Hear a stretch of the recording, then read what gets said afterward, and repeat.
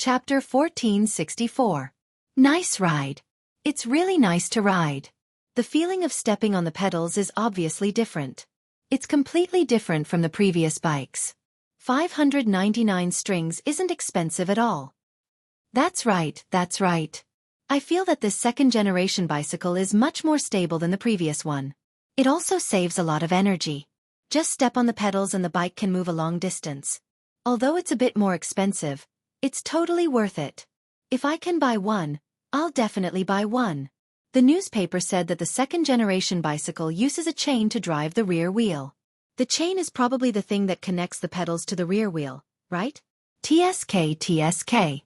Strange Interest Pavilion is really amazing. They can even make such an exquisite transmission mechanism. They didn't disappoint me. Haha, that's right. I also noticed the chain just now. The design is exquisite, and the manufacturing is even more exquisite. I'm afraid that only the craftsmen of Strange Interest Pavilion can make something like this. I must buy one of these second-generation bicycles. The newspaper said that 100 second-generation bicycles will be released today. I wonder how many will Xianxia get.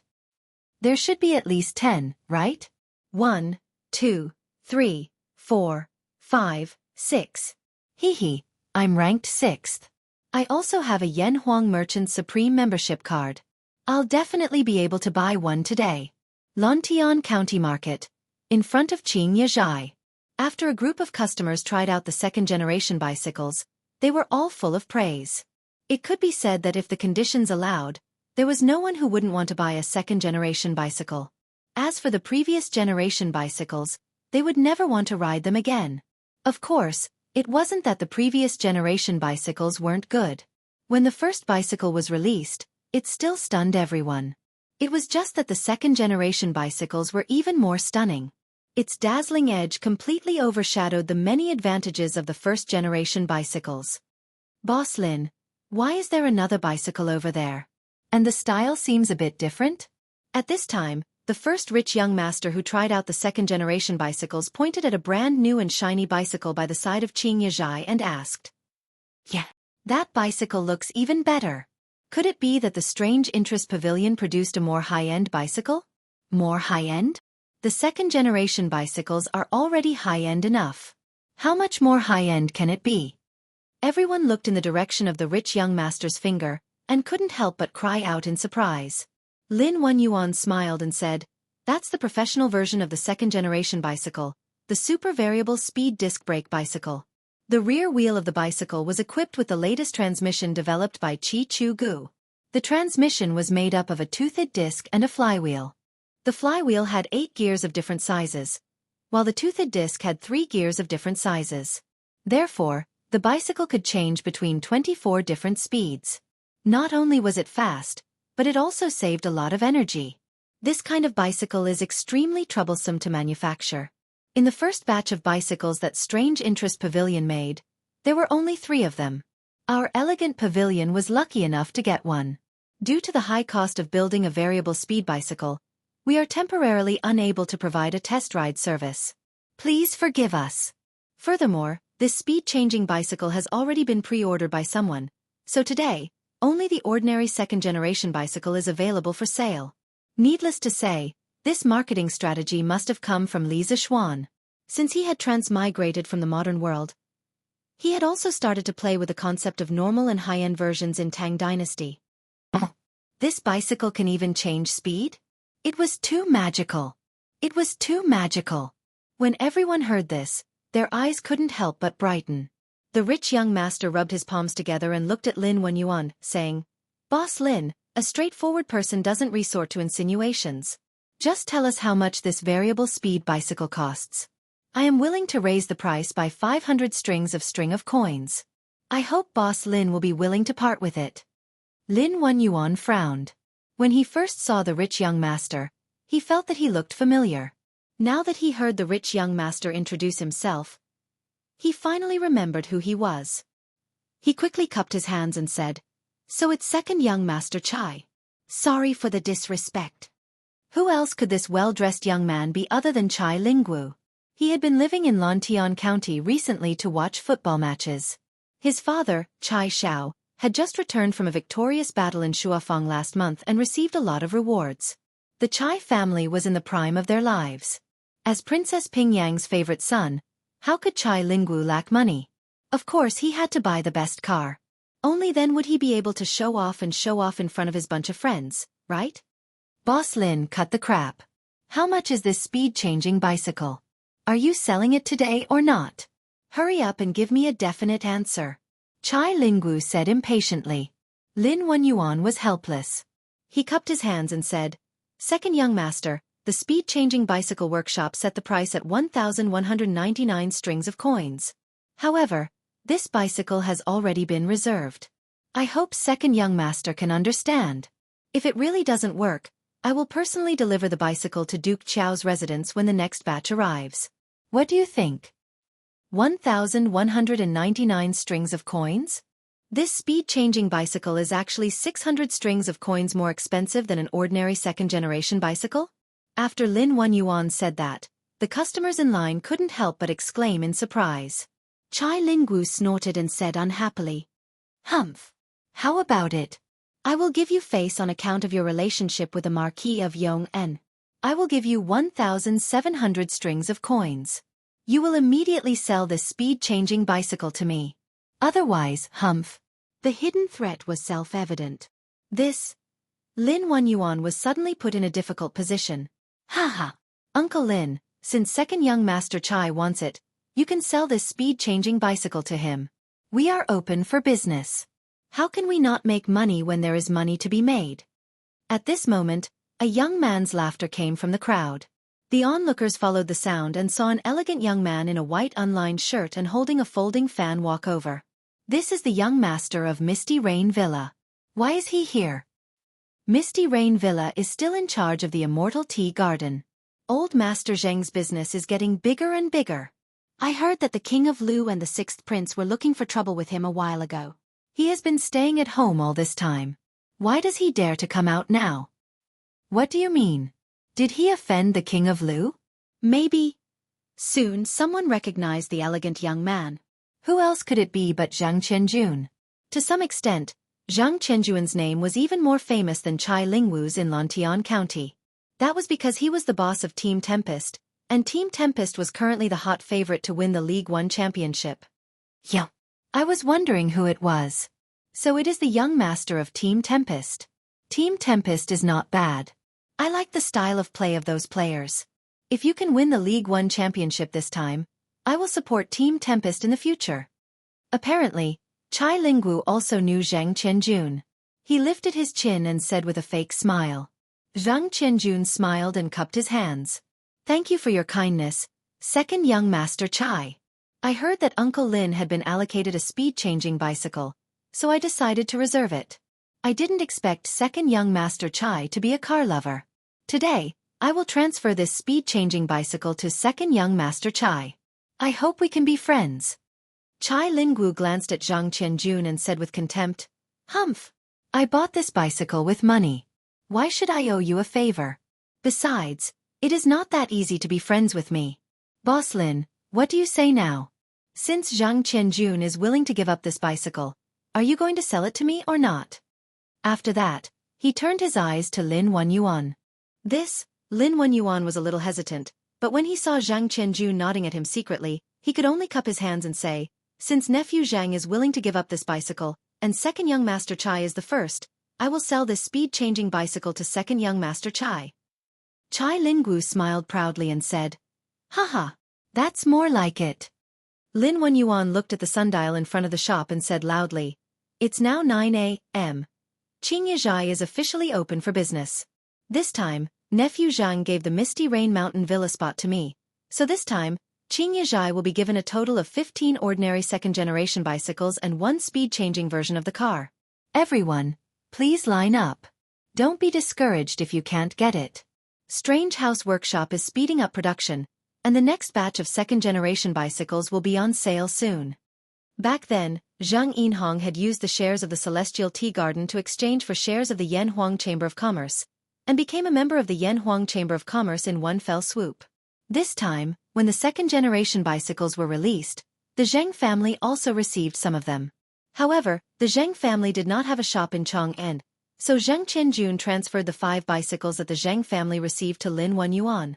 Of course, in exchange for Lin Wenyuan's speed-changing bicycle, Zheng Qianjun reserved it. But who would have thought that Chai Linggu would come out of nowhere and snatch Zheng Qianjun's spot? 15 bicycles? Then I won't be able to get it? Hey! 15 bicycles. This is beyond my expectations. I'll definitely be able to get it. I've made a fortune this time. After Lin Wenyuan finished speaking, there were howls and cheers from the crowd. But he had no choice. 15 bicycles was the most he could get. Chai Linggu was quite generous at this time. He asked the servant to leave behind 1,700 Tang Yuan, and then rode away on the speed-changing bicycle, leaving behind only a gust of wind and the view of his back to the customers. This speed-changing bicycle is so easy to ride. Chai Lingwu's excited shout came from not too far away. Nephew Zheng, this is my fault. I should have hidden the speed-changing bicycle in advance. Otherwise, it would not have been snatched by the second son of the Chai family. Xianxia restaurant's main door was wide open, and the customers were lining up in an orderly manner to buy the bicycles. At this time, Lin Wenyuan came out and apologized to Zheng Qianjun. Zheng Qianjun waved his hand and smiled. It's okay, Uncle Lin. It's the same to buy the bicycles when the next batch comes. Anyway, we are all members of the Chamber of Commerce. It's more convenient than other people buying bicycles. The second son of the Chai family is not easy to deal with. We don't have to annoy him because of a bicycle. Lin Wenyuan quickly said, Nephew Zheng, you are a righteous person. Brother Yin Hong has a successor for having a son like you. Don't worry, nephew. As long as the Xianxia restaurant can get the speed-changing bicycles in the next batch, I will save one for you no matter what. Zheng Qianjun smiled casually. Then I'll thank Uncle Lin in advance for your kind intentions. It's getting late. I have to pay a visit to Marquis. No matter what, I have to thank Marquis in person for this incident. Lin Wenyuan knew that Zheng Qianjun was talking about the incident where Li Yuancheng and Li Shi tried to force the Fenglei team to play the match but failed. He nodded understandingly and said, Nephew, go ahead. However, I suggest that you seek help from Marquis in advance if you encounter similar incidents in the future. Marquis is a benevolent person. He will definitely uphold justice for us. Zheng Qianjuan's eyes lit up. He cupped his hands and said, Thank you for your reminder, Uncle Lin. I'll remember it. After that, he bid farewell to Lin Wenyuan and left. What? Gone? Gone so quickly? How many bicycles did the appraisal hall prepare? Why are they gone so quickly? In Chang'an City, in the appraisal pavilion, a group of customers gathered in front of the door and shouted. Dear customers, we got a total of 15 bicycles this time. However, most of them are sold in Lantian County. There are only 5 in Chang'an City, so please come back a few days later. The servant in the appraisal pavilion bowed and smiled apologetically. What? Chang'an City only got 5? Is this how the appraisal pavilion does things? Is Chang'an City or Lantian County bigger? Besides, is your boss Zhao from Chang'an City or Lantian County? How can you betray us like this? A hot-tempered customer immediately roared. Dear customer, I'm very sorry. My master used to be from Chang'an City. He moved to Lantian County last month and is now a Lantian County resident. The servant replied with an, and said embarrassedly. The crowd instantly fell silent. Or rather, the atmosphere was extremely awkward. A similar situation happened in Chang'an City's Xianxia. In the past, the citizens of Chang'an City thought that they could enjoy the best products before foreigners because they were in the capital. However, this privilege gradually disappeared as Lantian County increased the status of merchants and gradually expanded the scale of business. Now, the citizens of the capital realized that their lives were not as good as the citizens of Lantian County. The supply of the new second-generation bicycles from Strange Taste Pavilion was actually more in Lantian County than in Chang'an City. Indeed, the river flows east for 30 years, and 30 years west for 30 years. Every dog has its day. What? Little Shen's workshop came up with a new type of bicycle? It's easier to ride, more energy efficient, and faster? Then why are you still standing there? Why don't you get someone to buy one for me? Do you think it's easy for me to go to court every morning? Chang Manor. Chang Yaojin had just finished his morning court session and was riding his bicycle back when he heard his second son, Chang Chuliang, talking about the news that had spread throughout Chang'an City. He immediately slapped Chang Chuliang on the back of his head and roared at him. Chang Chuliang felt wronged. He rubbed the back of his head and said in a wrong tone, "Dad, the first batch of bicycles was very little. When I went there, they were already sold out. I had no choice. So fast. Looks like this second-generation bicycle is really better than the one I ride." Chang Yaojin stroked his beard and muttered to himself. Then he said, "Let your big brother go find little Xian. Forget it, after breakfast, I'll go there personally." Chapter 1465. You can come to me directly if you encounter this kind of thing in the future. Although I won't bend the law because of our friendship, this is within the rules. As the president of the Tang Football Association, I have the responsibility and obligation to help you. Lantian County, Yong and Marquis Mansion's main hall. Li Zishuan said to Zhang Qianjun in a deep voice. He was talking about the matter of Li Yuanchang and Li Guwei forcing Zhang Qianjun's Wind and Thunder team to play a fake game. Although Zhang Qianjun not only cleverly resolved the crisis of the Wind and Thunder team, but also resolved his own crisis by staying at home, Li Zishuan still didn't think it was the best way. This time, Zhang Qianjun had encountered a relatively stupid opponent. To be honest, Li Yuanchang and Li Gu were somewhat stupid when it came to scheming against others. Otherwise, they would not have lost thousands of strings of cash. If Zhang Qianjun had encountered a slightly smarter opponent, he and the Wind and Thunder team would definitely not have survived this calamity. Zhang Qianjun, who was sitting below, stood up and saluted. "Thank you, Marquis." He thanked Li Zishuan for helping him deal with Li Yuanchang and Li Guwei, and also thanked Li Zishuan for his caring words just now. Li Zishuan waved his hand and said, "You're welcome. Sit down and talk." Zhang Qianjun sat down. Li Zishuan asked, "Qianjun, Mr. Zhang has been in Jiangnan for more than a few months. How is the situation in the Immortal Tea Garden now?" Zhang Qianjun pondered for a moment and replied, "Marquis, after my father returned to Jiangnan a few months ago, he recruited people to pick the tea leaves planted in the villa and sent people to look for fertile mountains with moist air. In the end, Lion Peak, White Vine Mountain, Lingyin Mountain, Wuyun Mountain, Hupao Mountain, and Maijiawu Mountain were included in the Immortal Tea Garden. My father took your order and contacted the local county government and officials of the state government. Now, tea trees have been transplanted in these 5 places. We can send people to pick the tea leaves in early spring next year." When Li Zishuan heard that, he could not help but exclaim in surprise, "Old Heights Lord Zhang is really efficient. It seems that the Misty Rain Villa is indeed very influential in the Jiangnan area." Zhang Qianjun hurriedly said, "Marquis, you're exaggerating. Although Misty Rain Villa monopolizes the silk, porcelain, cloth, and grain business in Jiangnan, merchants are merchants after all. It is impossible for the officials of the state government to give face to my father.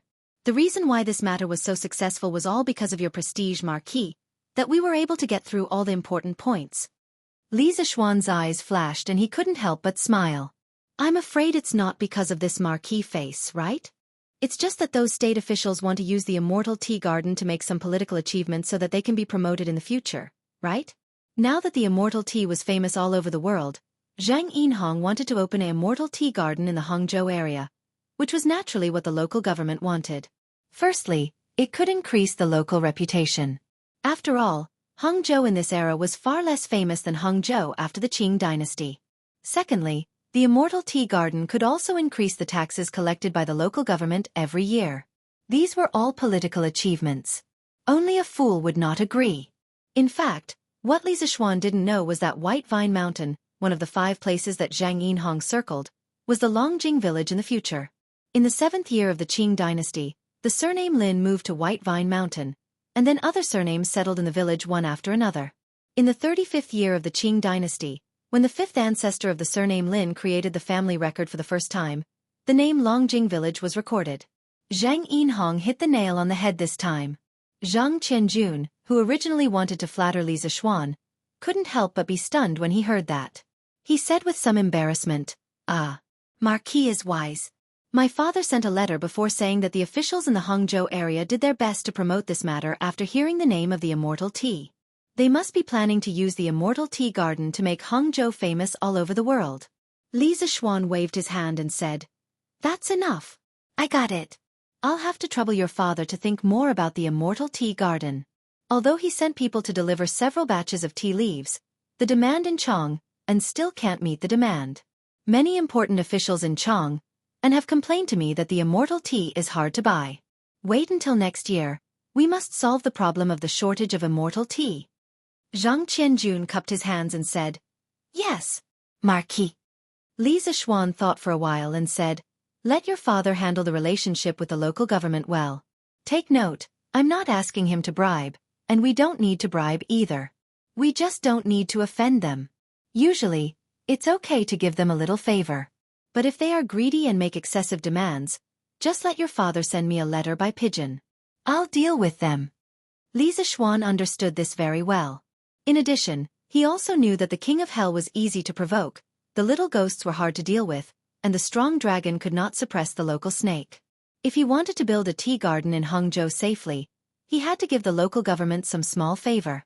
But if some local officials did not know how to appreciate kindness and asked for a yard after taking an inch, they could not blame Li Zishuan for being ruthless.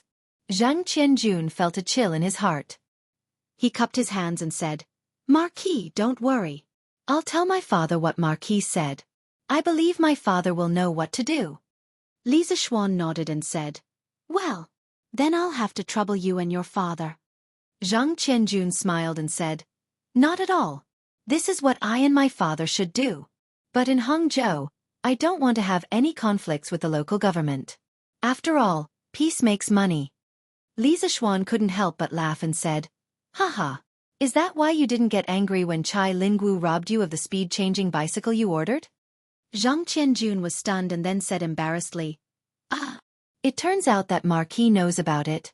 Li Zishuan got up and said, "Lantian County is so big. How can I not know about it?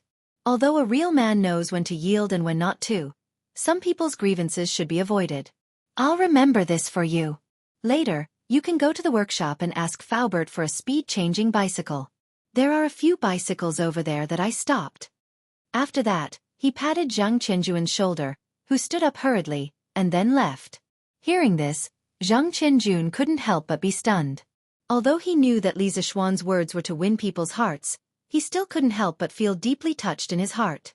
After all, in this era where the social hierarchy of scholars, farmers, workers, and merchants was very strict, Li Zishuan, as a marquis, was considerate to him to this extent. Zhang Qianjun felt that even if he had to work for Li Zishuan in the future, it would be worth it. Li Zishuan didn't know that his unintentional words had touched Zhang Qianjuan's soft spot and strengthened Zhang Qianjuan's determination to be loyal to him. But even if he knew, he wouldn't be complacent. What he said was just his heart. Logically speaking, if Zhang Qianjun worked for him, he would be on Li Zishuan's side. He didn't recruit people to be bullied by others. Chai Lingwu openly robbed Zhang Qianjuan's bicycle. Not only did he not give Zhang Qianjun face, but he also didn't give Li Zishuan face. If Li Zishuan was present at that time, he definitely wouldn't let Chai Lingwu off so easily. But now, Li Zishuan couldn't care less about this, because Chang Yaojin, the Demon King, was here. "Haha, little Xian. Where are you going?" Li Zishuan left the Marquis mansion and wanted to go to the workshop. Just as he walked out of Lantian County's city gate, he saw Cheng Yaojin riding a bicycle towards him. Old Cheng rode the bicycle with one hand and waved at Li Zishuan with the other, then laughed loudly. Li Zishuan was stunned. To be honest, this was the first time he saw Cheng Yaojin riding a bicycle. Can you imagine a bearded, stocky man in ancient costume riding on a bicycle, waving at you and laughing heartily? Anyway, Li Zishuan felt that he had walked into the wrong movie scene. Sure. Snapping out of his daze, Li Zishuan hurriedly controlled Dabai to stop. If it weren't for the fact that Dabai understood human nature and slowed down upon seeing Cheng Yaojin, Li Zishuan would probably have bumped into Cheng Yaojin by now. "Uncle Cheng, I'm going to the workshop. You came to Lantian County for?" Li Zishuan jumped down from his horse and greeted Cheng Yaojin, who was sitting on the bicycle and braking with his toes. "Going to the workshop? Heh, that's great. Let's go together." Cheng Yaojin was still fretting about how to tell Li Zishuan, but his eyes lit up when he heard this, and he laughed loudly. "Together? Uncle Cheng, why are you going to the workshop? Li Zixuan asked suspiciously. Sigh. I say, little Xian, you're usually so smart. Why are you so muddle-headed now? Chang Yaojin slapped his thigh and decided to go all out and tell the truth. Don't you think my bicycle is a little old and outdated? Little Xian, shouldn't you think of something? After saying that, he winked at Li Zixuan with a, you know what I mean, expression. Li Zixuan was instantly speechless because the expression Chang Yaojin gave him was a non-standard flirtatious glance, and it almost made him feel like he was fried on the outside and tender on the inside. Ahem. So it's about this. Uncle Cheng, I'm going to the workshop to arrange for the new generation of bicycles to be delivered to you, Uncle Qin, Uncle Yuqi, Uncle Niu, and Duke Wei's residence. I didn't expect you to come to Lontian County, so I don't have to make another trip. Li Zixuan quickly understood the purpose of Chang Yaojin's visit, and he quickly cupped his fists and smiled. The only person who could make it sound so dignified was probably this shameless old man Chang Yaojin. In any case, old generals like Qin Qiong and Niu Jinda wouldn't do such a thing. Of course, this also showed that old Qing really didn't treat Li Zixuan as an outsider. When Chang Yaojin heard this, he was immediately amused. He laughed out loud and said, Huh. Little Xian, you know me best.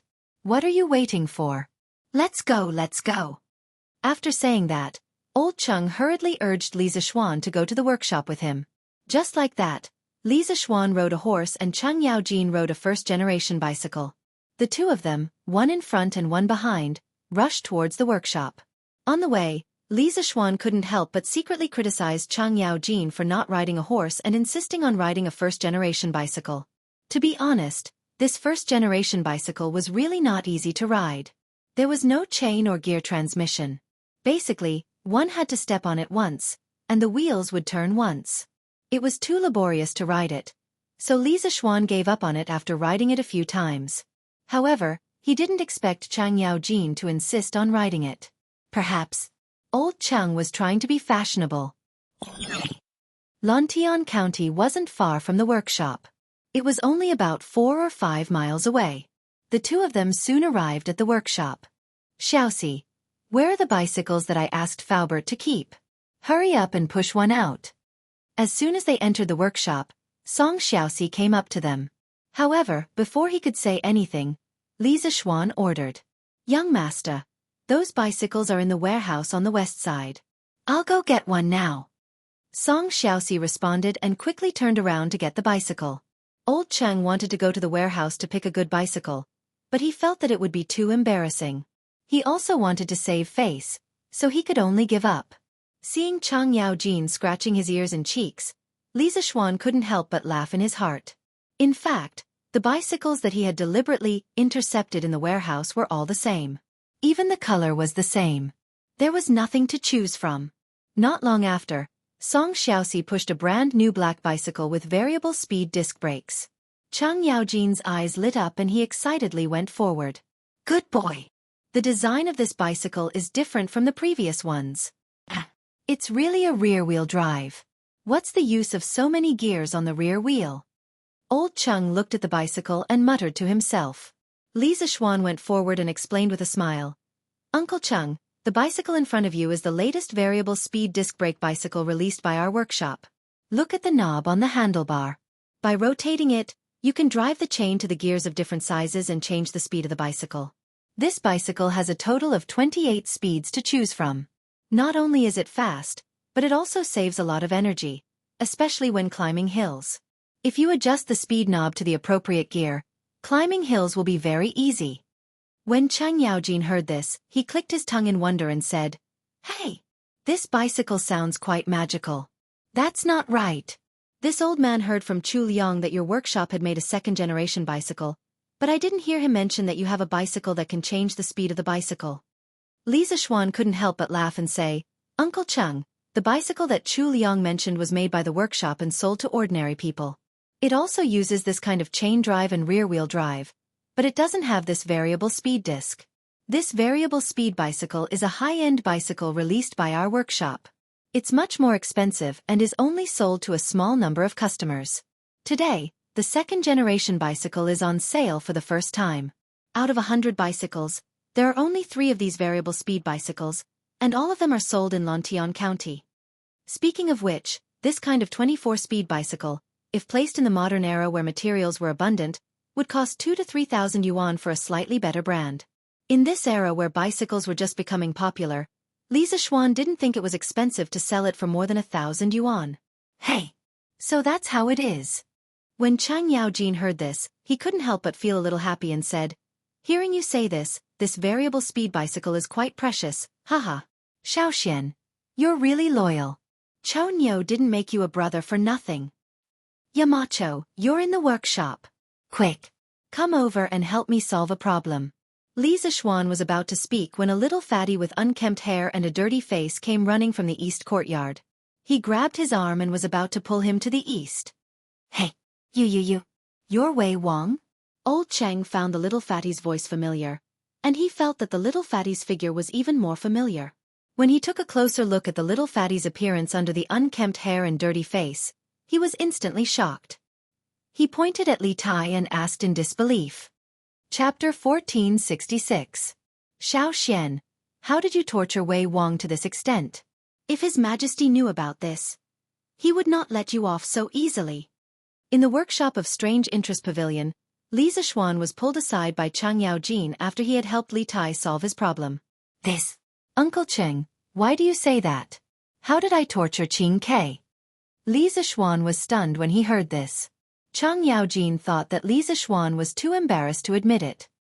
He pursed his lips and said, "Hey, this is not considered torture? When have I not seen Wei Wang in a clean, dignified manner? Look at him now. How is he any different from the ordinary craftsman in your workshop? If he did not speak up just now, I would not have recognized him. In the words of the literati, he is now unkempt and unkempt." In order to prove that Li Tai was indeed being tortured, Chang Yaojin racked his brains and used a few idioms. Unfortunately, he still used them incorrectly. Li Zixuan was speechless when he heard this. He paused for a moment and said, "Uncle Cheng, Qing Ke is participating in a research project of the Academy. It has been hard on him recently, but he is willing to do all this. How can you say that I am torturing him?" "Research project? What research project? Oh right. Chou Niu did not come home last weekend.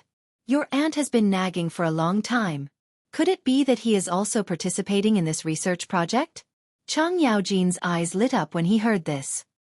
He immediately thought of his son and asked hurriedly. Li Zixuan was speechless. Chang Yaojin really thought highly of his son.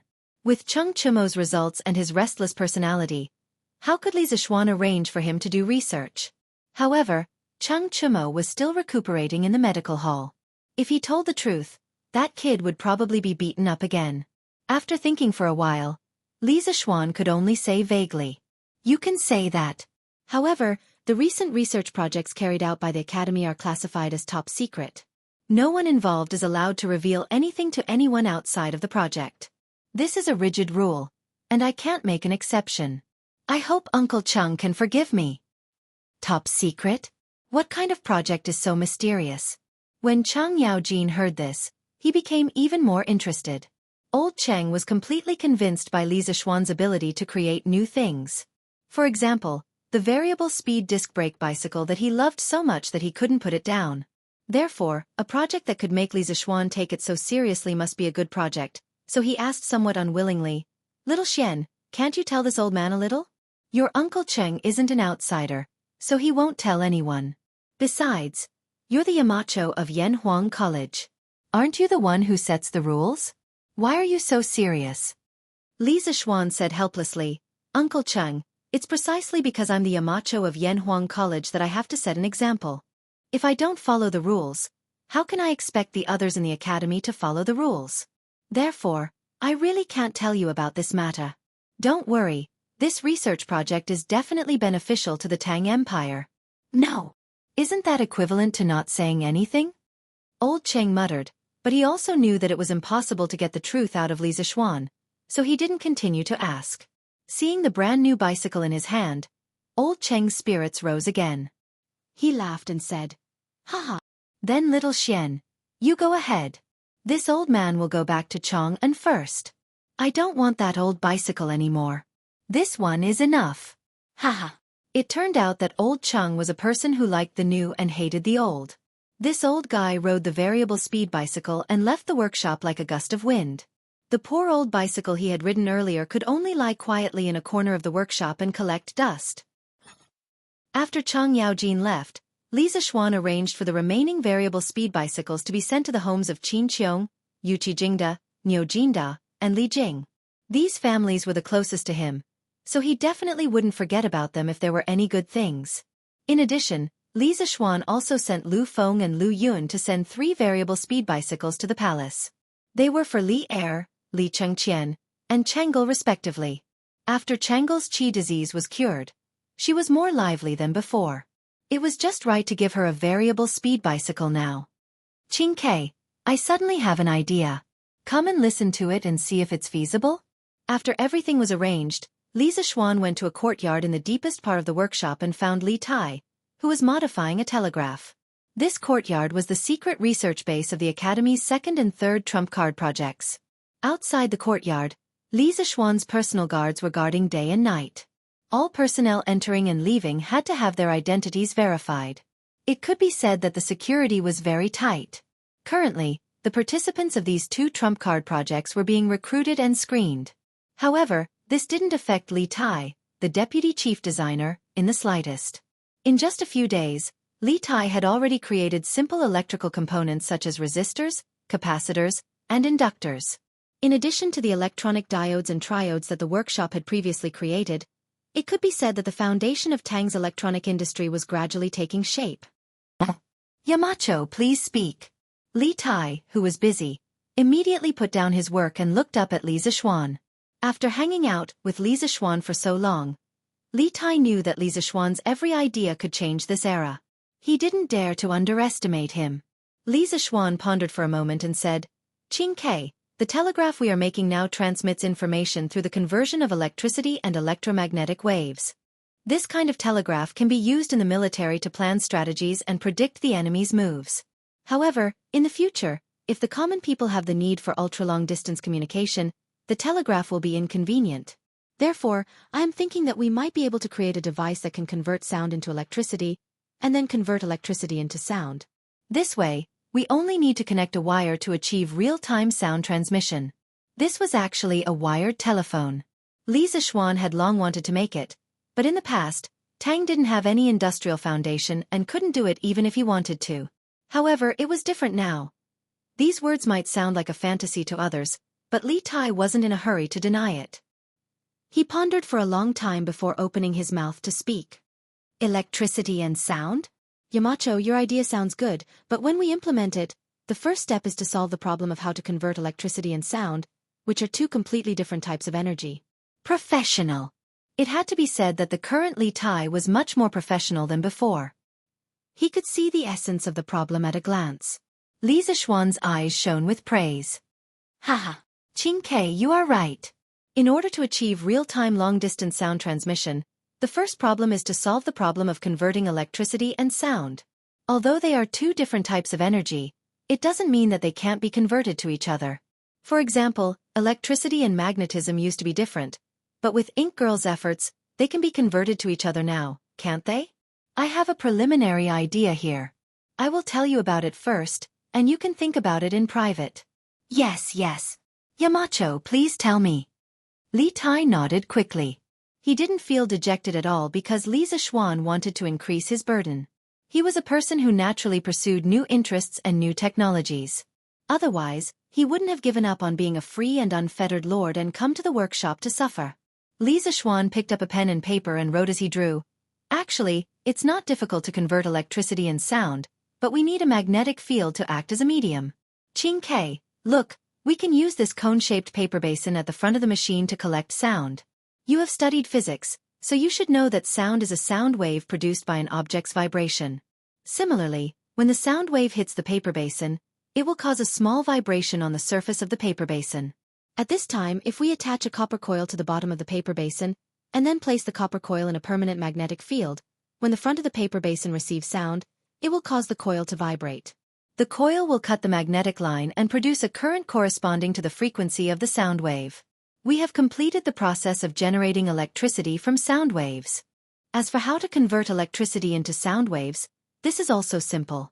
We can attach an electric coil to the bottom of the paper basin and add a permanent magnetic field.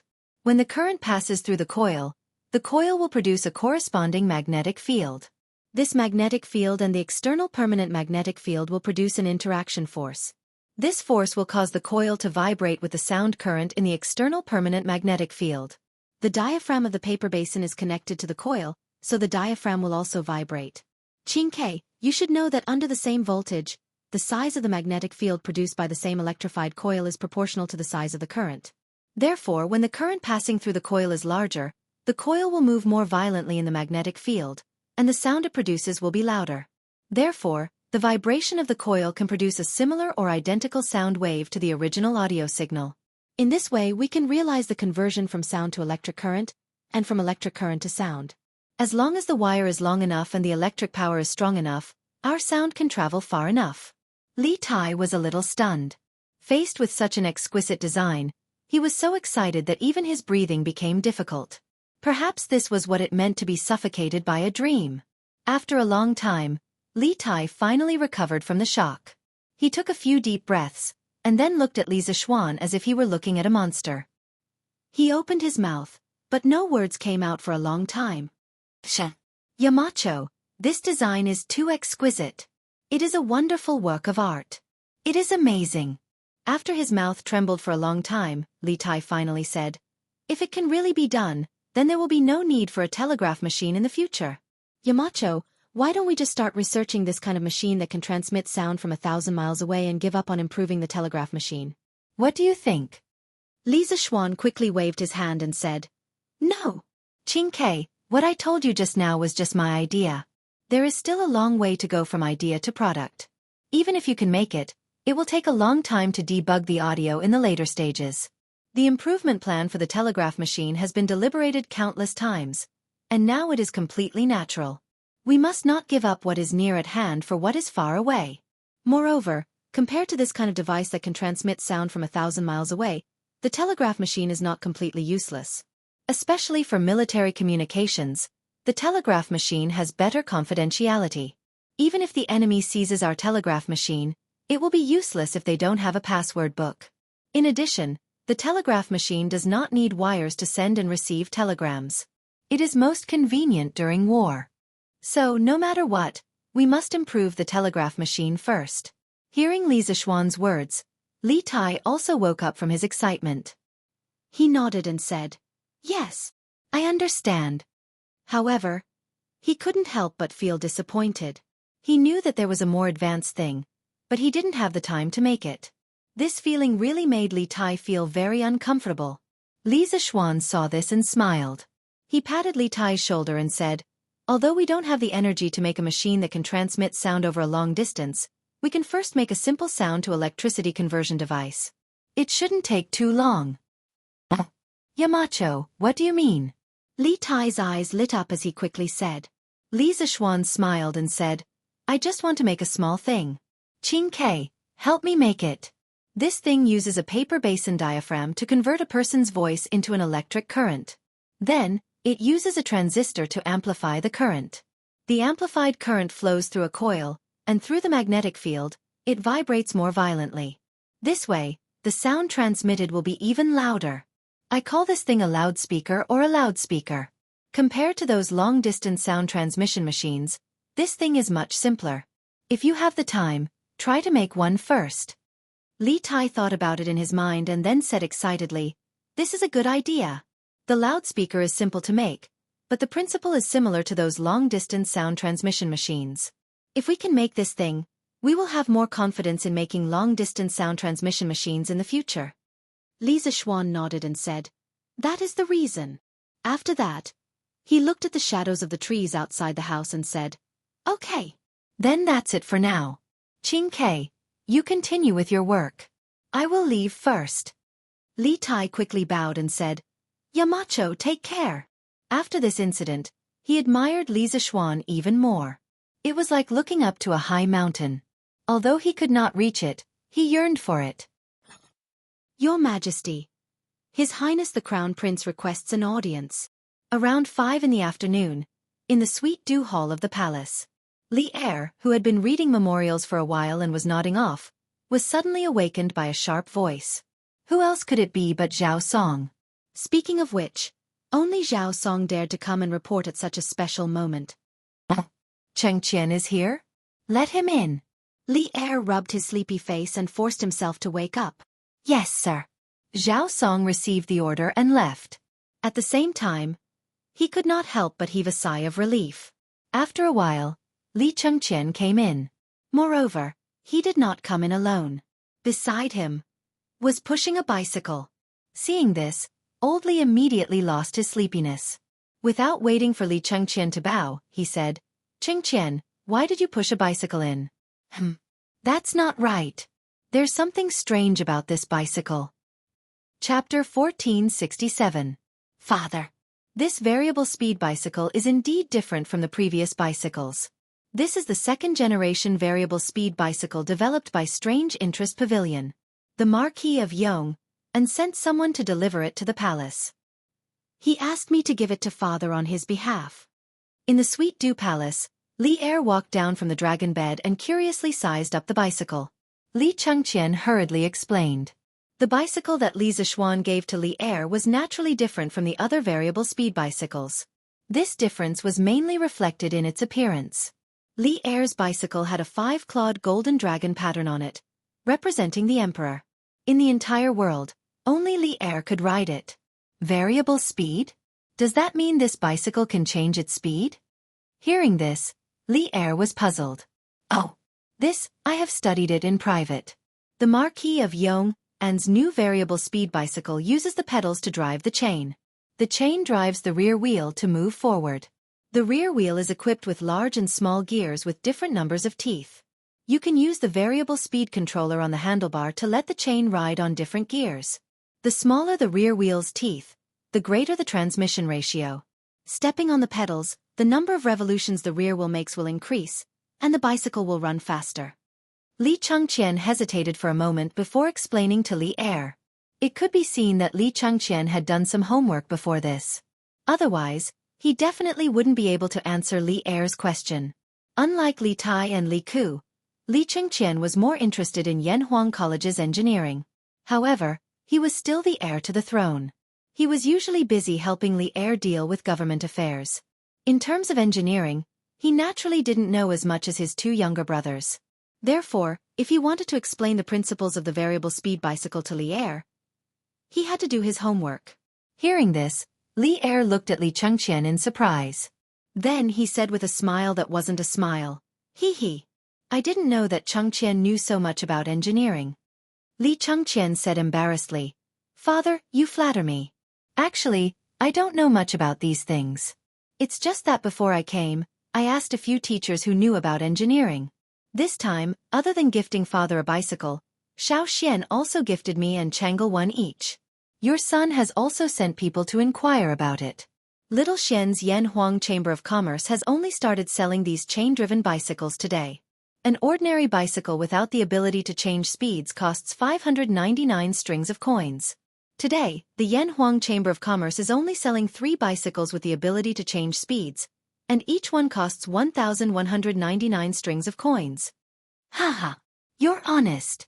But that kid is selling his bicycle at such an expensive price. He really has the nature of a profiteer. Li Er looked at Li Zishuan with some admiration. However, as he said that Li Zishuan was a profiteer, he looked at the bicycle with admiration and said, This variable speed bicycle is indeed not bad. I will accept it. But you and Chang'e have never practiced martial arts, so you have to be careful when riding. If this had happened in the Song and Ming dynasties, with the appearance of bicycles, the emperor would definitely not have allowed his children to ride them. This was because it would damage the prestige of the imperial family. However, the Tang dynasty was a very liberal one. The nobles of the Li Tang dynasty were greatly influenced by the Hu culture. For example, the nobles liked to eat mutton and did not like to eat pork or chicken. It was because of this liberal atmosphere that Li Er did not forbid Li Chengqian and Chang'e from riding bicycles. Li Chengqian smiled and said, Many thanks for father's concern. Your son indeed does not know martial arts. However, father may have forgotten that Chang'e has not only recovered from her illness, but also knows some internal martial arts. Father need not be overly worried. Hearing this, Li Er could not help but stare blankly. He had actually forgotten that Li Lizzie's illness had recovered. Sometimes, when protecting someone becomes a habit, even when that person has become strong and no longer requires protection, you can't help but care for them and protect them. Li Er was in this situation with Changle. Your Imperial Majesty, Princess Changle and Princess Gao Yang request an audience. While Li Er was in a daze, Zhao Song walked in and bowed. Quickly let them in. Li Er recovered his wits, a trace of warmth involuntarily appearing on his face. He hurriedly said, "Understood." Zhao Song accepted the order and left.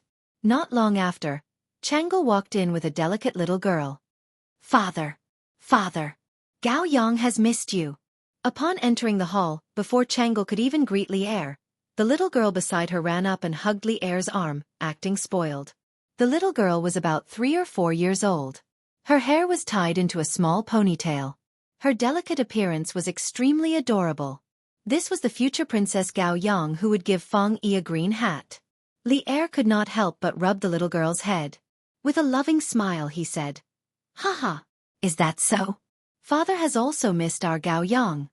Finished speaking, Li Er lifted Gao Yang up and kissed her. The stubble on his face immediately caused the little girl to tilt her head back. After teasing little Gao Yang for a while, Li Er looked towards Changle and asked, "Hm? Changle, why are you looking for father today?" Changle said softly, "Father, Changle just tried riding the bicycle that brother Xianxia gave me. I realized that this variable speed bicycle is more than 10 times better than the previous one. However, the palace is only so big, and Changle is a little tired of staying here. I want to ride the bicycle to Chang'an City for a stroll. I've specially come to ask for father's permission." Father.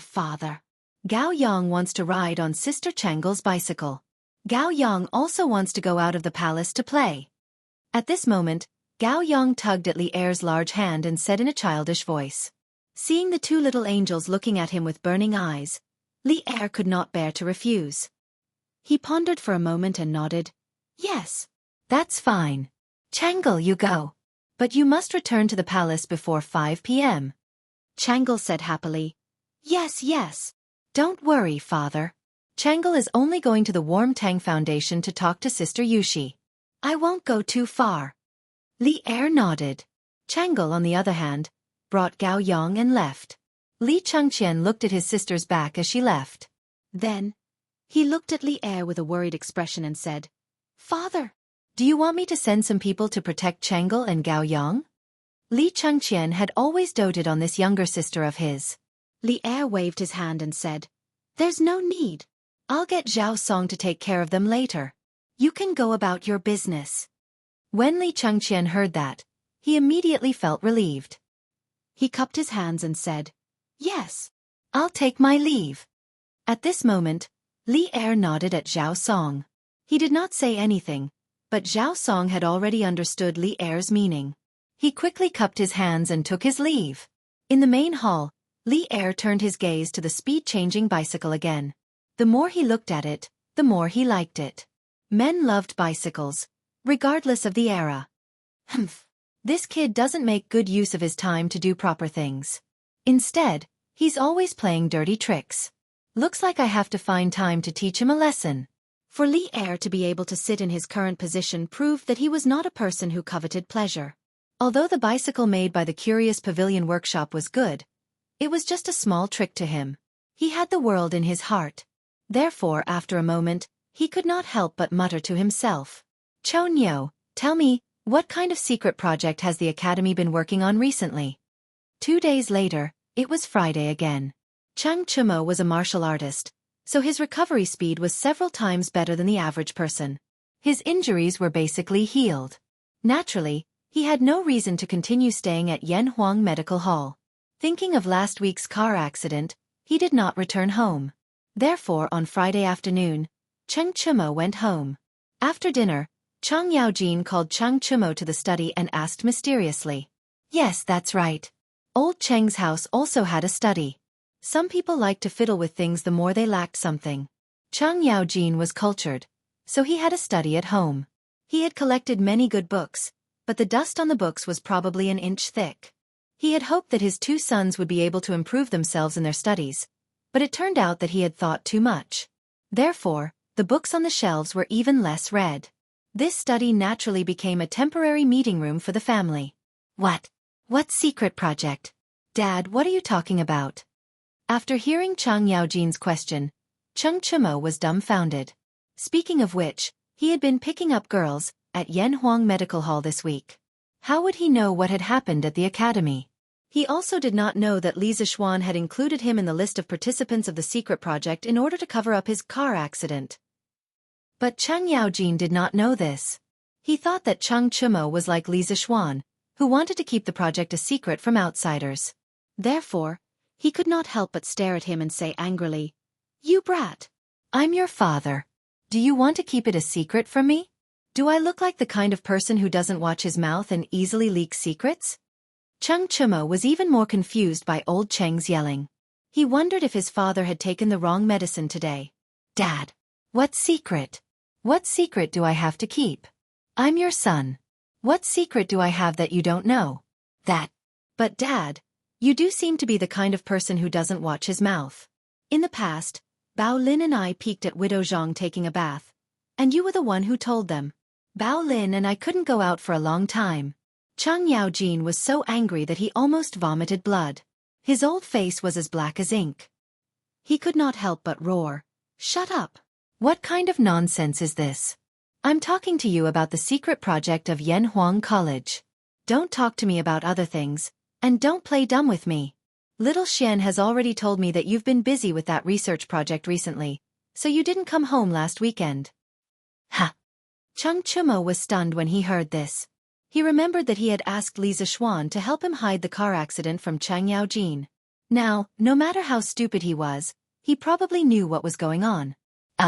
Dad, you're talking about this. I can't tell you. The students of the academy must keep the matters of the academy strictly confidential. They can't reveal it to anyone, not even their family members.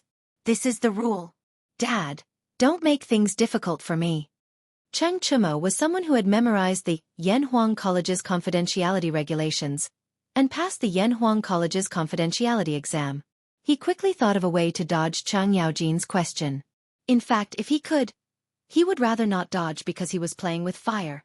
But the problem was that he did not know what the secret project Cheng Yaojin was talking about was. He could only think of a way to dodge it. Sure enough, when Cheng Yaojin heard this, he was so angry that his eyes were bigger than copper bells. His eyes were about to spit fire. He slammed the table, stood up and roared, "Unfilial son! Bastard! I think you're all grown up now. You dare to play dumb in front of your dad and tell lies. See if I don't beat you to death today." Cheng Chumo felt bitter in his heart. He was not playing dumb, he was really dumb. Seeing that Cheng Yaojin was about to beat him up, Cheng Chumo jumped up from the chair and ran out of the house without looking back. He shouted as he ran, "Mom! Save me! Dad is going to kill someone. He's so angry that he's going to put justice before family. Yamacho, do you think this is considered done?"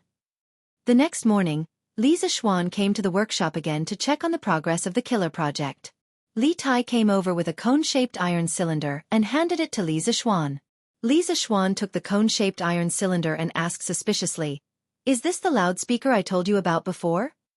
Compared to the loudspeakers that were hung around the waist in his previous life, the one that Li Tai brought was a little too bloated. It was about 1.5 times the size of a normal loudspeaker, and its appearance was a little ugly.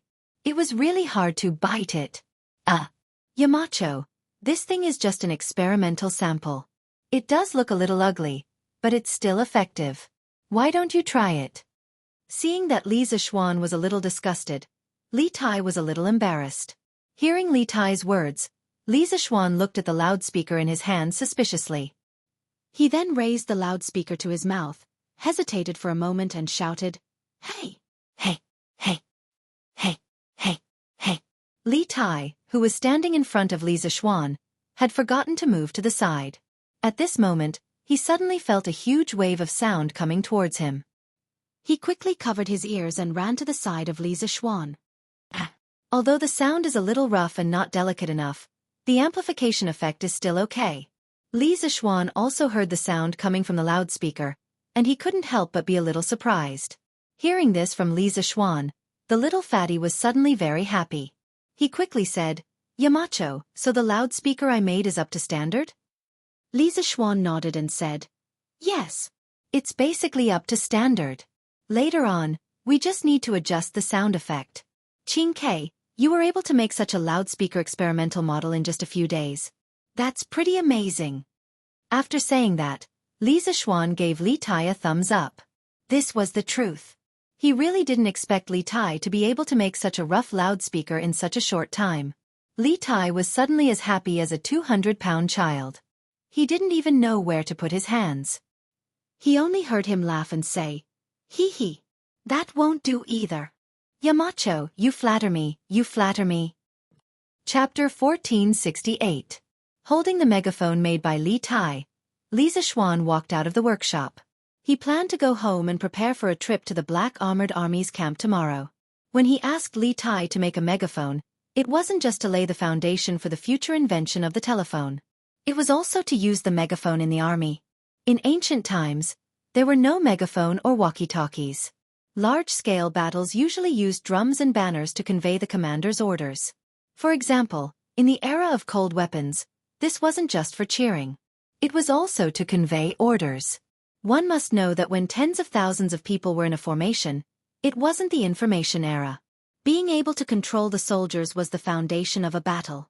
Soldiers who didn't understand the drums and banners would often end up in a tragic state. If they didn't raise the flag, didn't pay the flag, didn't advance when the drum sounded, and didn't retreat when the drum sounded, they would usually be beheaded. In ancient times, hundreds of thousands of people were mobilized. There weren't many combat soldiers, and most of them were auxiliary soldiers and civilian workers. There weren't many dynasties like the Song dynasty that raised imperial guards like pigs. In the early Song dynasty, 200,000 imperial guards could fight all over the country. In history, when an army of more than 300,000 was involved in a war, it was more likely to be defeated than won. To give a few examples, the first was the Battle of Fei River. Before the 830,000 soldiers could be gathered, they were defeated by the 80,000 soldiers of the North Manchun army. The second was the Sui-Yong Emperor's conquest of Goguryeo. The third was the Battle of An Lushan Rebellion. The fourth was the Battle of Song Jinfu. These were all battles where the lesser army won. Although the main reasons for the defeat were different, the lack of coordination and communication between large armies was an unavoidable reason.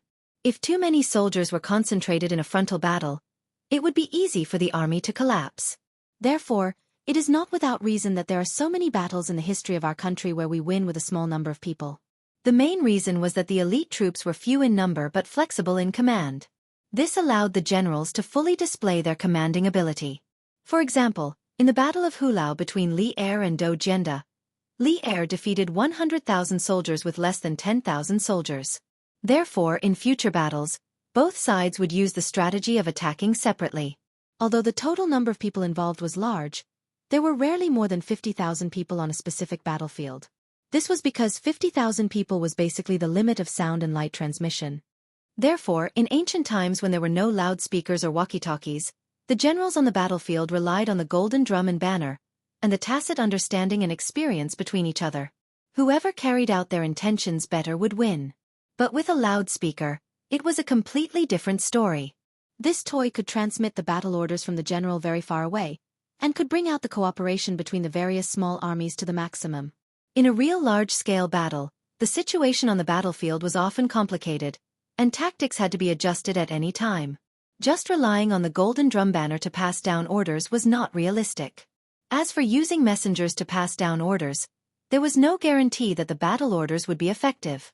Think about it, if a general's orders were transmitted through a loudspeaker during a battle, not only could it be transmitted very far away, but compared to the golden drum banner, the loudspeaker could also transmit more complicated battle orders. If one was worried that the battle orders would be overheard by the enemy generals, they could set up a complete set of tactical secret orders beforehand. This way, not only could the tacit understanding between the armies be maximized, but it could also prevent the enemy generals from overhearing the battle orders. It could also suppress the enemy in terms of momentum. After all, sometimes being loud was also an advantage, wasn't it? As he walked, He planned the use of the loudspeaker in his mind. Suddenly, Li Zixuan felt that something was wrong, because at this moment, the sky suddenly darkened. Li Zixuan couldn't help but raise his head and look towards the eastern sky. He saw small black dots with wings covering the sky. It was currently afternoon, and the sun was still in the southwest, but these small black dots covered the sky and covered the earth, as if they were going to cover the entire sky. Compared to the total solar eclipse 2 months ago, the scene of countless small black dots gradually nibbling at the sky was undoubtedly more terrifying. The plague of locusts is here. In the blink of an eye, Li Zixuan reacted. Wasn't this the plague of locusts that was recorded in the history books in the 6th month of the 2nd year of Zhenguan? As a modern person, Li Zixuan had seen locusts before, but he had never seen a plague of locusts before. This was because people in his era liked to eat fried locusts, and the locusts in nature were not enough for them to eat. So, there were often people who artificially raised locusts. Under such circumstances, how could there be a plague of locusts? This was the first time in his 2 lives that he had seen such a large-scale plague of locusts. It was impossible for him not to be shocked. The densely packed locusts that blotted out the sky and covered the earth were definitely a painful torture for people with trypophobia. Li Zixuan did not have trypophobia, but when he saw the flying locusts that blotted out the sky and covered the sun, he could not help but feel his scalp tingle. This was because there were too many locusts in the sky. In the past, he had relied on his pitiful knowledge of history to predict that there would be a plague of locusts in the 2nd year of the 2nd year of Zhenguan with Li Er, but he had never thought that the plague of locusts would come so suddenly and fiercely. This wasn't a plague of locusts. This was similar to the dark swarm of locusts that Li Zixuan had seen in doomsday movies in his previous life. This was a catastrophe for the common people. Even though the Tang Empire had made ample preparations to deal with the plague of locusts, Li Zixuan couldn't help but waver.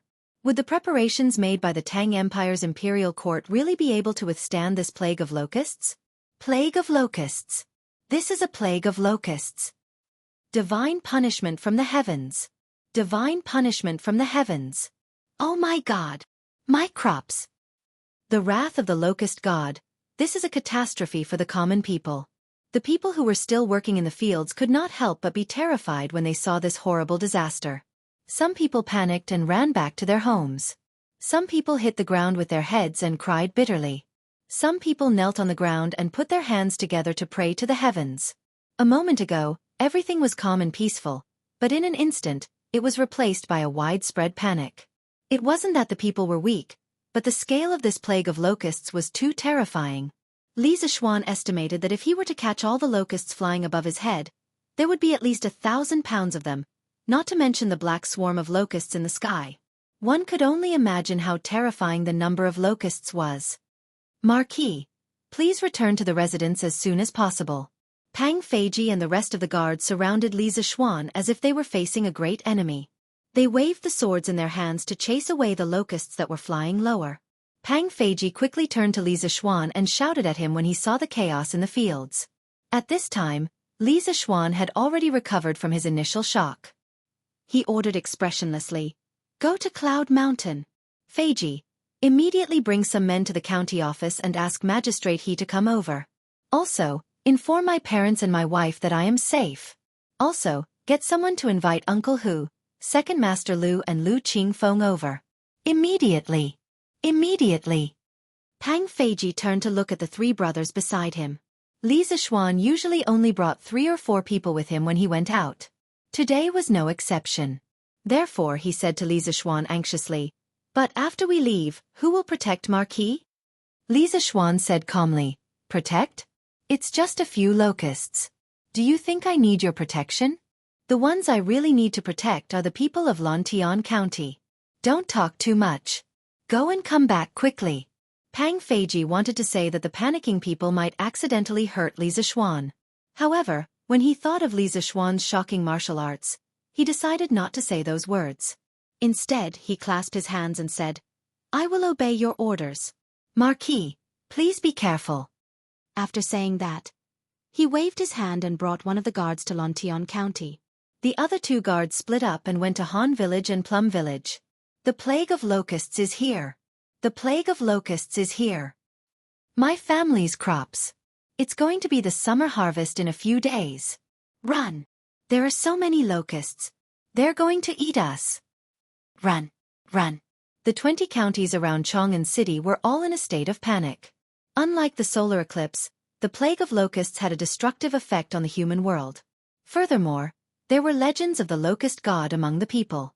There was no one who was not afraid. Some of the villagers even set up incense tables at the entrance of the village and knelt down to pray for the locust god to send down a divine order for the plague of locusts to go away. Your Majesty! Your Majesty! This is bad.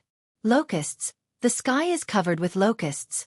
Chang'an City and the surrounding counties are all covered with locusts. Wherever the locusts go, not even a blade of grass will grow. A eunuch suddenly ran into the quiet Ganlu palace. The news that the eunuch brought was no different from a sudden clap of thunder that exploded in the Ganlu palace.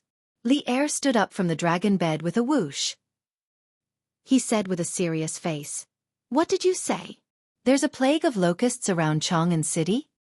"Yes, yes, Your Majesty."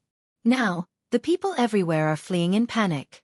The crops that are about to mature in the fields are all covered with locusts. Moreover, there are many locusts flying in the sky, covering the sky. The eunuch was terrified. This was probably the first time in his life that he had seen such a terrifying scene. Li Er's heart skipped a beat. He was about to speak when another eunuch walked into the palace. The eunuch said urgently, "Reporting. Your Majesty. The governor of Qi province has sent an urgent report. There is a large plague of locusts in Qi province. The locusts are flying towards the capital." Li Er heard this and said angrily, "Bastard! The locusts are already in Chang'an City. How did the governor of Qi province's urgent report only reach the palace now?" Zhao Song whispered beside Li Er, "Your Majesty, please calm down. Qi province is about 1,800 miles away from Chang'an City. Even if it's an urgent report, it will take a few days to reach there. Also, the source of the locusts is definitely not just in Qi province. Otherwise, there wouldn't be so many locusts." Li Er woke up from his rage. He brushed his sleeves and said, "Quickly go to the tower and ring the Jingyang bell. Summon all the officials to the palace for a meeting. We will add an afternoon court session today." The morning court session had just ended a few hours ago, and Old Li had already called for an afternoon court session. However, this was something that could not be helped. The plague of locusts was too big of an issue. It required the cooperation of all the 6 departments in the imperial court to effectively resist the plague. As for the Jingyang bell, it was started during the Southern Dynasty. Emperor Wu of Qi placed the bell on top of the Jingyang Tower because the sound of the drum could not be heard in the palace. When the palace servants heard the sound of the bell, they would get up early to decorate it. Later generations called it the Jingyang bell. Every day, the Jingyang bell would ring to announce the start of the morning court session. All the officials would go up to the palace to arrange themselves. Later generations would use the sound of the Jingyang bell as the standard. "Yes, Your Majesty." An eunuch in the palace cupped his hands and accepted the order. Li Er thought for a moment, then looked at Zhao Song and ordered, "Zhao Song, leave the city immediately and make a trip to Lantian County. Invite the Marquis Yong, and into the palace." Since last year, Li Zishuan had helped Li Er solve countless problems. As a result, Li Er was now somewhat reliant on Li Zishuan. Whenever there was a problem, he would subconsciously think of Li Zishuan. Of course, on the other hand, it was Li Zishuan who brought up the locust plague prediction last year. As the saying goes, whoever started the trouble should end it. Now that the locust plague had arrived, of course, Li Zishuan had to be invited to discuss the disaster relief together. Zhao Song's expression turned serious. He cupped his hands and said, "This old servant obeys the order." After that, he did not dare to delay any longer. In a flash, he rushed out of the palace. Clang, clang, clang. After a while, on the palace tower next to the Vermilion Bird Gate, there was a series of deep and melodious sounds of bells and drums. The huge sound waves gradually spread throughout the entire Chang'an City. Chongren Lane. When Zhang Sun Wuji heard the sound of the bells and drums, his expression changed. He said, "Men, prepare the horses quickly. I want to enter the palace." A lady beside Zhang Sun Wuji asked curiously, "Old master, we just finished the morning court assembly. Why are you entering the palace now?" Zhang Sun Wuji hurriedly explained, "Madam, listen. When the Jingyang bell rings, it means that something big has happened in the palace. The last time the Jingyang bell rang in the afternoon was 2 years ago. 2 years ago, it was the 9th year of Wuda, the change in the Xuanwu Gate. The lady's expression changed, and she hurriedly said, "Then I will help old master change his clothes." Zhang Sun Wuji nodded. He looked up at the dark clouds of locusts in the sky and whispered, "The locust plague has appeared. His Majesty should be urgently summoning the officials into the palace to discuss countermeasures." Cloud Mountain, Yanhuang College's conference room. Li Zixuan sat at the head of the table, while County Magistrate He, Hu Hanyun, Second Master Lu, and Lu Qingfeng sat below him. Strangely, Li Gang, Yan Silu, and Ma Zhou from Yanhuang College were also present. Li Zixuan's face was solemn. After seeing that everyone was present, he said in a low voice, "The locust plague is here. I believe all of you have seen it. Some people see the locust plague as the wrath of the locust god. What do all of you think?" Old Hu straightened his neck and said, "Young master, I, Old Hu, may not be well educated, but in my life, I only respect the heavens and earth. I don't respect ghosts or gods. What *T locust god? It harmed our crops, so we should destroy it. To be honest, young master, I, Old Hu, ate a few bowls of it last year." Second Master Lu nodded and said, "Xiao Hu is right. Young master, the locust plague is very serious now. The crops in the fields are about to be harvested in a few days, but such a large-scale locust plague has appeared at this time. Young master, if you have a good idea, as long as it can kill the locusts, I, Lu Wanshan, will do it." Lu Qingfeng and County Magistrate He were both scholars. They were not as reckless as Second Master Lu and Old Hu. The two of them forced a smile and said, "Yes. We will listen to Marquis." Li Zixuan nodded and said with a serious face, "Good. I don't believe in the locust god. Even if there is a locust god in this world, he is an evil god that torments the living. I will not kill him. Next, I will arrange a few things. You must remember them and carry them out strictly because this is a matter of life and death for the 80,000 people of Lantian County." Chapter 1469. Marquis, young master, feel free to instruct us. We will strictly follow your orders. In the meeting room of Yanhuang College, Magistrate He, Hu Hanyun, Lu Qingfeng, and Lu Hanyun sat up straight when they heard Li Zixuan say, "This concerns the life and death of 80,000 citizens of Lantian County." They looked at Li Zixuan with a serious expression. Li Zixuan nodded and began to arrange. "Magistrate He, when we return to the county office, immediately send the bailiffs to put up notices to pacify the citizens. Not only in the city, but also in all the villages outside the city. Teacher Wenji and Teacher Konggue are helping you draft the contents of the notices. Take a few hundred copies to the workshop and bring them back." Magistrate He quickly cupped his hands and said, "This official obeys." Li Zixuan nodded and continued, "In addition, order the Department of Commerce to inform all the grain merchants in Lantian County that during this period of time, they are strictly prohibited from raising the price of grain. Those who violate this rule will be blacklisted by the Department of Commerce and will be chased out of Lantian County. They will never be allowed to do business in Lantian County again." Magistrate He hesitated and said, "Marquis, won't this anger the grain merchants and cause them to collectively move out of Lantian County?" Li Zixuan sneered and said, "Since this Marquis dares to say this, then I am not afraid of them retreating from Lantian County. In the granary at the foot of Yunshan, there are 50,000 dan of grain stored last year. Even if it is divided equally among the 80,000 people of Lantian County, each person can get close to 70 jin. If we eat sparingly, it can last 3 to 4 months.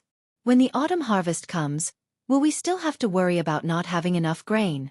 Besides, didn't Lantian County's granary store any grain last year?" Magistrate He heard Li Zixuan say that there were still 50,000 dan of grain stored at Yunshan. He couldn't help but heave a sigh of relief. However, after hearing Li Zixuan's question, Magistrate He's heart sank. He wiped the sweat on his forehead and carefully said, "This Marquis, Lantian County's official warehouse can only hold 7 to 8,000 dan of grain. Last year's harvest wasn't good, so the people didn't hand in much grain. Therefore, the official warehouse isn't full, only about 4,000 dan of grain." When Li Zixuan heard this, he could not help but say angrily, "Last year, when the imperial court went south to trade for grain, the sea merchants brought back so much grain that it almost caused the price of grain in the capital to fall to the bottom. Did the Lantian County Yamen not spend some money to buy grain? County magistrate, he was ashamed. He said, No. The Guangzhou region is nourished by the Yellow River, and its soil and water are fertile. Basically, there are few disaster years. Besides, even if there is a disaster year, there is Taicang in Chang'an City, and Hanjiakang in Luoyang City. There is no need to worry about food. Therefore, there is no precedent for the provinces and counties to buy and store food with money. Li Zishuan was really angry. However, this matter could not be blamed on County Magistrate He, who asked Li Zishuan to not be the county magistrate when the imperial court's fleet returned last year. Otherwise, all the granaries in Lantian County would have been filled to the brim under Li Zishuan's orders. Forget it. Let's not talk about this for now. However, I hope that you will remember in the future that you need to be strong to forge iron. When you encounter problems, don't rely on others to save you. You have to rely on yourself to save yourself. The Tang Empire's territory is vast, and there are more than 300 provinces and counties. Like today's locust plague, the imperial court has to provide relief to at least dozens of provinces and counties. If we blindly wait for the imperial court to provide relief, how many more people will starve to death? Li Zishuan sighed and said sternly. County magistrate, he cupped his hands and said, Marquis is right. I will definitely remember Marquis's teachings. Seeing this, Li Zishuan did not continue to reprimand him. After all, county magistrate, he was an official of a county and still had to maintain his reputation. He changed the topic and said, the Commerce Department must be firm in their determination to stop the rise in food prices. Other than the food in Yunshan, I can also mobilize the Yanhuang Chamber of Commerce to transport food to the south. Therefore, you don't have to worry about food. County magistrate, he heaved a sigh of relief and nodded. Yes, Marquis. Li Zishuan thought for a while and then looked at Li Gang and Yen Silu. He said, Teacher Wen Ji, Teacher Kong Gue, in the notice posted, there must be a clause. From today onwards, the Lantian County Magistrate will start to purchase locusts from the common people. 1 copper coin for 2 caddies. Unlimited. Li Gang and Yen Silu could not help but be shocked when they heard this. County Magistrate He, who was sitting below Li Zishuan, could not help but exclaim, Marquis! You can't do that. These locusts are everywhere. If you just send someone to pick them up, they will be able to pick up 10 caddies in a day. If all the common people of Lantian County were to pick up locusts, wouldn't they be able to pick up hundreds of thousands of caddies in a day? Li Zishuan could not help but say, these locusts are not dead. Why would they just lie there and let people catch them? It is not easy for one person to catch 10 caddies of locusts in a day. Besides, even if you catch so many, the county magistrate will have to take them all. Don't worry, I will pay for this. County magistrate, he was speechless. He thought to himself, even if you have money, you can't waste it like this.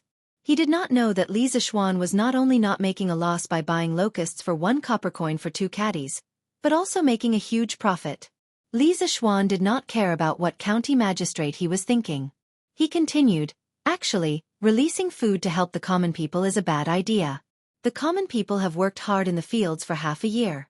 Just when they were about to harvest, they were greeted with a plague of locusts. Their efforts are about to go up in smoke. This is very unfair to them. So, the most important thing now is to help the common people and not open the granaries to release food. Hearing this, everyone could not help but nod their heads. Actually, even if all the crops in the fields were eaten up by the locusts, there was no need to open the granaries to help the common people immediately. This was because the common people usually had a certain amount of surplus food at home. The consequences of the plague of locusts would take at least 10 days to half a month to show up. Uncle Hu, last year I asked Hu Jing and Hu Zhen to teach the children in the village how to control the flock of chickens. How did it go after that? Li Zishuan looked at Hu Hanyun and asked. Hu Hanyun quickly replied, Young master, not only the Han village, but the children from Mei village also came to learn. In the end, the children from the 2 villages passed the test and received the reward set by young master. How many chickens do the 2 villages have now? Li Zishuan asked again. Hu Hanyun thought for a moment and replied, the Han village has a total of 75,000 chickens. Lu Qingfeng replied, the Mei village has a total of 74,000.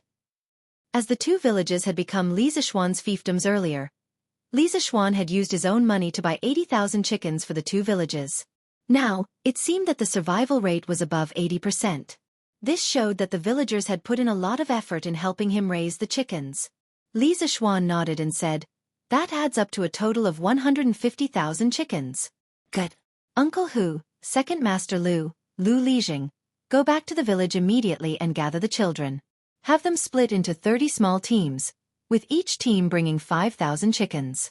From the north to the south, sweep the farms of the 80 villages in Lantian County. Quickly eliminate most of the locusts in the fields of Lantian County." What? Let the chickens eat the locusts? Young master, is this method reliable? When everyone heard this, they were all stunned. Even Old Hu was shocked. Li Zishuan smiled and explained, "Of course it's reliable. This marquis once read a book. It says that a mature chicken can eat up to 300 locusts a day. 20 chickens can almost guarantee that 1 mu of land will be free of locusts. If we organize 5,000 chickens into a team, we can clear 200 mu of land of locusts in about an hour. Uncle Hu, go back to the village and gather the children to begin the operation. Before the sky turns dark, we might be able to clear 10,000 mu of land. In another 2 days, we can clear all the locusts in the fields of Lantian County." Although they did not know from which book Li Zishuan had read these fallacious theories, but due to their blind trust in Li Zishuan, everyone still chose to believe him. They nodded as they listened. At this moment, County Magistrate He could not help but frown. "Marquis, not only do chickens eat locusts, they also eat wheat. This way, the locusts will be eliminated, but the wheat will also be harmed." Li Zishuan looked at him indifferently and said, "County Magistrate He, I think Uncle Hu can answer your question." County Magistrate He was stunned. He could not help but look at Hu Hanyun. Old Hu scratched his head. This question was not easy to answer. If he said it too directly, it might hurt County Magistrate He's self-esteem. After all, County Magistrate He was the parent official of a county. Although Old Hu would not do things that violated the law to seek County Magistrate He's favor, it was not good to offend him for no reason. After hesitating for a while, Old Hu finally organized his words and explained, "County Magistrate, although the chickens can eat wheat, there are too many locusts in the fields. When the time comes, they won't be able to eat the wheat." Actually, he wanted to say, who would be willing to be a vegetarian when there's meat to eat? But that would be too direct. County Magistrate He was not stupid. In an instant, he reacted. He looked at Li Zishuan with a face full of shame and said, "This official was muddle-headed and did not think it through." Li Zishuan waved his hand and said, "It's fine. But as the parent official of the people, you should know about farming. You must not make a joke of, why not eat minced meat?" "Yes, Marquis." County Magistrate He repeatedly said yes. Li Zishuan did not say much, so he changed the topic and said, "Last year, the Imperial Court introduced the policy of reducing taxes by raising chickens. In the entire Guangzhou region, the number of chickens raised by the people has greatly increased. I believe that Lantian County is not that bad either. County Magistrate He, when you go back, other than spreading the notice and calming the people, you must also call on the people to send all their chickens to the fields to eat the locusts. In the face of a disaster, only with everyone united will we be able to withstand the locusts in the shortest time possible." County Magistrate He solemnly cupped his hands and said, "This official obeys." At this moment, Li Gang said, "Yamacho, the notice that has been posted everywhere to calm the people has been drafted. Do you want to take a look first?" Li Zishuan nodded. Hu Hanyun, who was sitting beside Li Gang, quickly passed the document in Li Gang's hands to Li Zishuan. After skimming through the contents of the document, Li Zishuan said, It's written very thoroughly. County Magistrate He, get someone to take the notice to the workshop to make a copy. After stamping it with the official seal, immediately start posting it throughout the county." County Magistrate He received it with both hands and said solemnly, "Yes, Marquis. This official will take his leave." "Young master, we will also take our leave." Hu Hanyun, Second Master Lu Qingfeng, and the others looked at each other and stood up at the same time. Li Zishuan nodded and said. The few of them cupped their fists and left the meeting room together. Li Zishuan looked at Ma Zhou and said, "Brother Ma, I'll leave Datong daily to you. After all, This locust's plague is not just limited to Lantian County. There are at least dozens of provinces in the Guangdong region. We must use Datong daily to unite the people and fight this disaster together. Ma Zhou nodded and said in a deep voice, Yamacho, don't worry. I will return to the editorial department and mobilize all the editors. We will start the operation immediately. Tomorrow's Datong Daily will definitely have Yamacho's solution to the locusts, and tomorrow's news will definitely dispel most of the people's fear of the locust god. And that's for the best. Brother Ma, go quickly. Li Zishuan nodded and said. Ma Zhou obeyed and left. Li Zishuan then looked at Sun Simiao and said, Priest Sun, I'm sure you know the medicinal value of locusts. This time, Yanhuang Medical Hall can use some of the locusts collected by Lantian County to make medicine. This kind of cheap and effective medicine is rare. Wouldn't it be a pity to miss it? Sun Simiao nodded and stroked his beard. Xiaoxian, you're right. I will ask the medical hall to take over some of the locusts collected by the county and dry them for storage. And that's great. After that, Li Zishuan turned to Li Gang and Yen Silu. Mr. Wenji, Mr. Konggue, I've said before that the purpose of Yanhuang College is to have a heart for the world and a life for the people. At this critical moment, I, in the name of Yamacho, announce that the college's final examinations will be postponed. All students will be suspended from classes and will be sent to the villages of Lantian County to eradicate the people's superstition towards the locust god and lead the people to fight against the locusts and capture them. Li Gang and Yen Silu were both people who cared about the common people and were highly respected. Hearing this, they did not have any objections. They directly cupped their hands and said in unison, Yes, Mountain Head. Ayo. My dear Marquis, why are you at Cloud Mountain? We've been looking for you for a long time. At this moment, there was a flurry of footsteps and Zhao Song's shouts from the conference room. Li Zishuan nodded at Li Gang and Yen Silu. Both of you may go about your business. It seems that I'll have to make a trip to the palace. Both of them knew that Li Zishuan must be anxious and wanted to summon Li Zishuan to the palace. They saluted and left. Li Zishuan followed them out and said to Zhao Song, Butler Zhao, let's go. Zhao Song was stunned. Marquis, you knew that His Majesty wanted to summon you to the palace? Li Zishuan said as he walked. Butler Zhao came in such a hurry, how could I not know? The situation in Chong, and must be urgent. Let's talk as we go. Zhao Song was more than happy to hear that. He quickly caught up and said, All right. Marquis, please. I've prepared a fast horse outside. The two of them rode down Cloud Mountain at lightning speed and headed for Chong and City. Zhao Song did not bring a single attendant this time to summon Li Zishuan to the palace as soon as possible. After all, his strength had reached the Grandmaster realm. If he were to speed up, those little eunuchs in the palace would not be able to catch up with him. Chapter 1470. Quick, quick, quick. Young Master has ordered everyone in the village to go to the chicken farm and chase the chickens out. Those who passed the test last year, gather at the village entrance and go to the chicken farm to chase the chickens. Quick, quick, quick. Han Xiaodong, you go and inform the village on the west side. Lao Niu, you go and inform the village on the west side. Dinyo and Er Niu, you two go and inform the village on the north side. I'll go and inform the village on the south side. Not long after Li Zishuan left Cloud Mountain, Plum Village and Han Village at the foot of Cloud Mountain began to move. While other villages were still immersed in the fear brought about by the locust plague, the hundreds of families in these two villages had already begun to rescue themselves according to Li Zishuan's orders. Elder Hu, why are we going to the chicken farm at this time? Where are we going? We're going to the fields to eat the grasshoppers. Young Master said that the total number of chickens in Han Village and Plum Village is close to 150,000. In just half an hour, these chickens will be able to eat all the locusts in the fields. Everyone, hurry up. The sooner we gather, the less damage the crops will suffer from the locusts. Good heavens! You can do that?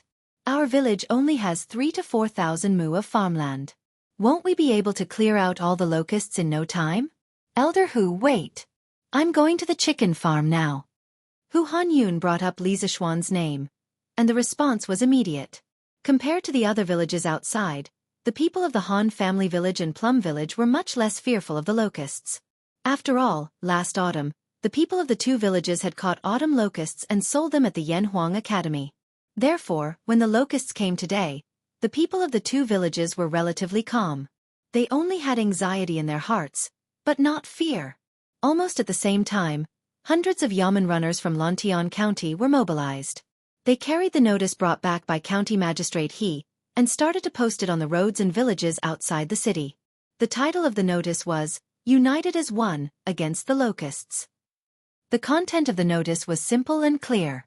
The general meaning was, Marquis Yong an order. There is no such thing as the locust god in this world. The locust plague is not to be feared. From today onwards, the Lantian County Yamen would start to purchase locusts from the commoners. 1 copper coin for 2 caddies. And there was no limit. In addition, the Sky Chicken Brigade formed by the 150,000 chickens from the Han family village and Plum Village will sweep through the entire Lantian County's farmlands from the north to the south. I hope that all the villages will chase out the chickens raised by our villages and cooperate with us. We must work together to eliminate the locusts in the farmlands as soon as possible. Seeing this notice from Li Zishuan about eliminating locusts, the citizens of Lantian County finally calmed down. Especially when they saw the news that Lantian County was prepared to purchase locusts, the citizens could no longer sit still. Let's go! What are you waiting for? Marquis said it himself. There is no locust god in this world. Let's go catch locusts. We can sell them for money and wipe out the locusts in the ground. Right. Call the kids at home to catch locusts. Marquis said to chase the chickens at home to the fields. Let's go! Under Li Zishuan's reorganization, the entire Lantian County Yamen became very efficient. Not only did the Yamen runners post notices, they even went door to door to mobilize the citizens. As a result, the citizens of the villages were instantly mobilized. Those who chased the chickens, those who went into the fields to catch the locusts, the tens of thousands of citizens of Lantian County gradually embarked on the path of self-preservation. At this moment, the court was bustling with activity. Based on the news that I have received, Qi Province, Qing Province, Bian Province, Hua Province, Jianghu, Jin Province, Luo Province, Chen Province, Su Province, Shang Province, Yong Province, Bing Province, Lu Province, and Chong'an, 14 provinces and more than 200 counties have all encountered a locust plague. Moreover, the locusts are overwhelming and are spreading towards Feng Province and Qi Province. The scale of this locust plague is extremely large. Even in the previous dynasty, it is extremely rare. I have summoned all of you here today to discuss a plan to eradicate the locusts. If any of you have a good plan, please speak freely. In the Taiji Palace, the civil and military officials, who had just finished their morning court session, were once again summoned by Li Er. Li Er sat at the head of the table and looked at everyone with a serious expression. Your Majesty, since ancient times, the citizens have believed that the locusts from the sky represent the wrath of the heavens. The people will definitely spread rumors about this. The most important thing now is to stabilize the people's hearts. Your Majesty should personally go to the fields, kill the livestock, set up incense tables, pray to the heavens, and grant amnesty to the people to calm their hearts. The leader of Confucianism, Kong Ingda, stood up and cupped his hands at Li Er. From the perspective of the ancients, Kong Ingda's suggestion was not wrong. Looking at the previous emperors, most of their reactions to the locust's plague were like this. Because the people of ancient times did not have complete scientific knowledge, many people had a panicked mentality about the locust's plague. The ancient concept of the unity of man and nature naturally made people associate it with the wrath of the heavens as a warning to the human world. There was a saying that went well. The idea determines the way out. With such an idea, the next thing to do would definitely not be to think of an effective method to control the locust's plague, but to pray in the fields, praying for the locusts to show mercy. But obviously, the locust's army would definitely not do as the emperor and the citizens wished. After the locusts ate up all the grains in the citizens' fields, those rulers who were slightly more far-sighted would open the granaries to the citizens, so that the citizens would not be driven into a corner and rebel. Once Kong Ingda's words were spoken, many officials in the imperial court immediately echoed in agreement. Your Majesty, Chancellor Kong is extremely right. The most important thing now is to stabilize the people's hearts. That's right. Your Majesty, please set up an altar to pray and grant amnesty to the people. Li Er, who was sitting at the head of the table, couldn't help but frown when he heard that. This was because he didn't think that praying to the heavens could make the locusts disappear. Seeing Li Er frown, Zhang Sun Wuji stood up and said, Your Majesty, Although Chancellor Kong's words are reasonable, I believe that the most important thing now is to issue an imperial edict to announce to the world, to summon the citizens to take action immediately to resist the locust's plague. When Kong Ingda heard that, he couldn't help but ask, "May I ask Duke Zhao, the locust's plague is a calamity from the heavens, how are the citizens going to resist it?" Zhang Sun Wuji said, "Our Tang dynasty has millions of citizens. If everyone goes to the fields to catch locusts, why would we worry about the locust plague not being extinguished? No matter what, I believe that the effect will be better than praying to the heavens." Kong Ingda was slightly angry. "Nonsense! Let's not talk about how the locusts cover the sky and the sun. There are countless citizens who believe in the locusts as divine worms. If Duke Zhao wants them to catch locusts, how would they be willing?" Zhang Sun Wuji said with a stern face. "Chancellor Kong, you are also a well-read person. You should know better than anyone that the talk of divine worms is complete nonsense. Locusts eat the crops and harm the citizens. They should be pests. I believe that your majesty should immediately issue an imperial edict to label locusts as pests, to encourage the citizens to kill them out of anger." "That's right. How can a mere locusts be divine worms? If they are killed, then so be it. Don't tell me that the heavens will send down divine punishment because of this?" Chen Yaojin couldn't help but speak up. His family's manor was currently being harmed by locusts, and he didn't have any good feelings towards locusts. Moreover, Old Cheng had killed countless people in his life. How could he be afraid of killing locusts? Fang Xianling and Du Ruhui also expressed their views at this moment. "I agree with Duke Zhao's suggestion." Actually, there were many officials who understood that the talk of locusts being divine worms was nonsense. There were still many rational people, but they lacked a leader to stand out. Now that Zhang Sun Wuji, Fang Xianling, and Du Ruhui all stood on the side of killing locusts, there were instantly many voices of agreement. "Your Majesty should issue an imperial edict to summon the citizens to kill locusts. Locusts aren't divine worms, they are pests and should be killed." Li Er's frowning brows finally relaxed at this moment. He nodded and said in a deep voice, "Since ancient times, food is the most important thing to the people, and locusts eat crops as food, harming the common people. How can they be called divine worms? Today, a plague of locusts has broken out in dozens of prefectures of the Tang Empire, and the people have no way to make a living. Today, in the name of the Emperor of the Tang Empire, I issue an imperial edict to summon the people of the world to hunt locusts together. If the heavens are angry because of this, I am willing to bear the divine punishment as the Emperor, and I will not regret it." Li Er's loud voice was like an oath to the heavens and the earth. His voice was like a great bell, and it resounded in every corner of the Taiji Palace. When the officials heard this, they were all moved. Although they didn't believe that locusts were divine worms, no one in the palace today was disrespectful to the heavens and earth, and even more so to the gods and ghosts. In their eyes, Li Er's words were definitely a benevolent emperor who sacrificed himself to save the common people. "Father, you can't do this. If the heavens really have divine punishment, then let it descend on your son." Li Chengqian, who was standing below Li Er, was anxious and hurriedly bowed. "Your Majesty, please take back what you said just now. If the heavens have divine punishment, I, Zhang Sun Wuji, am willing to bear the divine punishment for your Majesty with my old and weak body." Zhang Sun Wuji bowed deeply and said in a deep voice. The officials followed suit and bowed. "Your Majesty, please take back what you said just now. If the heavens have divine punishment, we are willing to bear the divine punishment for your Majesty." The Emperor loved the people, the officials loved the Emperor, and the officials were willing to die for the Emperor. This harmonious scene between the Emperor and his officials could be considered as a beautiful story in the beginning of the Tang dynasty. Li Er heaved a sigh of relief, then shook his head and said, "I am the Emperor of a country. I am doing this for the common people of the world, for the country. I have a clear conscience.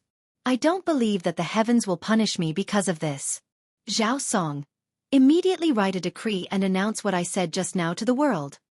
Zhao Song said with a heavy face, "This old servant obeys the decree." Kong Ingda cupped his hands and said, "Your Majesty is wholeheartedly for the common people, and will definitely move the heavens. But the locusts in the various counties are endless. If we only rely on manpower to catch the locusts, when will we be able to catch all of them? At that time, the crops in the fields would have been completely destroyed.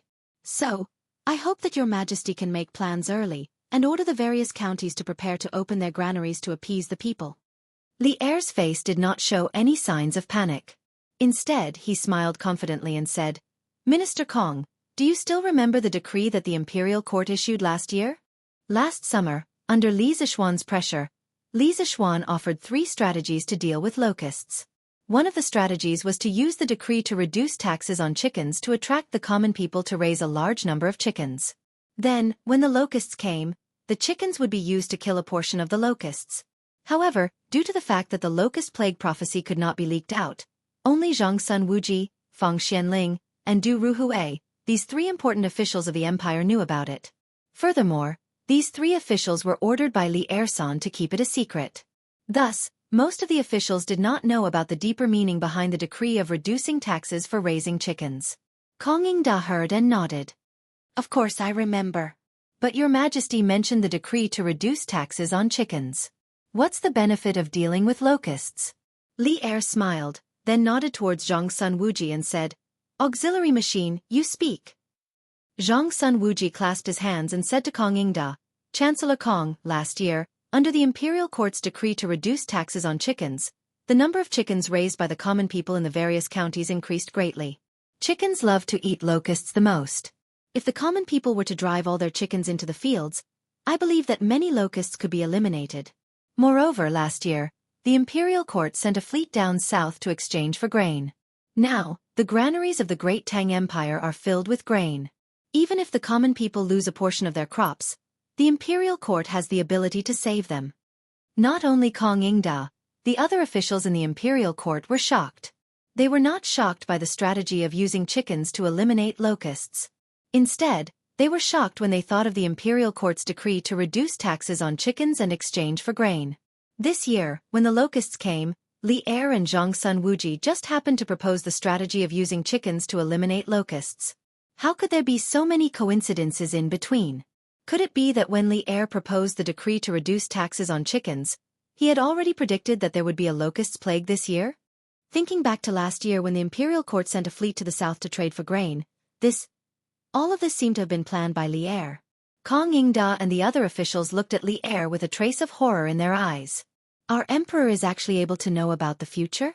Terrifying. This is really terrifying. This was the common thought of all the officials who did not know the truth. After a long silence, Kong Yingda still felt that something was wrong. He clasped his hands towards Zhang Sun Wuji and said, Chickens can eat locusts, but last year, as the common people were buying chicken seedlings, it caused the price of chicken seedlings to skyrocket. In the end, every household could only raise 30 to 40 chickens at most. However, every household has at least 30 to 40 mu of land. These 30 to 40 chickens are just a drop in the bucket. When Zhang Sun Wuji heard this, he could not help but be silent. Because what Zhang Sun Wuji said was the truth. Last year, the price of chicken seedlings in Chang'an City was definitely the most expensive in the past 10 years. Even if the imperial court launched the policy of reducing taxes on chickens, the common people could not raise many chickens in one household. It was not that they did not want to raise them, but that they could not afford to raise them. Li Er, who was sitting at the head of the table, could not help but turn gloomy. If 30 to 40 chickens are not enough, then how about 150,000? At this moment, a loud voice came from outside the Taiji Palace. Immediately after, a dignified young man strode in. Although this young man was not wearing an official's robe, his aura was extraordinary. Who else could it be other than Li Zixuan? Chapter 1471. In a moment of desperation, this official barged into Taiji Palace without reporting. This is truly disgraceful and has offended your majesty. I beg for your majesty's forgiveness. When Li Zixuan had just arrived outside Taiji Palace, Zhao Song was about to enter to report. However, when Li Zixuan heard the conversation between Kong Yingda and Zhang Sun Wuji, he couldn't bear it any longer. He thought to himself, the locusts are already here and you guys have been discussing for so long, yet you guys still haven't come up with a solution. Do you guys have to be so inefficient? Thus, he directly walked in. After gaining the upper hand, Li Zixuan walked to the front of the officials and bowed to Li Er to ask for forgiveness. Seeing that Li Zixuan had finally arrived, Li Er heaved a sigh of relief. It wasn't that Li Zixuan wasn't present, but that Li Zixuan would be able to fill in the gaps and come up with better and more eye-catching suggestions, thus making the final outcome even more perfect. At this moment, Li Er wouldn't be bothered about whether Li Zishuan was being rude or not. He waved his hand and said, "Since this emperor has summoned you into the palace, there's no harm in you entering Taiji Palace. This emperor will pardon you." "Thank you, your majesty." Li Zishuan bowed and said. At this moment, Kong Yingda couldn't help but ask, "Marquis Yong'en, what do you mean by 150,000 chickens?" The officials in the palace couldn't help but shift their gazes to Li Zishuan. They thought to themselves, what kind of surprise will this mysterious young man bring to Great Tang this time? At this moment, Li Zishuan turned to Kong Yingda and clasped his hands together. He smiled and said, "This marquis has a total of 150,000 chickens. Just before I came to Chong'an, these 150,000 chickens had already been driven to the farmlands by the villagers and children of the Han family manor and Plum village. I believe that there aren't many locusts left in the farmlands of the two villages." Once these words were spoken, everyone was shocked. Firstly, they were shocked at the number of chickens that Li Zishuan controlled. Secondly, they were shocked at Li Zishuan's reaction speed to mobilize the villagers so quickly. Thirdly, they were shocked at Li Zishuan's confidence in the chickens' ability to exterminate locusts. Lantian County was only an hour's journey from Chong'an. In such a short period of time, 150,000 chickens could really exterminate all the locusts in the farmlands of the two villages? This Marquis Yong'en, when did you have so many chickens? Kong Yingda was caught off guard. Li Zishuan replied with a smile. Could it be that Chancellor Kong has forgotten about the matter of Taifu Monastery's Yuan Shaoqing accusing me of inflating the price of chicken seedlings last year? Last year, this marquis first bought 80,000 chickens for the Han village, then another 80,000 chickens for the Plum village. Today, there are approximately 150,000 chickens that have survived. Not only that, last year, I discovered 2 chicken training experts at the Han village. Under their guidance, the children of the 2 villages now know how to train chickens. Thus, before coming here, this marquis had these children bring the 150,000 chickens to the farmlands that were plagued by the locusts. Everyone here might not know this, but a mature chicken can eat up to 300 locusts a day. 20 chickens can almost guarantee that 1 mu of farmland is free of locusts. This Marquis Sky Chicken Brigade of 150,000 chickens is estimated to be able to clear 6,000 mu of farmland of locusts in an hour. That's 12,000 mu of farmland in 2 hours. The entire Lantian County only has a few 100,000 mu of farmland. This Marquis can guarantee that within 2 days, the locusts in Lantian County will be completely exterminated. And Lantian County will be the first county in Great Tang to exterminate locusts. Arrogance! Li Zishuan, who said these words, could be said to be arrogant. Everyone present, including Li Zishuan, did not dare to say that they could exterminate a county of locusts in 2 days. But Li Zishuan dared to say so. However, Li Zishuan had the capital to back his arrogance. Who asked Li Zishuan to be the only one who did not care about the high price of chicken seedlings last year? Kong Yingda could not help but be speechless. Li Zishuan's words were reasonable and he had no way to refute them. This made him sigh in his heart. The Li Zishuan in front of him was no longer the insignificant minister of the Imperial College. He already had the ability to dictate the life and death of a county's citizens. Furthermore, this was far from the end of this youth's road. In a few years, this youth would definitely become a true authority. However, Kong Yingda still had some doubts in his heart. He wondered why Li Zishuan bought so many chicken seedlings last year. Could it be that Li Zishuan was like Li Er last year and predicted this year's locusts? Thinking of this, Kong Yingda looked at Li Zishuan with a hint of fear in his eyes. Actually, he was not the only one who had such thoughts. Officials like Chang Yaojin who were familiar with Li Zishuan also had such suspicions or guesses in their hearts. Chang Yaojin was planning to ask Li Zishuan after the morning assembly.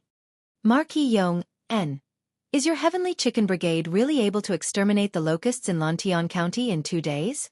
Xiao Yu stood up and asked with cupped hands. Li Zishuan nodded and replied, "Of course it's true. If there were only 150,000 chickens, I would definitely not dare to say such arrogant words. But now, not only do we have so many chickens, we even have a group of children who are good at training chickens. This is like having soldiers and generals. I am confident that I can exterminate all the locusts in Lantian County in 2 days. Other than that, I have also set up a department to purchase locusts in the county office. 1 copper coin for 2 caddies. This is to encourage the citizens of Lantian County to catch locusts. With the unity of the people, I firmly believe that within 2 days, all the locusts in Lantian County will be cleared. After hearing the second half of Li Zishuan's words, everyone was speechless. They secretly thought that someone was really rich. At such a critical juncture, he actually dared to buy locusts. Wasn't he afraid of going bankrupt? Xiao Yu was also shocked, but he was not worried that Li Zishuan would go bankrupt because of this. Strange Taste Pavilion, Drunken Immortal Tavern, and the winery were all places that made a lot of money. No matter how much Li Zishuan squandered, it was unlikely that he would go bankrupt. Xiao Yu nodded and then cupped his hands to Li Er. Your Majesty, the locust control strategy adopted by Marquis Yong and in Lantian County has many merits. This old official believes that the imperial court's top priority is to issue official documents and order the county magistrates who are suffering from the locusts to imitate the strategy adopted by Marquis Yong and in Lantian County. They will guide the citizens to kill locusts and do their best to protect the crops in the fields. At this time, Feng Xianling couldn't help but say, Minister Xiao, the imperial court's treasury is tight on money. How can we buy locusts like Marquis Yong and? Your Majesty, Minister Feng is right. If we use money to buy these locusts, who knows how much money we will have to spend? Ever since the Battle of the Shuafeng in the 4th month, the Turks have been eyeing my Great Tang like a tiger eyeing its prey. The two countries can go to war at any time, and this war is certain to consume an enormous amount of money. How can the imperial court take out money to buy a few useless locusts? Not everyone can be as rich as Marquis Yong'an. As soon as Feng Xuanling's voice fell, a burly man walked out from the military camp and bowed to Li Er. However, his words were mixed with a lot of sarcasm and sarcasm.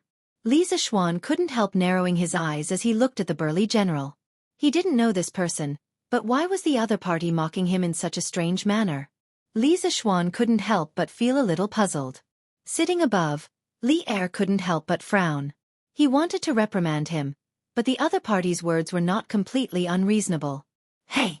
Marquis Yong, and was able to call on the people to eliminate the locusts in 2 days. Even if he didn't make a great contribution, he still saved tens of thousands of people in Lantian County, right? What did you do, Qiu Xinggong? What right do you have to mock him here? Chang Yaojin was a fearless person. Seeing that there was a traitor in the army, he immediately stood up and loudly rebuked. Qiu Xinggong. This person was actually Qiu Xinggong. Li Zishuan couldn't help but narrow his eyes and feel a wave of shock. After Qiu Xinggong submitted to the Tang dynasty, he followed Li Er to conquer the north and south. He took down Chong'an and eliminated Xueju, Lu Wuzhou, Wang Shichong, Dou Zhenda, and other separatist factions. Apart from this, Qiu Xinggong could also be considered a great figure whose name would go down in history. This was because in front of the Zhao Mausoleum, Li Er had carved 6 horses, the 6 horses of Zhao Mausoleum. One of the horses was different from the others because it had a person standing beside it. This person was not the coachman, but Qiu Xinggong. During the Battle of Hulao Pass, Dou Zhenda sent 150,000 soldiers to help Wang Shichong. At that time, Li Er only brought 3,500 black armored soldiers. At that time, Li Er was quite brave and actually only brought Qiu Xinggong and a few personal guards to scout the enemy camp. In the end they were discovered. In order to protect him, his personal guards were all shot to death. At that time, his purple horse was also shot. Qiu Xinggong dismounted from his horse and pulled out the arrow from Li Er's horse. He then passed his horse to Li Er and held his saber. He shouted loudly and shocked the enemy formation. He killed several enemy soldiers and protected Li Er as he broke out of the encirclement and returned to the Tang army camp. Because of this, Li Er remembered Qiu Xinggong's contributions and had someone carve Qiu Xinggong into the Zhao Mausoleum's 6 horses. Of course, Qiu Xinggong's biggest characteristic was his ruthlessness. In the 17th year of Zhenguan era, Yu Wenji, the county magistrate of Xin County, reported that Lu Lanqing, the governor of Daizhou, was plotting a rebellion. Li Er ordered Lu Lanqing to be cut at the waist. In order to show his loyalty, Qiu Xinggong actually dug out Lu Lanqing's heart and liver and cooked it. Furthermore, Qiu Xinggong's son, Qiu Shinji, was also a super ruthless person. He was the most famous ruthless official in Wu Ziqian's dynasty. Thinking of this, Li Zishuan couldn't help but feel his scalp tingle. He thought to himself, how did I provoke such a ruthless person? He wasn't afraid that Qiu Xinggong would really do anything to him. Putting aside the fact that he was now a noble marquis, as long as Qiu Xingong still wanted to stay in Tang, he wouldn't be able to do anything to him. Taking a step back, he had his own martial arts skills. There was no reason for him to be afraid of Qiu Xingong. However, when he thought of how this fellow was a ruthless person who ate people's hearts and livers, he panicked. This Qiu is just stating facts. Why is High Duke Lu so angry? Qiu Xingong's eyes flickered, but he didn't back down. Chang Yaojin was so angry that he stomped his feet and scolded, "Hey! I'm angry? Bah! I think it's you, Qiu Xingong, who's angry. You just can't stand the fact that the younger generation is more capable than you. You're jealous." As soon as he said this, many officials looked at Qiu Xingong with a strange gaze. "Cheng Jijie, you!" Qiu Xingong was furious and wanted to fight Cheng Yaojin to the death. At this moment, Li Er slapped the dragon table and shouted, "Shut up!" At this critical moment, countless people are in deep trouble, but the two of you are quarreling here. What are you doing? Back down. The two of you will be locked up for 3 days and your salary will be deducted for half a year as punishment. Cheng Yaojin and Qiu Xingong were both shocked. They stopped quarreling and bowed to Li Er. "Yes, your majesty." At this moment, Li Er looked at Feng Xianling and Xiao Yu and said, "Regarding the purchase of locusts, the Ministry of Revenue doesn't need to pay. I will use the money from the palace treasury to purchase locusts from the people. As long as we can eliminate the plague of locusts, the Empress and I will live frugally." The officials were once again moved by Li Er. They all shouted, "Your Majesty's health is related to the Tang Empire. We are willing to contribute our salary to help the imperial court purchase locusts." "Me too. Me too." Li Er saw this and couldn't help but laugh in his heart.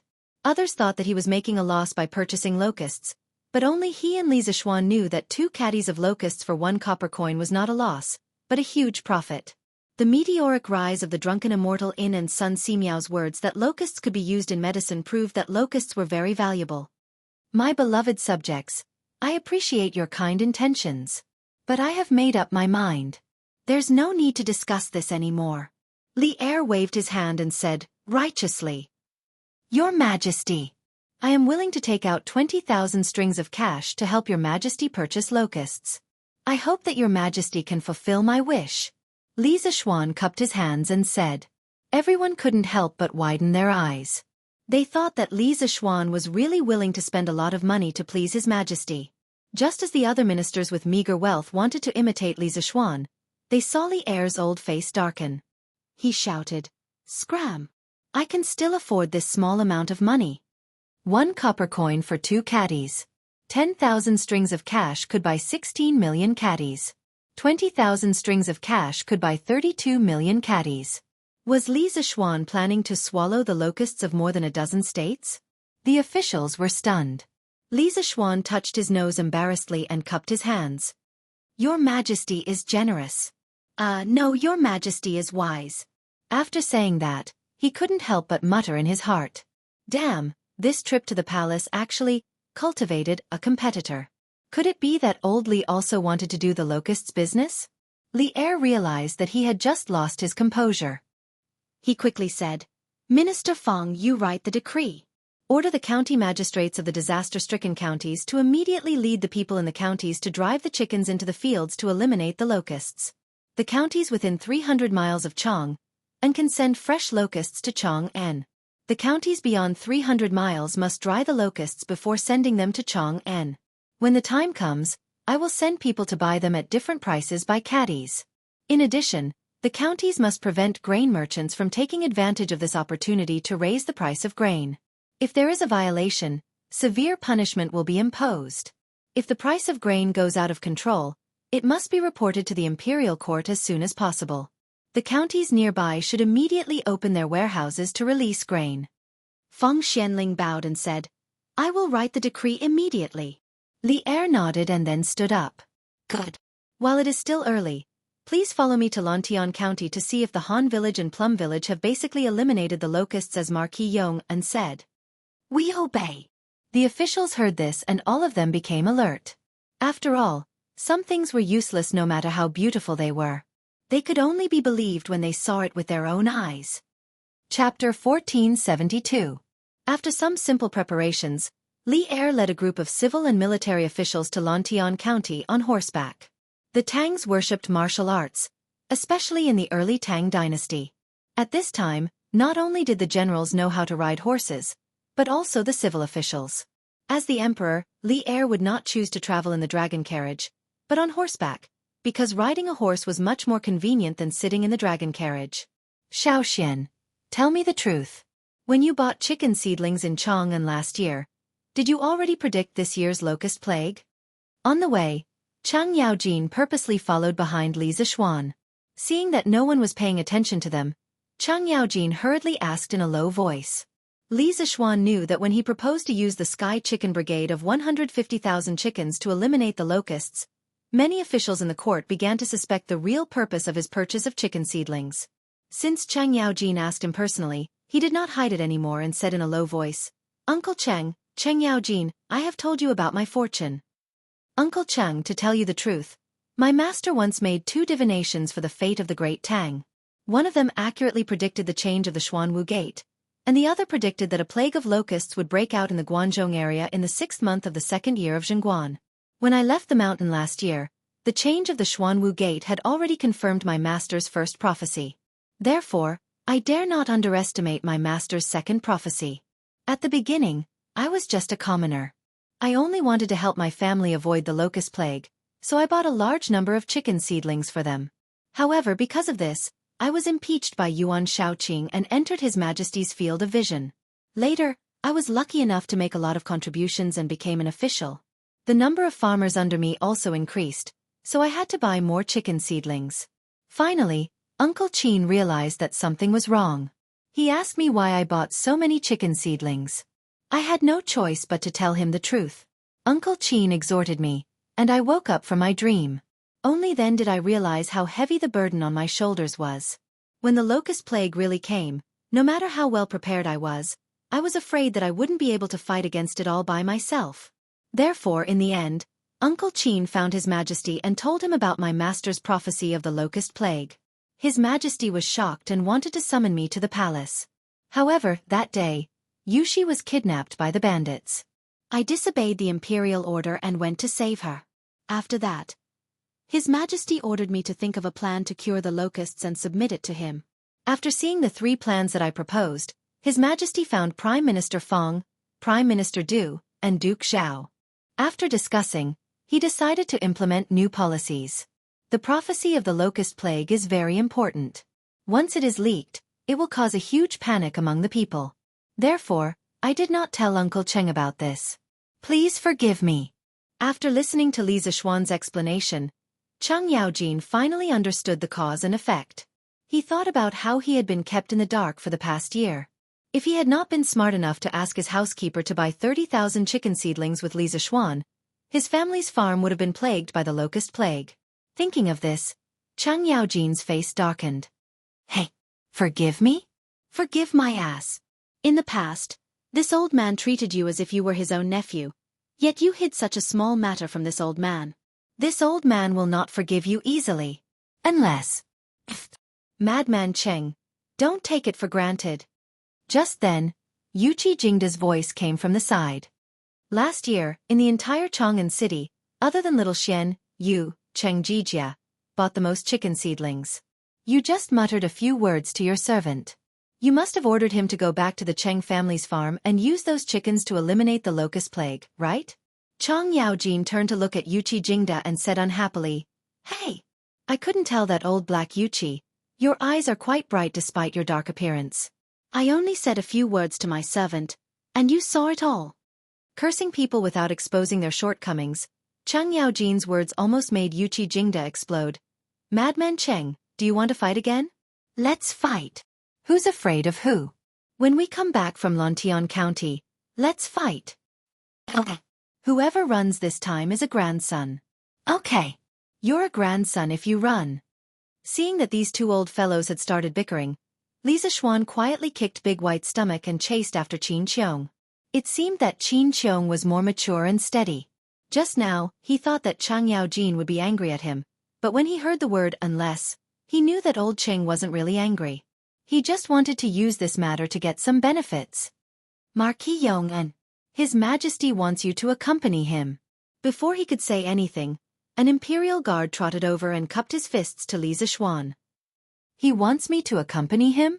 Li Zishuan was stunned. When did he have such a job? But now wasn't the time to dwell on this. He quickly came back to his senses and nodded. Okay. This marquis will go now.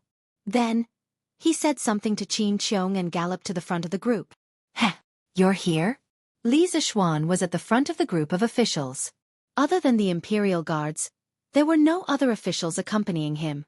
When Li Zishuan rode over, he attracted the envious gazes of many officials.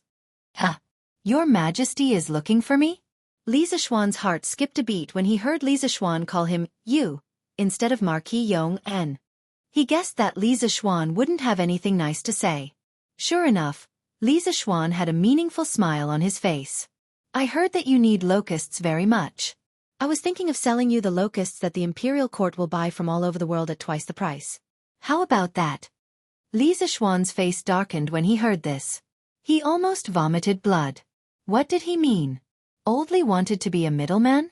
In the imperial court, Old Li had said that he would use his own money to buy all the locusts in the world. He had even touched the hearts of all the officials. But who would have thought that Li Zishuan would want to sell the locusts to him at a high price? Li Zishuan felt like 10,000 alpacas were galloping across his heart. But then again, the locusts that Li Zishuan collected could only be given to Li Zishuan. Old Li's subordinates wouldn't be able to achieve meteoric success. They wouldn't be like Sun Simiao, who could use the locusts in medicine. What? You feel like you're losing out? I heard that last autumn, when you bought the locusts from the farmers, the price was 3 copper coins per caddy. I'm selling them to you for 1 copper coin per caddy. You won't lose out, right? Li Zishuan looked at Li Zishuan indifferently. His eyes shone with a strange light as he spoke. Li Zishuan rolled his eyes inwardly. How could the situation be the same as last year? Locusts were everywhere now. He definitely couldn't buy them at last year's price. But when he thought about how Li Zishuan had always taken good care of him, Li Zishuan wanted to reject him, but he swallowed his words. He cupped his hands and said, I won't lose out. I won't lose out. I'm willing to buy the locusts from the imperial court at twice the price. 1 copper coin per caddy wasn't expensive anyway. 10,000 strings of cash could buy 8 million caddies. So what if Old Li took a small advantage? When the time comes, I'll just casually process it and a plate of fried locusts can be sold for 10,000 strings of cash. It's still a huge profit. Li Zishuan thought in his heart. Good. All right, you can leave now. Li Er took a deep look at Li Zishuan and said with a joyful expression. Li Zishuan was speechless. Did this count as being kicked away after being used? Understood. After cupping his hands, Li Zishuan patted his horse and returned to the back of the group. Qin Qiong saw Li Zishuan's unhappy expression and couldn't help but ask, Xiaoxian, why did His Majesty look for you? What else could it be? He's thinking of ways to trick me?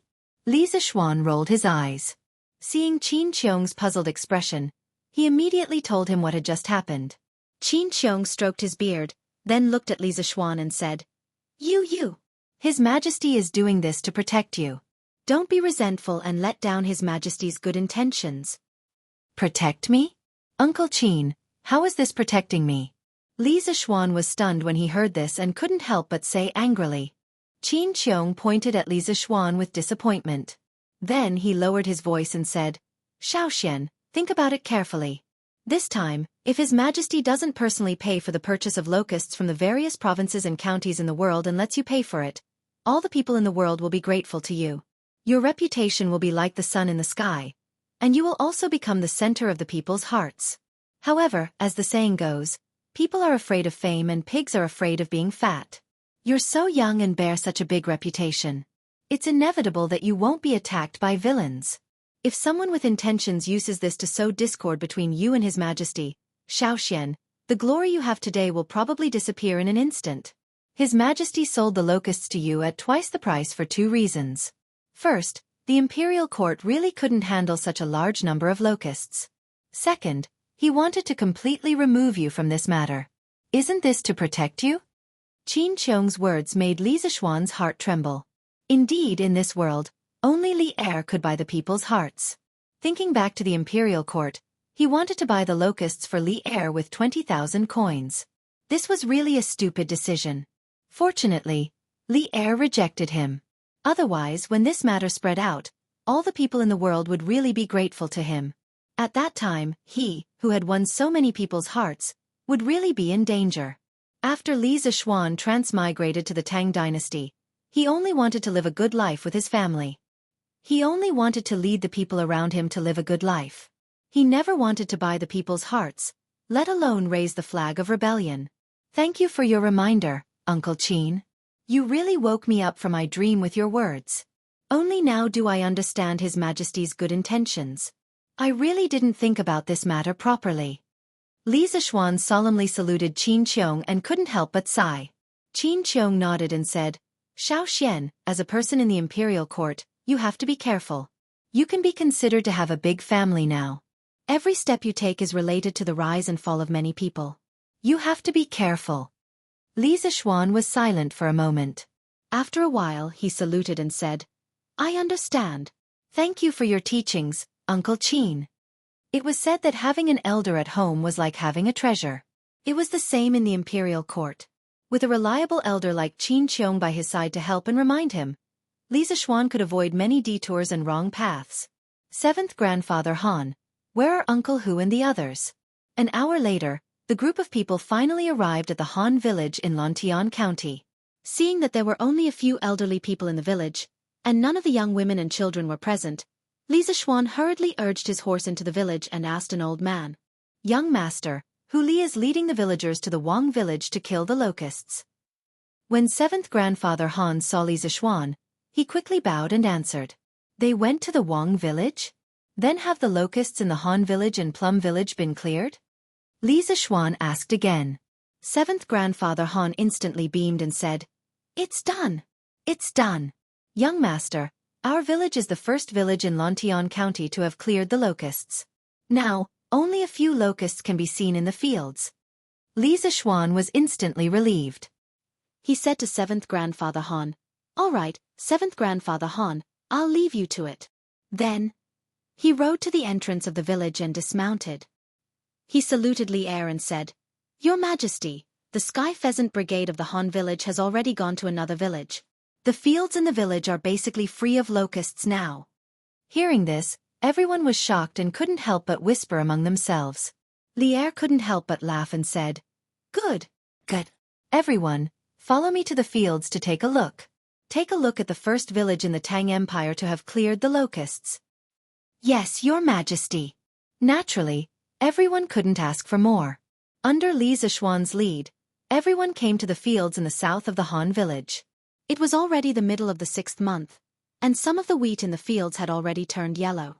The heavy wheat ears weighed down the wheat stalks so heavily that they couldn't straighten their backs. Li Er led the officials to line up on the ridge of the fields and split up to inspect the fields for locusts. There really aren't any locusts here. It's not that there aren't any locusts, it's just that there are very few of them. That's right. Compared to the fields we saw on the way here, the locusts in the fields of the Han village are completely negligible. The Marquis of Yong'an's Sky Pheasant Brigade actually managed to clear out thousands of locusts in a short period of time. The officials couldn't help but exclaim after inspecting the field seriously. Qiu Xingong's face was a little ugly. He originally planned to see Li Zishuan make a fool of himself, but he didn't expect to see Li Zishuan so proud of himself. Good. This Sky Pheasant Brigade was established well. Li Er's eyes grew brighter and brighter, and he finally couldn't help but laugh out loud. Your Majesty, the facts have proven that the Marquis of Yong'an's strategy of eliminating locusts is completely feasible. The plague of locusts in the Central Plains that all the previous emperors were helpless against can be quickly eliminated under His Majesty's leadership. This is a blessing for the common people. Feng Xianling walked over with a face full of joy and congratulated Li Er. Li Er smiled. Just as he was about to speak, a locust suddenly flew onto his shoulder. Li Er quickly grabbed it. Looking at the locust that was desperately struggling between his fingers, Li Er's gaze gradually became somewhat hateful. He looked at the locust in his hand and said, Man's life is the grain. If you eat it, you will harm the common people. The common people have sinned, and I give you your spirit, but do not eat my heart and harm the common people. Otherwise, you would rather eat my lungs and intestines. Before anyone could react, Li Er directly stuffed the locust in his hand into his mouth, frowned, and chewed twice before swallowing. Your Majesty. You can't. Your Majesty. You can't. Be careful of the dragon's body. The officials reacted and tried to dissuade him, but at this moment, the locust had already entered Li Er's stomach. Your Majesty is devoted to the common people and is truly a saint. I, Zhang Sun Wuji, am willing to share weal and woe with your Majesty. Zhang Sun Wuji's face was filled with pain. He quickly went to the ground and searched for a while before finally finding a locust. Then, he closed his eyes and stuffed the locust into his mouth. I, Feng Xianling, am willing to share weal and woe with your Majesty. I, Du Ruhui, am willing to share weal and woe with your Majesty. One by one, the officials went to the field to search for locusts, wanting to use this as an excuse to show their loyalty. Li Zishuan's heart was filled with bitterness. Emperor Taizong swallowing locusts. This was a famous scene in the history books, but he didn't want to encounter it at all. Now, should he eat the locusts? Or should he eat them? Chapter 1473. In the second year of Zhenguan, there was a drought in the capital and locusts were everywhere. Emperor Taizong entered the garden and saw the locusts. He picked up a few locusts and cursed, "Man lives by grain. If you eat it, you will harm the common people. The common people have sinned. You have spirit, but if you eat my heart, you will do no harm to the common people." He swallowed the locusts and admonished him. "You must not eat it." Emperor Taizong said, "What is there to avoid?" He swallowed the locusts. The locusts were no longer a disaster. This was the famous scene of Emperor Taizong swallowing the locusts. It was recorded in Zhenguan Important Political Figures. Emperor Taizong of the Tang dynasty, swallowing the locusts, might have been an act, or it might have been a combination of both. But one thing was certain, if he didn't understand the situation and didn't understand the disaster the locusts brought to the common people, if he saw the common people as weeds and didn't understand the compassion and fear of the common people, he wouldn't have swallowed the locusts. He might even have made a joke of, "Why not eat minced meat?" The stars have changed and the world has changed. Now the Tang dynasty had Li Zishuan's warning in advance and the imperial court had made a lot of preparations for the locusts. It seemed that it was possible to completely eliminate the locusts. But Li Er still chose to swallow the locusts in front of the civil and military officials. His intention was very clear. He did it to show the civil and military officials, to show the common people. Only in this way could the common people completely put down their fear of the locusts and work together to eliminate the locusts.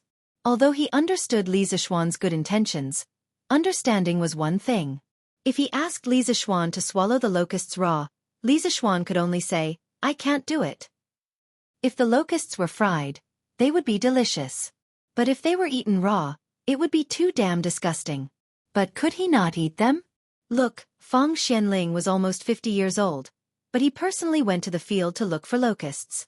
Wei Yazi, who was usually upright and not afraid of power, also picked up a locusts and put them into his mouth. Looking at Chang Yaojin, Yuqi Jingda, and the other generals, a few of them relied on their qinggong to fly left and right in the wheat fields. Their goal was only to find a locust. It wasn't that they wanted to show off their qinggong, but because the locusts in the fields here had been mostly cleared out by the Sky Chicken Brigade, it really wasn't easy to find a surviving locust. The locusts in the field were pitiful. 15 minutes ago, they were lucky enough to escape the sweep of the Sky Pheasant Brigade. Now, they were being hunted down by those martial generals who were highly skilled in martial arts. If they had to blame someone, they could only blame the locust that flew to Li Er's body. If it were not for it, they would not have been wiped out. Seeing that the civil and military officials were all secretly searching for locusts and stuffing them into their stomachs to show their loyalty, Li Zishuan stood there alone. In order to not stand out too much, Li Zishuan had no choice but to join the army of searching for locusts and swallowing them alive. Oh, F***CK. How can there be such a coincidence? Just when Li Zishuan couldn't find a single locust after searching for a long time and thought that he could escape this calamity, a silly and adorable locust flew out from the wheat fields without any warning and landed on his head. Hey, hey, hey! Marquis Yong, and, quick, quick, quick, there's a locust on your head. Don't let it escape. Wei Zhang seemed to have discovered a new continent as he pointed at Li Zishuan's head and said excitedly. Many thanks for the reminder, left Minister Wei. Li Zishuan's face was full of black lines. He originally wanted to quietly throw away the grasshopper on his head, but after being yelled at by Wei Zheng's loud voice, he didn't have the chance to make any small movements. He could only grab the grasshopper on his head, then cupped his hands towards Wei Zhang and said in a muffled voice. Wei Zhang chuckled and said, Marquis Yong, and is really a person with great luck. I had to put in so much effort just to find a locust, but Marquis Yong, and only needs to wait for the locust to come to his door. How envious! Li Zishuan couldn't help but complain in his heart. What great luck! I'll be angered to death by you sooner or later. If this is considered luck, I'd rather not have it. Standing in the same spot with the locust in his hand, Li Zishuan was rendered speechless by Wei Zheng's words. At this moment, his gaze inadvertently swept across the crowd and realized that dozens of ministers and Li Er were all looking at him with burning eyes. More accurately, they were looking at the locust in his hand. The meaning they wanted to express was self-evident. Li Zishuan was a little dumbfounded. These ministers and Li Er who had eaten the locust didn't want to let go of him. Was there a need for this? Marquis Yong'an, what are you hesitating for? His Majesty can swallow the locust for the people of the world. Why can't you? Could it be that you are more precious than His Majesty? Qiu Xinggong took the opportunity to say sarcastically. This guy didn't even blink when he ate 2 locusts. He was indeed a ruthless person. Cheng Yaojin's eyebrows twitched. He wanted to help Li Zishuan say something, but he was stopped by Qin Qiong. Because at this moment, Li Zishuan had no other choice.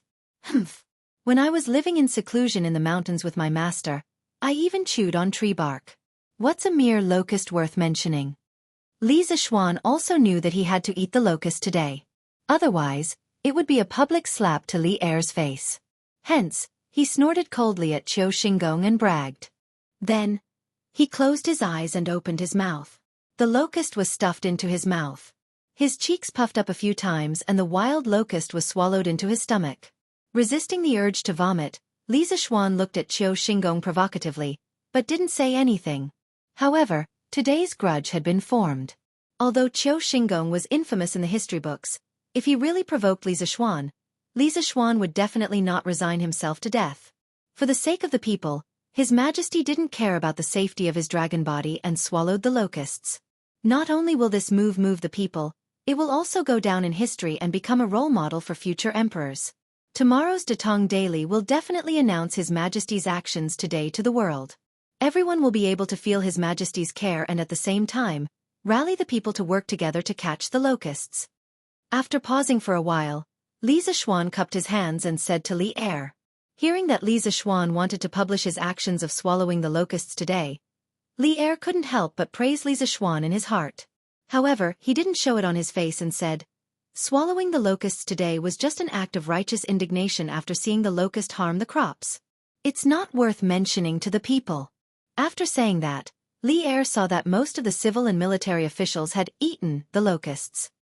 He waved his sleeves and said, today's afternoon court will end here.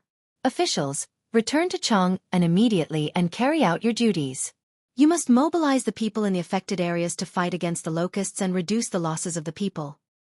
Yes, Your Majesty. The officials cupped their hands and accepted the order, then rode back to Chang'an. Li Zishuan lived in Lantian County and didn't have any errands in Chang'an, so he didn't leave with them. Instead, he planned to go directly to Wuxia village to see the process of the Sky Pheasant Brigade eliminating the locusts. However, Li Er stopped him. Marquis Yong, follow me around. Yes, Your Majesty.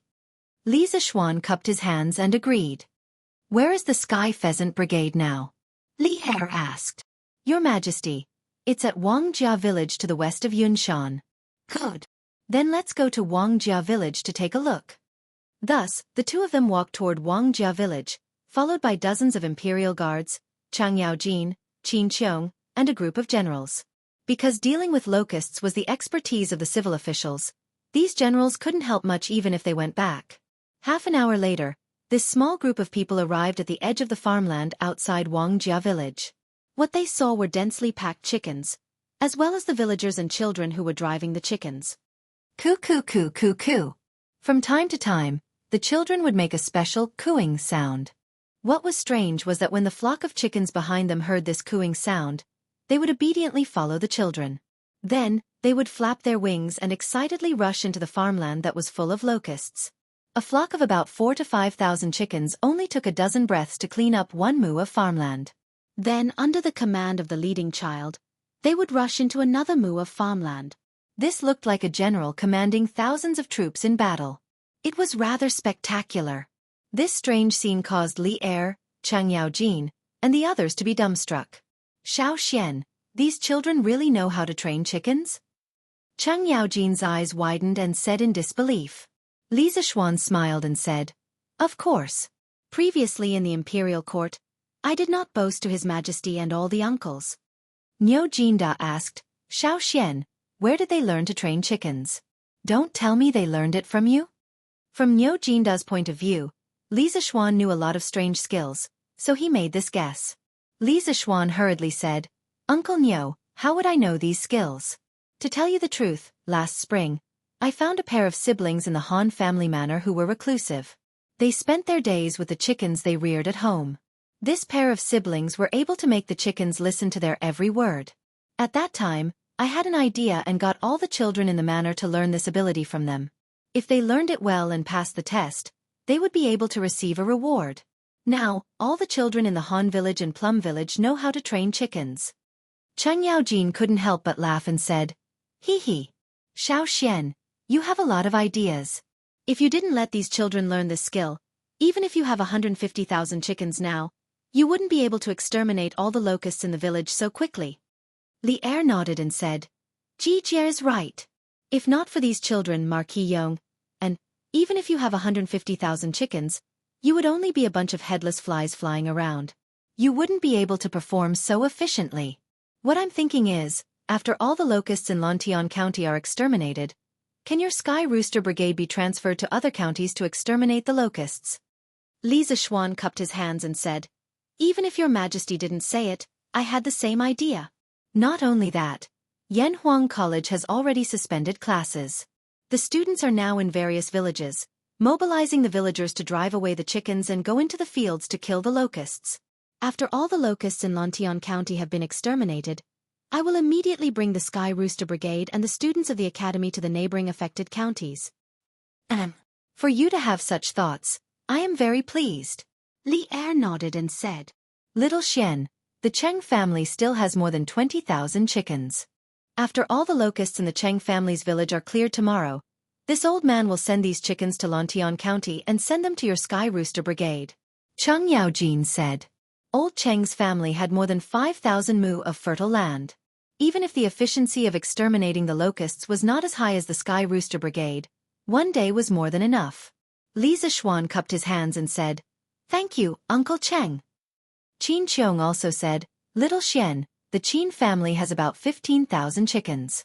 When the time comes, they will also rush to your side." Yuchi Jingda said, "The Yuchi family has 13,000, Niu Jinda said. "The Niu family has 14,000, Li Jing said. "This old man only has 8,000. When the time comes, I will send them all to you, Little Xian." These families had followed Li Zishuan back then, which was why they had raised so many chickens. Now that they saw that Li Zishuan had so many children who knew how to train chickens, they did not hesitate to send all the chickens they had raised over. When Li Zishuan heard this, he hurriedly cupped his hands and thanked them one by one. After all, at this time, he would not complain about having too many chickens. Li Er pondered for a moment and said, "There are about 30,000 chickens in the royal village. Tomorrow, I will send someone to send them to you." Li Zishuan said happily, "Thank you, Your Majesty. In this way, we can gather 220,000 chickens. When the time comes, I will borrow a portion of the chickens from the villagers in Lantian County. The Sky Rooster Brigade might have close to 300,000 chickens. The number has doubled, and the speed of exterminating the locusts will also double." Li Er sighed and said, "It's my fault for not believing your prophecy back then. Otherwise, I would have created a Sky Rooster Brigade made up of 1,000,000 chickens. Now, we can quickly clean up the affected counties." After saying this, Li Er shook his head and left with a group of guards. Qin Qiong and the rest said a few words to Li Zishuan and followed Li Er. Chang Yaojin purposely stayed a few steps behind and whispered to Li Zishuan, Xiao, you have to be careful of Qiu Xingong in the future. This old fellow is too utilitarian and only wants to show his loyalty in front of His Majesty. Furthermore, this person is vicious and merciless. You have to be careful when dealing with him in the future. Li Zishuan nodded and said, Uncle Cheng, don't worry. I will not take the initiative to provoke him. Furthermore, I don't usually have much interaction with him. Even if he wants to find trouble with me, he has nowhere to go. Cheng Yaojin shook his head and said, Xiao, you are wrong. Have you forgotten that His Majesty had just appointed you as the Black Armored Army's registrar a few days ago? Li Zishuan felt strange and said, Uncle Cheng, of course, I have not forgotten. Suddenly, he realized that something was wrong and quickly asked, Uncle Cheng, could it be that Qiu Xingong is also in the Black Armored Army? Cheng Yaojin sighed and nodded. That's right. Qiu Xingong and Duan Jishuan can be considered as the first batch of generals in the Black Armored Army. However, Duan Jishuan is more favored by His Majesty. Therefore, Duan Jishuan is now the commander of the Black Armored Army while Qiu Xingong is only the deputy commander. Therefore, as the registrar, you will have to deal with Qiu Xingong in the future. Li Zishuan was stunned. He thought to himself that enemies were bound to meet on a narrow road. He had not even reported to the Black Armored Army, and he had already formed a grudge with the second-in-command of the Black Armored Army. How was he going to survive in the future? Uncle Cheng, is it too late for this little nephew to resign from this position? Li Zishuan said frantically. Cheng Yaojin glared and said angrily, Resign for what? Don't tell me you are afraid of that Qiu Xingong? Don't worry, I, old Cheng, have long disliked that old man. If he deliberately makes trouble for you, I will go to the Black Armored Army to challenge him and take the opportunity to beat him up. Moreover, second brother Qin will not stand by and do nothing. Duan Jishuan and second brother Qin have a good relationship. As long as you don't take the initiative to make a mistake in the Black Armored Army, Qiu Xingong will definitely not dare to touch you. Even if you make a mistake, second brother Qin and I will support you from behind. Li Zishuan heard this and could not help but feel touched. He cupped his fists and said, Thank you, Uncle Cheng.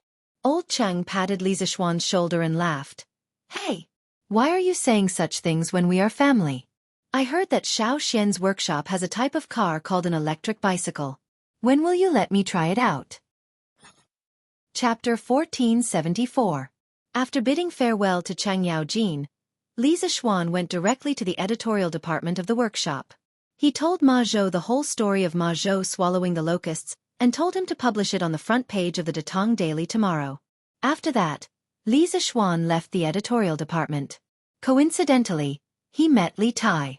Qing Ke, where are you going? Li Zishuan couldn't help but ask when he saw Li Tai carrying a package. Ya macho? You've come to the workshop. I'm going to take the loudspeakers to help Iron Egg and Hu Gua command the Sky Chicken Brigade. Li Tai was also startled when he saw Li Zishuan. After he reacted, he quickly said, Loudspeakers? Sky Chicken Brigade? Hearing this, Li Zishuan's eyes flashed with a strange light. He smiled and said, Qing Ke, your idea is not bad. Using the loudspeaker to let Tai Dan, Hu Zhan, and the others command the Sky Chicken Brigade. Firstly, it saves a lot of effort. Secondly, it allows the sound to travel farther, and they can command more chickens. By the way, how many loudspeakers do we have in the workshop now? Li Tai patted the package in his hand and said, Yamacho, these loudspeakers were just made today. You took one away in the afternoon. Later, I asked the craftsman to make 3 more. So, there are only these 3 in my package. Li Zishuan pondered for a moment and said, Qing Ke, immediately ask the craftsman in the workshop to make a batch of loudspeakers for you. As for Iron Egg, you can't help much for the time being. It's estimated that the Sky Chicken Brigade will be able to clear all the locusts in Lantian County tomorrow. At that time, I will receive a batch of chickens from Duke E and Duke Lu. The scale of the Sky Chicken Brigade will increase dramatically. At that time, Hu Gua and Iron Egg will lead the Sky Chicken Brigade to the neighboring counties to clear the locusts. As for the workshop, it's best to make 60 loudspeakers before they set off the day after tomorrow. 60? Li Tai's eyes widened. If he had read Empresses in the Palace, he would definitely shout, I can't do it. At this time he frowned and said, Yamacho, it's not easy to make these loudspeakers. In my opinion, the workshop can only make 30 loudspeakers a day. If you want 60, it's impossible. Li Zishuan said in a deep voice, the disaster is like a fire. I can wait, but the people who are suffering from the locusts can't wait. If they wait one more day, they may lose hundreds of pounds of food. The situation is urgent now. We can only ask the craftsmen in the workshop to work overtime to make a batch of loudspeakers during the day and at night. Li Tai was not a person who didn't know the importance of things. Hearing this, he nodded solemnly and said, Okay. I'll go and ask Fauber to transfer a batch of craftsmen to help make the loudspeakers. After that, he cupped his hands at Li Zishuan and went directly to Faubert's office with his bag. Old Li made me eat the locusts raw. Now I'm asking his son to work overtime to make loudspeakers. Is this considered as taking revenge? Looking at Li Tai's back as he left in a hurry, Li Zishuan pinched his chin. Suddenly, such a thought flashed through his mind. No. I'm a selfless person. Why would I do something as despicable as taking revenge? Everything I do is for the people of the world. Li Zishuan shook his head fiercely, and then whispered with a firm face. Marquis, this afternoon, the Sky Pheasant Brigade cleared a total of 15 farms of locusts. In terms of speed, it's much faster than previously estimated. In the evening, Li Zishuan returned to the Marquis mansion in Lantian County. Not long after, County Magistrate he heard that Li Zishuan had returned to the county. He hurriedly paid a visit and reported on his work. In the study, the servants quietly left after serving tea and snacks. Only Li Zishuan and County Magistrate he were in the room. Li Zishuan took a sip of the immortal tea but didn't swallow it. After returning home, he couldn't help but vomit for a long time when he thought of eating the locusts raw in the afternoon. At this moment, there was a strange taste in his mouth. He rinsed his mouth with the immortal tea and spat the tea into the spittoon. Li Zishuan said, I've already heard about this from Uncle Hu before I came back. The Sky Pheasant Brigade's speed of eliminating the locusts is amazing, but compared to the number of provinces and counties affected by the locusts this time, it's still somewhat insufficient. County Magistrate he was a little puzzled. What does Marquis mean? Is the Sky Pheasant Brigade going to other provinces and counties to eliminate the locusts? Li Zishuan glanced at him and said, You guessed right. This afternoon, His Majesty did ask me to lead the Sky Pheasant Brigade to other provinces and counties to eliminate the locusts after eliminating the locusts in Lantian County. I'm a Marquis of the Tang Empire and I'm receiving the country's salary. Naturally, I can't only care about Lantian County. Therefore, it's my duty to let the Sky Pheasant Brigade go to other provinces and counties to eliminate the locusts. County Magistrate he was a civil official. When he was young, he also had the ambition to serve the country. Hearing this he couldn't help but salute with a face full of admiration. I admire Marquis's righteousness. My words carry little weight and I can't help Marquis, but after Marquis leaves, I'll definitely manage Lantian County well for Marquis and let Lantian County survive this locusts disaster. Li Zishuan nodded and said, That's for the best. There are two things that I need to emphasize to you again. First, the grain prices in Lantian County must not be messed up. If we encounter unscrupulous grain merchants who hoard and profit, we must not tolerate it. Based on the current situation, the impact of the locusts on Lantian County is still considered small. The losses are also much smaller than the other provinces and counties. Therefore, the grain prices are unlikely to rise greatly. County Magistrate he nodded in agreement. Marquis is right. At the current speed, we'll be able to eliminate the locusts in the county's farmland by tomorrow. Although it will affect this year's harvest, the grain yield will definitely not decrease by more than 20%. The grain merchants will have no reason to raise the grain prices. Speaking of this, County Magistrate he couldn't help but prostrate himself in admiration of Li Zishuan. Thinking back, if it wasn't for Li Zishuan rearing 150,000 chickens in the Han family manor in Plum Village, how could Lantian County become the first county in the Great Tang Empire to eliminate the locusts? Taking a step back, if Li Zishuan didn't give the entire Lantian County to Li Zishuan, then County Magistrate he would probably be having a headache because of the locusts. Li Zishuan smiled with gratification and then said seriously, Second, after this Marquis leaves, if there are refugees from other provinces and counties who want to escape to Lantian County, you should first set aside a piece of land in the county for them to live in. Don't reject them at the door. Lantian County is currently repairing the roads and will be expanding the city in the future.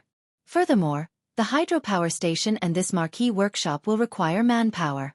Our Lantian County still has too few people. Taking this opportunity to absorb a group of refugees to strengthen Lantian County is not a bad idea. County Magistrate, he said in shock. Marquis, our Lantian County already has a lot of people. Even in the entire Great Tang, it can be considered an above-average county. Also, you just said that you want to expand the county? How can this be done? The city is now more than enough for the citizens to live in. Li Zishuan looked at County Magistrate He with disappointment and said, It's enough for now, but it doesn't mean it will be enough for the future. This marquis doesn't intend to let Lantian County remain as an average county. Now, the city is moving the power lines. Once the power lines are connected and the hydropower station is able to provide electricity to Lantian County, there will be electric lights. Even at night, Lantian County will be as bright as day. At that time, this marquis intends to completely abolish Lantian County's curfew policy and let Lantian County become the first city in Great Tang that never sleeps. At that time, it will definitely attract merchants from all over to Lantian County. Rather than expanding it at that time, it's better to make plans early. County Magistrate He was stunned by Li Zishuan's description of the future of Lantian County. After a moment of silence he said, Marquis has great foresight. This official admires you. Li Zishuan took another sip of the celestial tea and waved his hand. All right. Stop flattering me. Sometimes, natural disasters aren't scary, but man-made disasters are. Especially the Marquis of the Acripoid Kingdom. It's easy for people with ulterior motives to mislead the public. You must be careful in this aspect. This time, this marquis will bring a telegraph machine. If you have any urgent matters, you can directly look for Qing Ke and let him send a message to this marquis. This marquis will rush back. Li Zishuan had a vague premonition that something big would happen in Lantian County or Chang'an City soon. If he had a choice, he would definitely not choose to leave Lantian County at this time. However, he couldn't let the Han Family Manor's children and Yanhuang College's students go to other counties for disaster relief because of this unwarranted premonition. Thus, he could only choose to go personally. For safety's sake, he planned to bring a telegraph machine with him. It had to be said that the telegraph machine in the workshop had been greatly improved compared to before. With the addition of a radio frequency amplifier circuit and a diode current detector, its ability to send and receive telegrams had increased by more than a few times. Although it was still a distance away from Li Zishuan's goal of 1,000 miles communication, there was no problem for it to send and receive telegrams over a few hundred miles. Furthermore, with the lead-acid battery, the telegraph machine's endurance was greatly guaranteed. There was no need to worry about it running out of battery halfway through sending a telegram. This official obeys. Hearing Li Zishuan's serious tone, County Magistrate He quickly cupped his hands and bowed solemnly to Li Zishuan. All right. This marquis has told you everything that needs to be told. You can go back and do your work. Li Zishuan saw that the sky was getting dark, so he held a cup of tea and sent him off. This official will take his leave. County Magistrate He cupped his hands and left. After a while, Li Zishuan walked out of the study. After asking the servant girl about Han Yushi's whereabouts, Li Zishuan went directly to the side room in the west courtyard. Wife, why are you helping your husband pack his luggage so early in the morning? In the afternoon, the overwhelming number of locusts had passed through, and the elders in the family had all seen it. After Li Zishuan returned home, he told his family that he was going to take the Sky Chicken Brigade to another county to exterminate the locusts. Although Madame Li was reluctant, she couldn't object when she heard Li Zishuan say that it was Li Er's idea. As for Li Jingma and Yi Guozhong, they were very supportive of Li Zishuan going to another county to exterminate the locusts. Both of them believed in the cycle of cause and effect. They believed that the more good deeds Li Zishuan did, the more blessings he would receive. After arriving at the bedroom, Li Zishuan saw Han Yushi helping him tidy up his clothes. Han Yushi replied as she folded his clothes, "Although my husband is leaving in the morning the day after tomorrow, I'm afraid that I will leave something behind, so I can only tidy up a little in advance." Li Zishuan couldn't help but laugh. "Your husband is going out to help with the disaster, not to play. I only need to bring 2 sets of clothes to change into. Why do you have to trouble yourself, my wife?" Han Yushi turned around and stared at Li Zishuan with an expression. "You are my husband. I hope that no matter where you go, you won't suffer." "Husband, are you sure you can't bring me along this time?" Li Zixuan walked over and pulled Han Yushi into his arms. He sighed and said, I can't. If my wife is unwilling to suffer for my husband, then I can't bear to let my wife suffer. You just stay at home obediently. Your husband won't leave for long and will be back soon. Han Yushi made a soft sound and then said, I will help my husband take care of the Warmtang Foundation. If my husband is unable to handle the locusts in the Guangzhong area, the Warmtang Foundation can also provide some support to my husband. Li Zixuan's eyes lit up. He said happily, Hey, your husband had really forgotten about this. My wife's reminder is great. How about this, if the state or county is severely damaged, we can use the Warmtang Foundation to send a batch of resources to help. Hearing that Li Zixuan finally acknowledged her efforts, Han Yushi nodded happily and said, Don't worry, my husband. The Warmtang Foundation will be able to help at any time. Li Zixuan smiled knowingly and said, All right. Let's go and eat. Otherwise, father and mother will send someone over to call for us. The next day, early morning. Today's Datong Daily's headline, The Emperor Swallowed Locusts Alive. The words of the locust god, how absurd, made the people who had been suffering from the locusts suddenly feel excited, and their fighting spirit soared. Oh my god! His Majesty is leading the officials to swallow locusts alive? The people have sinned. I am the only one. You have a spirit, but you should not erode my heart and harm the people. Otherwise, I would rather eat my lungs and intestines. Woo-woo. His Majesty's precious body is swallowing locusts alive to control the locusts. What do we have to be afraid of? Let's go. When I return, I will go catch locusts as well. There is no locust god in this world. I believe in His Majesty. His Majesty is the true God who will save us. If anyone dares to mention the locust god again, I will fight them. The locusts have harmed us and starved us. What kind of locust god is he? When I return, I will bring the 4 children at home to catch locusts. Yes. Let's catch locusts together. We can protect the crops and sell them to the government for money. Let's catch locusts together. His Majesty is wise. His Majesty is wise. When the people saw the content of the headline, they burst into tears. Living in such an era of virtuous emperors, the people were undoubtedly blessed, especially those who had experienced the chaos of the northern and southern dynasties. When they heard that Li Zixuan had personally swallowed locusts to encourage the people to go catch locusts, the old people fell to their knees in front of the palace with tears streaming down their faces. They chanted, His Majesty is wise. They were so moved that their bodies trembled. This was the saint who was worthy of the people's loyalty to their deaths. On this day, the heavens and earth seemed to be moved. Because it rained. The rain fell on Chang'an, and the world was stained with tears. Chapter 1475. Regardless of whether Li Ershing's original intention of swallowing the locusts was for show, one thing was undeniable. The positive effects of swallowing the locusts alive were irreplaceable by any other method. Quick look. The 15 villages in Lantian County were completely cleared of the locusts yesterday. And it is estimated that the remaining villages in Lantian County will also be cleared of the locusts today. How is this possible? It's true. The Marquis of Yong used 150,000 chickens to form the Sky Chicken Brigade, and the children from the Han Village and Plum Village are all proficient in training chickens. Yesterday, those children led the Sky Chicken Brigade from the Han Village and Plum Village all the way north. They used more than 4 hours to clear out the locusts in 15 villages. At this speed, they will definitely be able to clear out all the locusts in Lantian County today. Yes. It's true.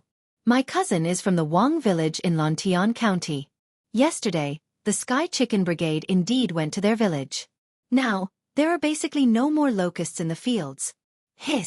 So using chickens to kill locusts is really a reliable method?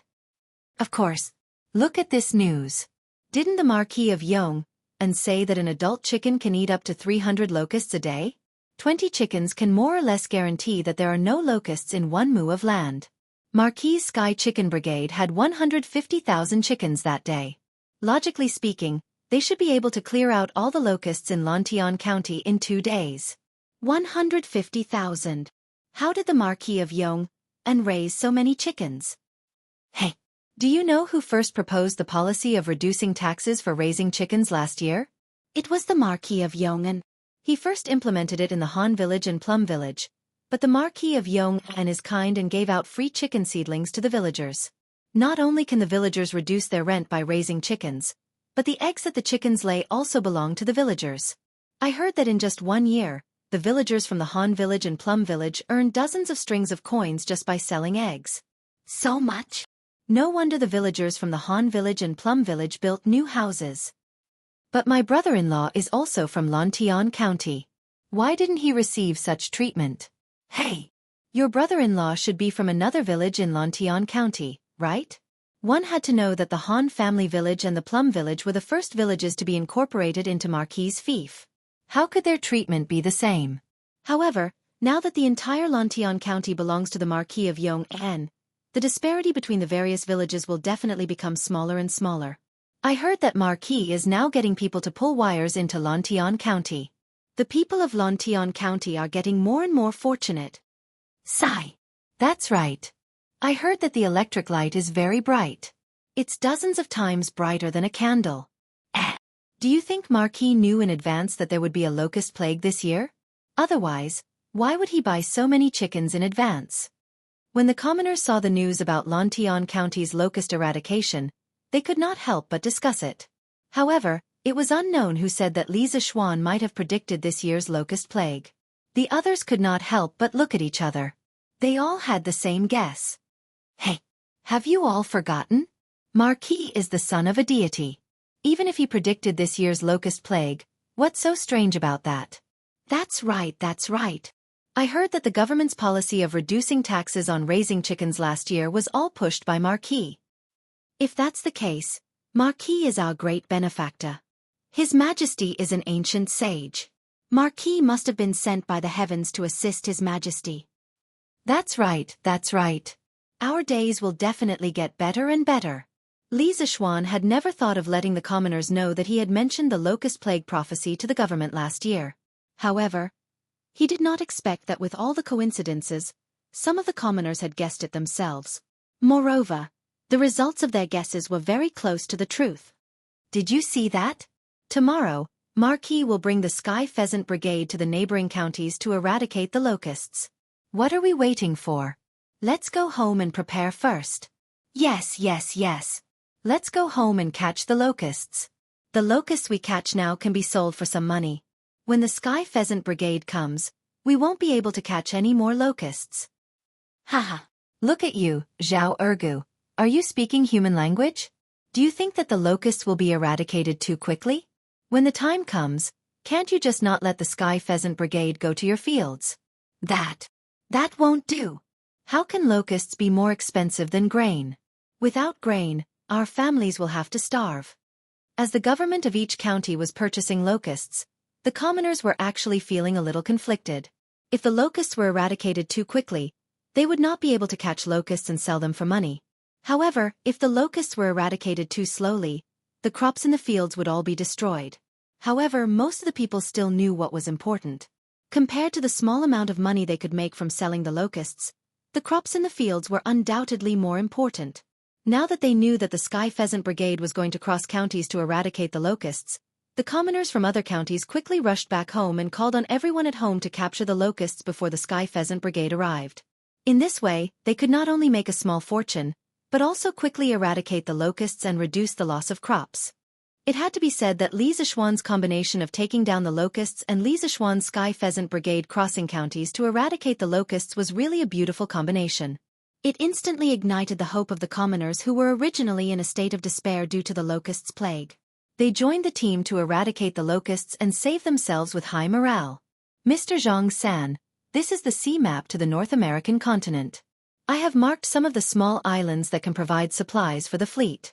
The location of some of the islands may not be very accurate, but the general direction is definitely correct. The people living in the North American continent are a group of uncivilized people. I call them the Indians. They are the natives of the North American continent.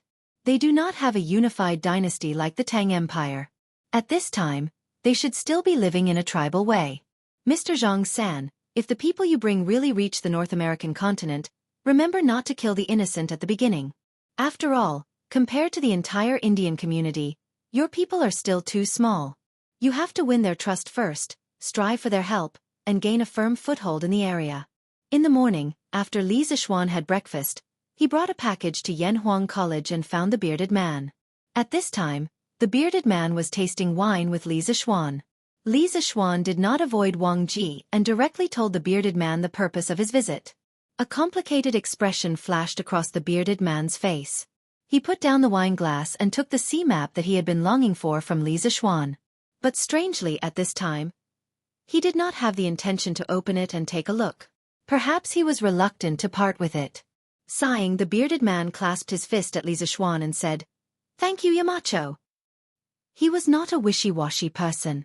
Even if he had thousands of words in his heart, he was not willing to be wishy-washy and long-winded. All his feelings were expressed in these 4 words. "Thank you, Yamacho." Wang Ji, who was sitting at the side, was a little surprised. He looked at the bearded man and said in astonishment, "Mr. Zhang-san, you're leaving the college?" The bearded man looked at his drinking buddy who had accompanied him for nearly a year. A trace of reluctance flashed in his eyes, but on the surface he laughed heartily and said, "Haha, there's no banquet that lasts forever in this world. Although the wine in the college is good and the people are good, the vast sea is what I, Zhang Zhongjian, yearn for. The next time I step foot on Tang Dynasty's soil, I'll definitely find you, old Wang, and drink for 3 days and 3 nights until we're drunk." Wang Ji's face revealed a trace of sadness. He sighed and said, "Since Zhongjian likes sailing and adventuring, then go. A person's life is only a short few decades. To be able to do something you like, this kind of life is the most exciting. But with Zhongjian gone, this old man will have one less drinking buddy. No matter how fragrant the immortal drunken wine is, I'm afraid it can only intoxicate the person but not the heart. Haha. Yamacho, Zhongjian, you guys chat. I'll take a walk around the workshop." After saying that, Wang Ji shook his head and walked away. Looking at his hunched back, he seemed to have aged a little. Mr. Wang has a proud and aloof personality. I'm afraid there aren't many people in the world who can make him a confidant. Does Mr. Zhang-san still insist on leaving? Li Zixuan paused for a moment and suddenly said. The bearded man said faintly, "Since we're confidants, why should we care about distance? Besides, Tang Dynasty is flourishing with each passing day. With a wise ruler like Li Shimin and a virtuous minister like you, Yamacho, this old man can't imagine what Tang Dynasty will be like 10 years later. Maybe when this old man can't survive overseas, I'll return to the college dejectedly and beg Yamacho for food and old Wang for wine." Probably only the bearded man had the guts to call Second Master Li by his name in Tang Dynasty. Li Zixuan said sincerely, "As long as Mr. Zhang-san is willing, the doors of Yanhuang College will always be open for you." The bearded man's eyes flickered, then he sighed and said, "This year in the college has been the most relaxing year of this old man's life. There's no scheming, no hard work in martial arts, no bloodshed, and no fighting for hegemony. I've only taught a group of students, accepted a disappointing disciple, and had a drinking contest with old Wang. It's really enjoyable." Hearing the words "accepted a disappointing disciple," Li Zixuan almost laughed out loud. Back then, the bearded man wanted to train Chang Chumo, so he accepted him as his personal disciple and taught him martial arts. However, Chang Chumo's innate ambition was not to learn martial arts. Every time, he would use studying and preparing for exams to avoid the bearded man's training. The bearded man was not only Chang Chumo's master, but also a teacher of the college. There was no reason for him to stop Chang Chumo from learning the college's curriculum. Therefore, after a year, Chang Chumo's martial arts did not improve much. The bearded man did not have any intention of laughing. Instead, his gaze became somewhat resolute and he continued. "The comfortable days have passed, and I've enjoyed what I wanted. Next, this old man will go back to the original days of being blown by wind and waves and licking blood from blades. With Yamacho's sea map, this old man can move unhindered on the sea. I, Zhang Zhongjian, want to see how high the sky is and how big the earth is." Haha. Facing such a heroic bearded man, Li Zixuan could not help but feel his heart waver. After a moment of hesitation, Li Zixuan took out a small booklet from his bag and said, "The North American continent is rich in land and minerals. I have a few plants here that I need Mr. Zhang San's help to bring back. Their appearance and growth habits are all recorded in this booklet. There are two things that are especially important. Mr. Zhang San, please send people to find them and send them back to Great Tang no matter what. The first thing I call a potato. Its body is yellow and perfectly round. The first leaf is a single leaf and is complete. As the plant grows, it will gradually form feathery compound leaves. The underground tuber is round, oval-shaped, oval, and so on. It has bud eyes and red, yellow, white, or purple skin. The yield of this thing is extremely high. More than 1,000 caddies per mu. It can be used to cook, and during times of famine, it can also be used as food to allay hunger. The bearded man said in surprise. 1,000 caddies per mu? There's such a treasure in this world? One had to know that the grain crops of this era, such as rice and wheat, only had a yield of about 100 caddies per mu. If the harvest was not good, it would not be surprising to have a yield of several dozen caddies per mu. Thus, when the bearded man heard that a potato could produce 1,000 caddies per mu, he immediately felt that it was inconceivable. Li Zishuan nodded and said, "There's only more, not less. More importantly, potatoes are more drought-resistant than rice and wheat. Thus, Mr. Zhang San, please bring back potatoes. There's also another crop, I call it corn. This thing is also very drought-resistant. It can produce at least 300 to 400 caddies per mu. The plant is tall, the leaves are flat and wide, and the carpels are spherical or oblate. After ripening, the carpels will be exposed. I've already drawn out its specific appearance. When the time comes, Mr. Zhang San can have people follow the map and search for it." With the potato from before, the bearded man was no longer surprised by the corn. He took the small booklet from Li Zishuan's hands, then cupped his fists and said, "Yamacho has given me such a detailed map. It's just a few seeds. As long as I can find them, I'll definitely send someone to deliver them to Yamacho." Staying in the academy for a year and finding a few plants for Li Zishuan was originally the condition that the bearded man had promised Li Zishuan. There was nothing to dispute. Li Zishuan nodded and said, "Other than potatoes and corn, there are other crops that are recorded in this booklet. If you can find them, that would be the best. If you can't, it's also fine." The bearded man nodded and said, "I'll definitely do my best." Li Zishuan smiled and said, "Actually, if Mr. Zhang San can wait for another half a year, I might be able to help you build a bigger and better ship for your voyage. The risk will definitely be much lower." The bearded man waved his hand and said, "Haha. Thank you for your kind intentions, Yamacho. However, this is the best season to go out to sea. In a few more months, the fleet might encounter wind, waves, rain, and snow on the way. Besides, the ships we have now are enough. If we really encounter a storm at sea, no matter how big the ship is, it won't be able to withstand it." Li Zishuan said helplessly, "Since Mr. Zhang San insists on leaving, I won't stop you. I'll be going to another county tomorrow, and I don't know when I'll be back. Mr. Zhang San can leave on your own after everything is ready. As for the compasses needed for the voyage, Mr. Zhang San can ask Mr. Wang for a batch. However, you must be careful not to let the compasses fall into the hands of foreigners." The bearded man said happily, "Yamacho, don't worry. I'll definitely not let the compasses fall into the hands of foreigners." N. Chapter 1476. Sigh. It's time to go. It's been almost a year since I came to Yanhuang College. Although the academy is good, it can't hold me, Zhang Zhongjian. If I was born 20 years later, maybe. Forget it. It's time to go. Otherwise, some people won't feel at ease. It's just a pity that I couldn't break through to the great Grandmaster realm in the academy. Yanhuang College. Looking at Li Zishuan's back, the bearded man had a complicated expression. After a while, he couldn't help but mutter to himself. His sentence, "Although the academy is good, it can't hold me, Zhang Zhongjian," wasn't because Yanhuang College didn't treat him well. It was because he had once fought with Li Er for the throne. He was a man with a fierce tiger in his heart. Staying in the Tang dynasty for a long time would only arouse Li Er's suspicion. It was precisely because he had feelings for the academy that he chose to leave. He didn't want to implicate the academy.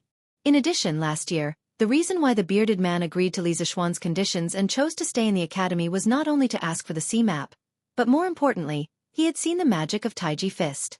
He wanted to use Taiji Fist to break through to the great Grandmaster realm in one fell swoop. However, after a year of enlightenment, it turned out that he was thinking too much. Breaking through to the next realm wasn't something that everyone could do like Li Zixuan, where breaking through to the next realm was a common occurrence. Especially the great Grandmaster realm of martial arts. Although he felt regretful, the bearded man had to leave. It was already June. If he didn't leave now, he would have to wait until next year. No one would choose to go out to sea in winter. Aunt Lu, remember to boil some ginger soup for the children. Also, I got a prescription from Dr. Sun that's specifically used to moisten the throat. I've sent the herbs over to you. Boil a pot and send it over to the children later. After leaving the academy, Li Zixuan's mood was a little complicated. After thinking about it, he sent someone to grab a batch of herbs and went straight to the Han family manor. As the children of the Han family manor and Plum Village were controlling the flocks of chickens to exterminate the locusts in other villages, if they came back for lunch, it would waste a lot of time. At this critical juncture, time was of the essence to the people who were suffering from the plague of locusts. Therefore, Li Zixuan arranged for the women of the Han family manor and Plum Village to prepare lunch for the children and deliver it to them. Anyway, this was not the first time something like this had happened.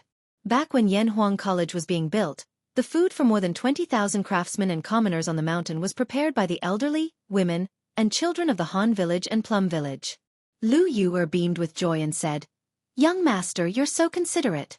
The children in the farmstead are used to being wild. Why would they need throat-soothing soup?" Now the entire Lantian County relied on the Sky Pheasant Brigade and the children of the Han family manor and Plum Village. As the mother of Hu Guaji and Hu Guaji, the two originators of the chicken training technique, Lu Yuer had been enjoying a lot of glory recently. She was respected everywhere she went. This greatly satisfied Lu Yuer's vanity. Li Zixuan smiled and said, "The children have been roaring for half a day to train the chickens. Their throats must be smoking. How can they not drink some throat-soothing soup? They still have to follow me to another county tomorrow. I say, Aunt Lu, Hu Guaji is still so young. Are you okay with him going to another county?" Lu Yuer said, "With young master by their side, what's there to be worried about? Not only am I not worried, but the people in our two farmsteads are also not worried. Young master, please take a seat first. I'll go boil some throat-soothing soup for the children now." "Aunt Lu, go ahead." Li Zixuan nodded. At this moment, the fragrance of meat and rice floated in the air. In order to lead the Sky Pheasant Brigade to exterminate the locusts, the children of the Han family manor and Plum Village had to run all over the place all day long. They also had to squawk non-stop. It was very tiring. Li Zixuan naturally would not treat them poorly in terms of food. Not only did he have the fattest and most tender pork, he also had watermelon that helped to cool down the heat. Furthermore, all these expenses were paid by Li Zixuan himself. He could not possibly let the children put in the effort and let their parents pay for the meals, right? Fortunately, the rain wasn't heavy this time. Otherwise, even if the crops in the field were not completely destroyed by the locusts, they would have collapsed on the ground and sprouted. Looking up at the sky, Li Zixuan muttered to himself. This morning's rain was at most a drizzle. Li Zixuan, who was born in the countryside in his previous life, knew that during the summer and autumn harvests, the farmers did not want to see rain the most. This was because rain would cause the crops to sprout and not sell for a good price. In his previous life, Li Zixuan's family had a few rainstorms during the summer harvest, causing the crops to sprout. In the end, they did not even get back their capital after working hard for half a year to grow the crops. Therefore, no matter which era it was, the commoners were the most pitiful. They completely depended on the heavens for their livelihood. If the heavens gave them food, then they could live. If the heavens did not give them food, then no one could save them. "Young master, the children's lunch is ready. Wait here, I'll go and cook a few good dishes for you." Half an hour later, Lu Yuer walked over and said to Li Zixuan with a smile. Li Zixuan waved his hand and said, "I'm not cooking anymore. I'm not cooking anymore. I'll eat with the children. They're all dishes cooked by Aunt Lu. There's no difference. I'll definitely eat them all." Although he liked to enjoy life in peace, it did not mean that he could not endure hardships and eat from a big pot of rice. Li Zixuan was no longer the same as before. He was no longer the rich young master. Now, Who did not know that Li Zixuan was a rising official in the imperial court with a bright future? Therefore, when Lu Yue heard Li Zixuan's praise, she immediately smiled until her eyes narrowed into slits. She hurriedly said, "Okay, okay, okay. Then, young master, I'll go and get Yuelon Qinji and the others to bring the villagers to deliver food to them." Li Zixuan nodded and said, "Okay. Then I'll go first and wait for Aunt Lu and the others at Liujia village." The Sky Pheasant Brigade had already exterminated the locusts to Liujia village. More than half of the locusts in Lantian County had been exterminated. At this speed, they could completely exterminate all the locusts in the county before nightfall. After bidding farewell to Lu Yue, Li Zixuan led Pang Feiji, Lu Feng, Lu Yun, and a few other personal guards to Liujia village. From time to time, they would meet some commoners from other villages. When the commoners saw Li Zixuan, they naturally thanked him profusely. All of them wanted to kneel and kowtow to Li Zixuan because Li Zixuan had helped everyone in Lantian County save their crops. This was a life-saving grace. Li Zixuan never liked people kneeling to him. He always felt that it was weird. Therefore, the commoners who wanted to kneel to him did not manage to do so. Instead, he had to spend a lot of effort to comfort them. "Young master, you're here." In less than half an hour, Li Zixuan arrived at the outskirts of Liujia village. On the ridge of the field, Hu Hanyun saw Li Zixuan coming from afar. Therefore, he quickly went up to him and said, "Uncle Hu, let the children stop and rest. Aunt Lu and the others will send the food over in a while." Li Zixuan nodded and said. Hu Hanyun scratched his head and said with a grin, "Young master, how could we trouble you to personally inform us of such a small matter?" Seeing Li Zixuan frown, old Hu, who knew Li Zixuan's temper, quickly said, "Hey.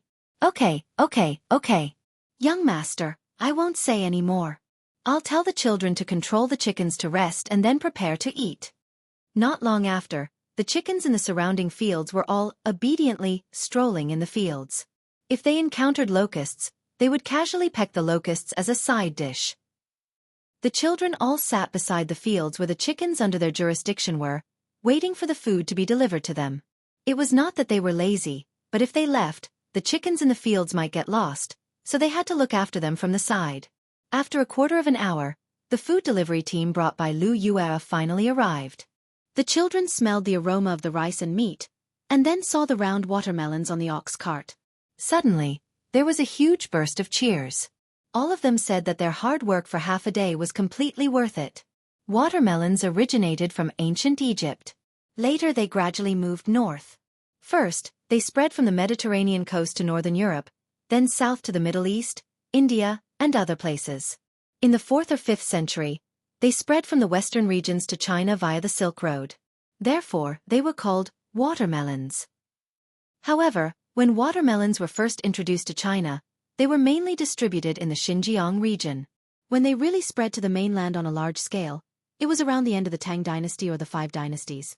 Now, there were very few watermelons on the market, and the price was correspondingly more expensive. It was not something that ordinary people could afford.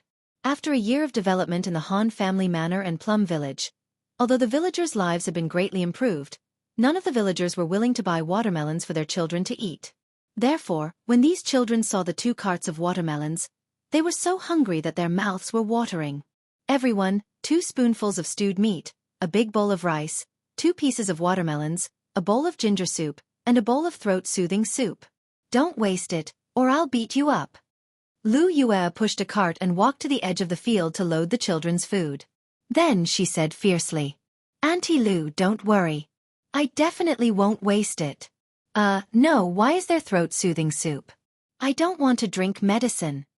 A 12-year-old child could not help but cry out. Lu Yue said with a straight face, "If you don't drink throat-soothing soup, don't think of eating meat or watermelons." No. I'll drink. The child immediately admitted defeat. What a joke. This was the first time in his life that he had the chance to eat watermelon. How could he miss it? Not to mention throat-soothing soup, he even dared to drink medicine that tasted even worse. "Hey, Mei Dazhuang, you little bastard." Hu Hanyun, who was not far away, could not help but laugh and scold him. Li Zixuan could not help but smile. At this moment, his eyes suddenly flashed. This was because at the entrance of the Liujia village not far away, a group of villagers was walking out of the village. Each of them was carrying a bamboo basket in their hands. Hey, Marquis, the children helped our village to exterminate the locusts. How can we let the Han family manor prepare lunch for the children? The group of villagers walked closer and saw that the children were all holding bowls of rice and eating happily. The leader of the group, a white-haired old man, quickly walked in front of Li Zishuan and exclaimed in surprise. Li Zishuan looked at the basket in the old man's hands. It was filled with food. He could not help but laugh and said, "Lu Lijing, these children are not only helping you exterminate the locusts, they are also helping me exterminate the locusts. How can I not give them food?" This year, the county was hit by a plague of locusts. Although the locusts were exterminated quickly, the food supply will definitely decrease. Lu Lijing, please let the villagers take the food back and eat it themselves. Lu Mang, who was behind Lu Lijing, shouted, "Marquis, the children helped our village to exterminate the locusts. If we don't even give them a meal, how can we justify it? Besides, we made so much food that we can't even finish it ourselves. If we take it back, it will probably spoil by tomorrow." That's right, Marquis. This is more or less a token of appreciation from the villagers. Please accept it. That's right, Marquis. My wife boiled chicken soup for 4 hours. Please let the children have a taste. My family stewed egg soup. My family stewed rabbit soup. Li Zishuan also felt that Lu Mang's words were reasonable. Seeing that the villagers of Liujia village were full of enthusiasm and sincerity, Li Zishuan felt that it was even more difficult to refuse. Thus, good. Then the villagers will leave the food behind. This Marquis will have people distribute it to the children. Aunt Lu, quickly. Distribute the food brought by the villagers of Liujia village. Tell the children not to waste it. Eat as much as they can. After eating, they still have work to do in the afternoon. They still want to eat? The naughty children who were sitting on the ridge of the fields were immediately stunned when they heard Li Zishuan's shout. For the first time, they felt the pain of eating too much food. Marquis, this old man has a presumptuous request. After all the food brought by the villagers had been distributed, Lu Lijing cupped his fist and said to Li Zishuan, "Lu Lijing, please speak." Li Zishuan nodded and said. Lu Lijing wiped his sweat and said, "Marquis, this old man heard that you will be leading the Sky Chicken Brigade to other places tomorrow to exterminate locusts. Although the number of chickens raised by Liujia village last year was not as many as those raised by Hanjia village and Plum village, there are still about 1,800 chickens. The villagers' intention is that when the time comes, all the chickens in the village will be transferred to Marquis' Sky Chicken Brigade. This way, they can more or less help you a little." Li Zishuan heard this and could not help but smile. Haha. Lu Lijing, even if you don't say it, the officials from the county government will enter the village and ask if the villagers are willing to lend their chickens to the Sky Chicken Brigade. This Marquis is very gratified that the villagers are so considerate and willing to send their chickens over. Please let the villagers tie the names of the heads of their families on the drumsticks of their chickens. When the time comes, there will definitely be no one missing. Even if there is one missing, this Marquis will compensate you. According to Li Zishuan's estimation, the number of chickens collected from the other villages in Lantian County was about 70 to 80,000. In addition to the support from Li Er, Qin Qiong, Chang Yaojin and the others, there would be at least 300,000 chickens. This way, the speed of exterminating locusts would be doubled. Lu Lijing waved his hand and said, "Marquis, what are you talking about? Even if a few chickens were accidentally lost, the villagers do not need you to compensate. The Sky Chicken Brigade saved the crops of the entire village. This is not something that can be exchanged with any number of chickens." When Lu Lijing's voice fell, the villagers, led by Lu Mang, immediately began to talk at once. Yes. We don't need Marquis to compensate. Marquis needs chickens. I will go back home and rush them to Marquis. Yes. Even if we lose them, we don't need Marquis to compensate. Seeing this scene, Li Zishuan could not help but sigh in his heart. What a group of simple and honest villagers. If you treat them well, they are willing to give you everything they have in return. Chapter 1477. Li Zishuan asked Lu Yue to prepare a bowl of rice and ate the steamed egg soup that the villagers of Liujia village sent over. Little brats love to eat fatty meat. So Lu Yu's meat soup was mostly fatty meat.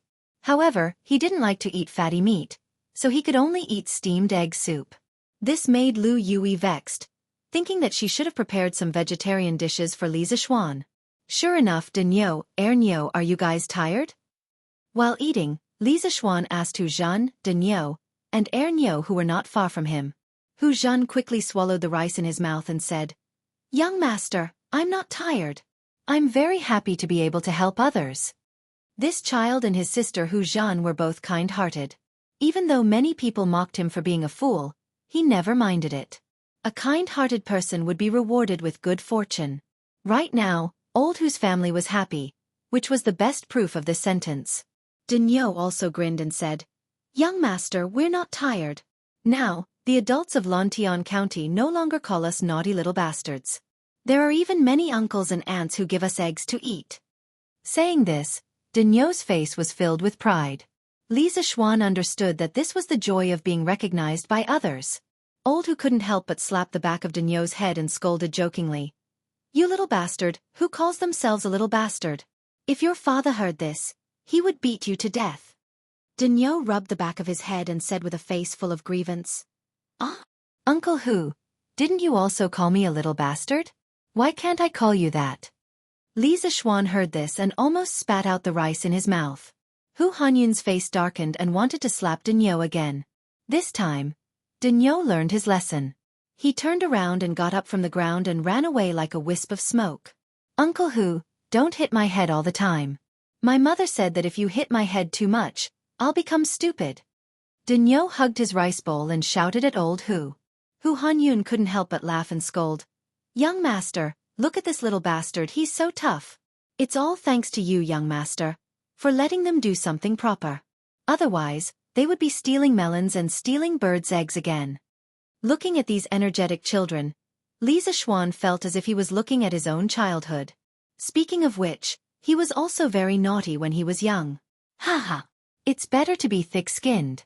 If you don't misbehave when you're young, you won't have the chance to do so when you grow up. Hearing Li Zixuan's deep tone, Hu Hanyun secretly guessed that Li Zixuan was most likely thinking of his childhood at Mount Longhu. Therefore, he didn't know what to say at the moment and could only eat silently.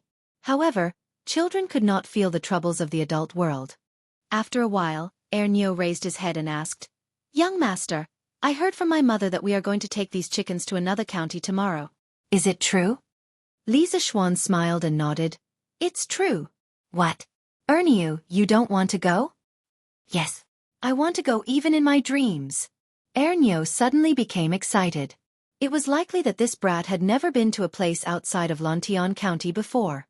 However, his face immediately darkened. He scratched his head and stammered, "But young master, the other county is so far away. My brother and I don't know how to ride horses. What should we do?" "Hey, you little bastard, you're still dreaming. Who said that we have to ride horses to another county?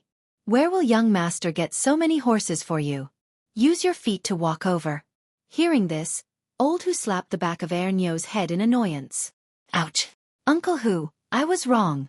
Ernyo cried out in pain and begged for mercy. "Haha! Uncle Hu, don't say that."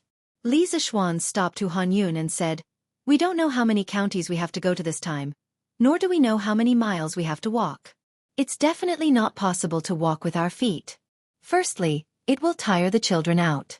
Secondly, it will affect the speed of eliminating locusts. However, some children are still young and don't know how to ride horses. In addition, the horses need someone to take care of them on the road. It will be very troublesome. Therefore, I plan to let the children ride bicycles and go to another county with me." At this point, he looked at Ernyo and said with a smile, "Ernyo, hurry up and eliminate the locusts. After all the fields in Lantian County are cleaned up, I will immediately give each of you a bicycle. Take advantage of the time to learn how to ride a bicycle before the sky turns dark. Tomorrow morning, we will ride and set off." "Young master, you want to give us bicycles? Wah, that's great. I'll tell my brother and the others now." When Ernyo heard this, he immediately jumped up from the ground happily. "Pah! What's so good about it? You little bastard, scram to the side." Ernyo was happy, but Old Hu was unhappy. Therefore, Nyo received another slap on the back of his head. This brat looked at Hu Hanyun with grievance and then left dejectedly. Uncle Hu, what are you doing? Li Zishuan spread his hands and said helplessly. Old Hu said earnestly, Young master, you can't spoil this group of little bastards. A bicycle is not cheap. It costs a few hundred. If you give one to each person, you will have to give more than 100 bicycles. It's too wasteful. Li Zishuan smiled and said, Uncle Hu, they are all things produced by the workshop. The cost is not much. Moreover, you also know that many children in the Han family village and Plum village don't know how to ride horses. In comparison, learning to ride a bicycle is easier than learning to ride a horse. Therefore, if we want to eliminate the locusts in other counties as soon as possible, using bicycles as a means of transportation is the best choice. Although Old Hu understood that Li Zishuan's words made sense, he still found it hard to accept. Young master, this is too wasteful. Li Zishuan waved his hand and interrupted. Uncle Hu, you don't have to say any more. I have made up my mind. This matter is settled. As for the workshop, I have already asked people to prepare the bicycles. Also, other than the bicycles, I have also prepared something good for the children. At the end, Li Zishuan could not help but smile mysteriously. Hu Hanyun was speechless and could only stop trying to persuade him. Oh, that's right. Uncle Hu, you should also learn how to ride a bicycle later. This time you will come with me. As for the Han family village, I will temporarily let Second Master Lu handle it. Suddenly, Li Zishuan added. What? Young master, I will go too? No. Young master. Even if I, Old Hu, want to go, I will just ride an old horse. You don't have to waste it. Old Hu was stunned for a moment before he waved his hand and said. A bicycle cost a few hundred strings of coins. Even if Li Zishuan did not feel the pinch, he felt the pinch for Li Zishuan. Hee. Uncle Hu, you don't have to decline. It's just a bicycle. Moreover, you have done so much for me. It is only right for me to give you a bicycle. Don't worry, the bicycle in the workshop is very easy to ride. It is not tiring at all. When the time comes, you can ride the bicycle and bring the children to exterminate the locusts. I will ask the local government to cooperate with us. Li Zishuan smiled. In the end, he just wanted to give a wave of benefits to the children in the two villages. After all, the Sky Pheasant Brigade had been exterminating locusts all over the world. In the end, the one who gained the reputation was himself, Li Zishuan. He could not let the others work for nothing, right? Bicycle with variable speed? Young master, you can't do that. Absolutely not. A normal bicycle is enough. Hu Hanyun was shocked. He had heard that a bicycle with variable speed was not only sold for more than 1,000 strings of coins, but it was also a priceless item. In the dark, some rich people were even willing to pay 2,000 strings of coins for one but could not get it. At first, he thought that Li Zishuan would give him and the children the first generation of bicycles. Therefore, Hu Hanyun was completely shocked. Haha. Uncle Hu, don't refuse. This is what you deserve. I still have something to do at the workshop, so I will leave first. When the locusts are exterminated in the afternoon, let the children gather back in the village. Li Zishuan waved his hand and said something. Then, he turned around and left. Yes. Young master. Hu Hanyun did not know what to say. He was stunned for a moment, then responded subconsciously. However, Li Zishuan was already far away. Mr. Wenji, Mr. Kongue, after I leave this time, the academy will be in your hands. Although he said that he was going to the workshop, Li Zishuan made a turn halfway and went to Yanhuang College. He was there to bid farewell to Li Gang, Yen Silu, and the others. Li Gang nodded solemnly and said, Yamacho, don't worry. As long as I, Li Gang, am in charge of Yunshan, I will not let outsiders offend the academy. The academy's teaching work will also be carried out according to the original plan. Yamacho, don't worry about helping the world and saving the people. Yen Silu also nodded and said, Brother Wenji is right. Yamacho, don't worry about the academy. Even if someone causes trouble, there is still Mr. Mo and a group of guards. This time, Yamacho will bring the Sky Rooster Brigade to other provinces to exterminate the locusts. This will more or less increase the influence of Yanhuang College. Yes. After I leave, all the affairs of the academy will be temporarily handled by Mr. Wenji. The academy's safety will be handled by Mr. Mo. I will leave Lu Feng, Lu Yun, and 30 guards here to help protect the academy. Please protect the academy's confidential information and secret tools. In the past, Mr. Mo, Mr. Zhang San, and I were in charge of Yunshan. Naturally, the Jianghu people would not dare to cause trouble. However, this time, I will be going to another province, and Mr. Zhang San will also be going out to sea.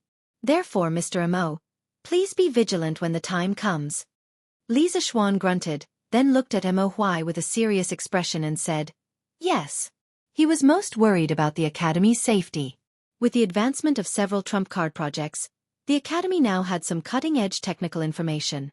Even if these information fell into the hands of outsiders, they might not be able to understand it. However, it was still a hidden danger.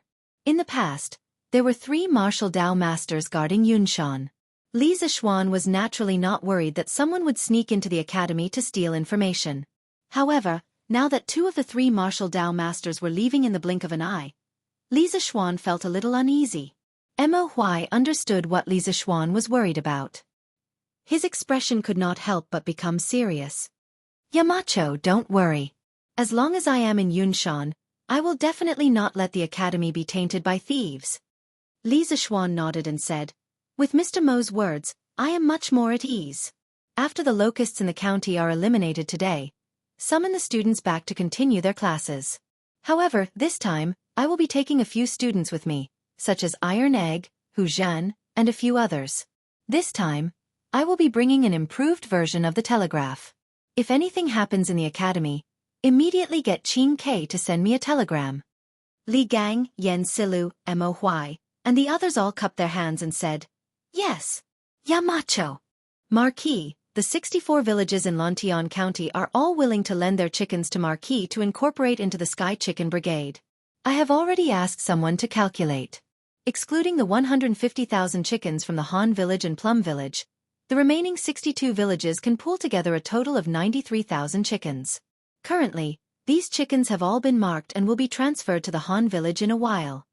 In the evening, around 5 o'clock, County Magistrate he came to the workshop and reported to Li Zishuan. 93,000 chickens?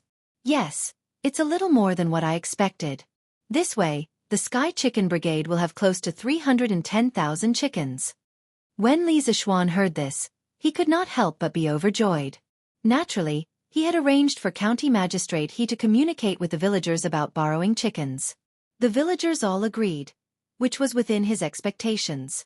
However, a total of 90,000 chickens was somewhat out of his expectations. With more chickens, Marquis will naturally be able to return victorious sooner. I only regret that I did not let the people of Lantian County raise hundreds of chickens in every household. County Magistrate he smiled and cupped his hands. Li Zishuan waved his hand and could not help but laugh and scold. Haha. All right. Don't be a hindsight Zhuge Liang. I will be leaving tomorrow. I have already told you what I should tell you. Quickly go back to the county office to handle your official business. I should go and get the children's carriages ready. After that, he turned around and left with a smile, leaving behind a stunned county magistrate he standing in the same spot. Get the children's carriages ready? What carriages? County magistrate he muttered to himself. At the threshing field at the Han village entrance, there were already more than 100 children gathered. The youngest of these children were 7 or 8 years old, and the oldest was already 14 or 15 years old. If placed in ancient times, they would be considered adults. Although the children had just returned from the fields not long ago, there was not a hint of fatigue on their faces. Instead, they were in groups of 3 to 5, chatting and laughing wildly. Ernyo, did young master really say that? Don't lie to me. Big brother, why would I lie to you? Young master really said that, but uncle who seemed to be quite unwilling. I don't know if young master was persuaded by him in the end. Oh, that's true. I heard that the worst bicycle costs more than 200 strings of coins. The new second-generation bicycle released by the Strange Interest Pavilion Workshop costs 599 strings of coins. Young master took out so much at once, so he must have spent a lot of money. Uncle who definitely doesn't want to see young master spend money recklessly. Sigh. If I can really get a bicycle, I'm willing to do anything. Ernyo told his playmates what Li Zishuan had said to him in the afternoon. It immediately caused quite a stir in the crowd. The brats naturally yearned for the legendary bicycle. Some of the brats even felt that if someone gave them a bicycle, it would be worth it even if they had to give their lives. Just as the discussion was lively, Ernyo suddenly pointed to the east of the village entrance and exclaimed, "Wow! Young master is here. There are a lot of people following behind him. Wah! There are a lot of bicycles on that ox cart. What? Young master really gave us a bicycle? Wah! There really are a lot of bicycles." What Ernyo said is actually true. Quiet. Quiet. Let young master speak. When Li Zishuan walked to the threshing field, he saw such a scene. A group of brats were looking at the bicycles with sparkling eyes. They clearly wanted them, but they didn't dare to make a sound. They were afraid that because they were too noisy, the bicycles that were delivered to them would fly away. The parents of the brats surrounding the threshing field all looked at the pile of bicycles behind Li Zishuan with faces full of shock. Seeing this scene, Li Zishuan took a long wooden stick from Pang Feiji's hands and said loudly, "All right. You guessed right. I'm here today to give you bicycles. Now, all the children will line up in 2 teams. The boys will be in one team and the girls will be in the other team. Those who are taller than this stick will get a bicycle. Those who are not as tall as this stick will sit behind other people's bicycles and follow me to other counties to kill locusts." Chapter 1478. Ernyo, you little bastard, you're not allowed to tiptoe. Xiaowu, you too. If you're short, you'll grow taller in a few years. Why are you tiptoeing? All the kids behind, listen up. You're not allowed to tiptoe. You're not allowed to tiptoe. Be obedient and measure your height. At the threshing field at the entrance of the Han family village, 100 or so children were neatly lined up in 2 rows. They were competing with the wooden stick that Li Zishuan had brought. Some of the brats, in order to get a bicycle, tried their best to stand on their tiptoes, wanting to be a head taller than the wooden stick. However, they were discovered by Hu Hanyun. As a result, they could not avoid a round of scolding. The reason for this was not because Li Zishuan was reluctant to give everyone a bicycle, but because of safety considerations. It was to prevent the young children from getting into danger while riding a bicycle. Anyone who had ridden a bicycle before knew that if they were short, not only would they not be able to sit on the seat, it was also easy to get into danger during the ride. The pedestrians at the entrance of the village saw this scene and could not help but discuss it. Isn't that Marquis? What is he doing here? Why are there so many bicycles around Marquis? Marquis seems to be giving bicycles to those kids. What? Giving bicycles? Don't tell me. A bicycle costs a few hundred strings of coins. It should be. I heard that Marquis is bringing the Sky Pheasant Brigade to another county tomorrow to exterminate locusts. These kids will definitely follow along. Oh my God. It seems like Marquis intends to let these kids ride bicycles there. This is too extravagant, isn't it? Sigh. If I had known earlier, I would have let my kid learn how to train chickens from the Han family village's children. Yeah. Who said it wasn't? Hey. I say, you guys are really insatiable. Ever since the entire Lantian County was incorporated into Marquis' fief, haven't our lives been getting better and better? As long as we do well under Marquis' leadership, we will definitely be able to live a good life like the Han family village and the Plum village. 7th Master is right. During this locust plague, the hundreds of thousands of acres of fertile farmland in Lantian County had to rely on Marquis to exterminate the locusts within 2 days. Look at the farmers in the other counties. They are still suffering from the plague of locusts. The commoners were naturally envious of the fact that the children of the Han family manor and Plum village were able to get bicycles. Although since ancient times, people did not worry about scarcity but about uneven distribution, the commoners did not feel jealous or resentful because of this. Even if they did, they were very narrow-minded people. This was because most of the commoners knew who gave them the good life they were living now. Furthermore, everyone firmly believed that under Li Zishuan's rule, their lives would only get better and better. Uncle Hu, this speed-changing bicycle is prepared for you. I will ask the workers in the workshop to teach you how to ride it in a while. After half an hour, the bicycles were finally distributed to the children.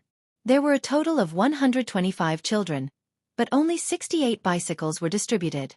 Obviously, There were more than 50 children whose height did not meet the standards. As for the remaining bicycles, they would definitely be sent back to the workshop later on. At this time, Li Zixuan asked someone to push out a bicycle with a special design and then said to Hu Hanyun. A trace of envy flashed in Uncle Hu's eyes, but more than that, he was in a difficult position. He hesitated and said, "Young master, why don't you give me a normal bicycle?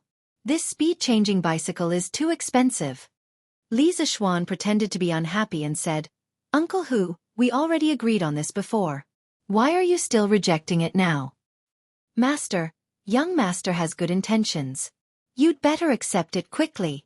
Lu Yu saw Li Zixuan's unhappy expression and hurriedly used her elbow to nudge Hu Hanyun and advised him. In fact, she also coveted this speed-changing bicycle. However, coveting was one thing. If she were to ask Li Zixuan for such a valuable item, she would feel embarrassed. At this moment, she saw Li Zixuan's unhappy expression, so she spoke up to persuade Hu Hanyun. This, since young master insists on giving it to me, then I, old Hu, will accept it. When I return from the other county, I will return the bicycle to young master." Old Hu hesitated for a moment and said, "Haha, we'll talk about it when the time comes." Li Zixuan waved his hand. He did not want to be entangled with Hu Hanyun on this matter. He looked at the excited children who had just received their new bicycles and said loudly, "All right. Everyone quiet down. Now that you have all received your bicycles, those who did not receive your bicycles will ride on other people's bicycles tomorrow. Take advantage of the fact that it's not dark yet and learn how to ride your bicycles. Fellow villagers, please watch from the side to prevent any accidents. Tomorrow morning, bring a change of clothes and we will set off on our bicycles." "Yes, young master." The children who received their bicycles were in a good mood. After listening to Li Zixuan's instructions, they shouted in unison. It could be said that their momentum was like a rainbow. Li Zixuan nodded his head in satisfaction. Then, he took out a cylindrical object from the ox cart next to him. Everyone could not help but be puzzled. They did not know what Li Zixuan was up to. They saw him press a button next to the cylindrical object and put the smaller end of the cylindrical object next to his mouth. "Hey, H." Suddenly, Li Zixuan's voice, which was dozens of times louder, came out from the cylindrical object. Everyone was shocked. Some of the more timid children were even scared to the point of screaming. Li Zixuan smiled. Then he lowered his voice as much as possible and said, "This thing is called a loudspeaker. Tomorrow you will be divided into 62 small teams. Each team will bring 5,000 chickens and be equipped with a loudspeaker like this. When the time comes, you will use this thing to control the flock of chickens. This way it will be much easier." When the naughty children heard this, their eyes instantly lit up. "Wow! This loudspeaker is too magical, isn't it? It feels like an immortal magical artifact. With this loudspeaker, we don't have to shout at the top of our lungs. This loudspeaker is definitely not cheap. Young master is really generous." The children were ignorant, but old Hu was not. He looked at Li Zixuan and said anxiously, "Young master, the value of this loudspeaker is definitely not ordinary. What if you give these dolls to them and they break it or lose it? You'd better put it away. These children are used to being wild. It's just a matter of shouting a few more times. It won't tire them out." Li Zixuan shook his head and said, "Uncle Hu, this time, we don't know how many provinces and counties we will have to go to. If we keep shouting at the top of our lungs, I reckon that in a few days, the children's voices will become hoarse. Among them, many of them are in the stage of voice change. They are still growing. This is not good for them in the future.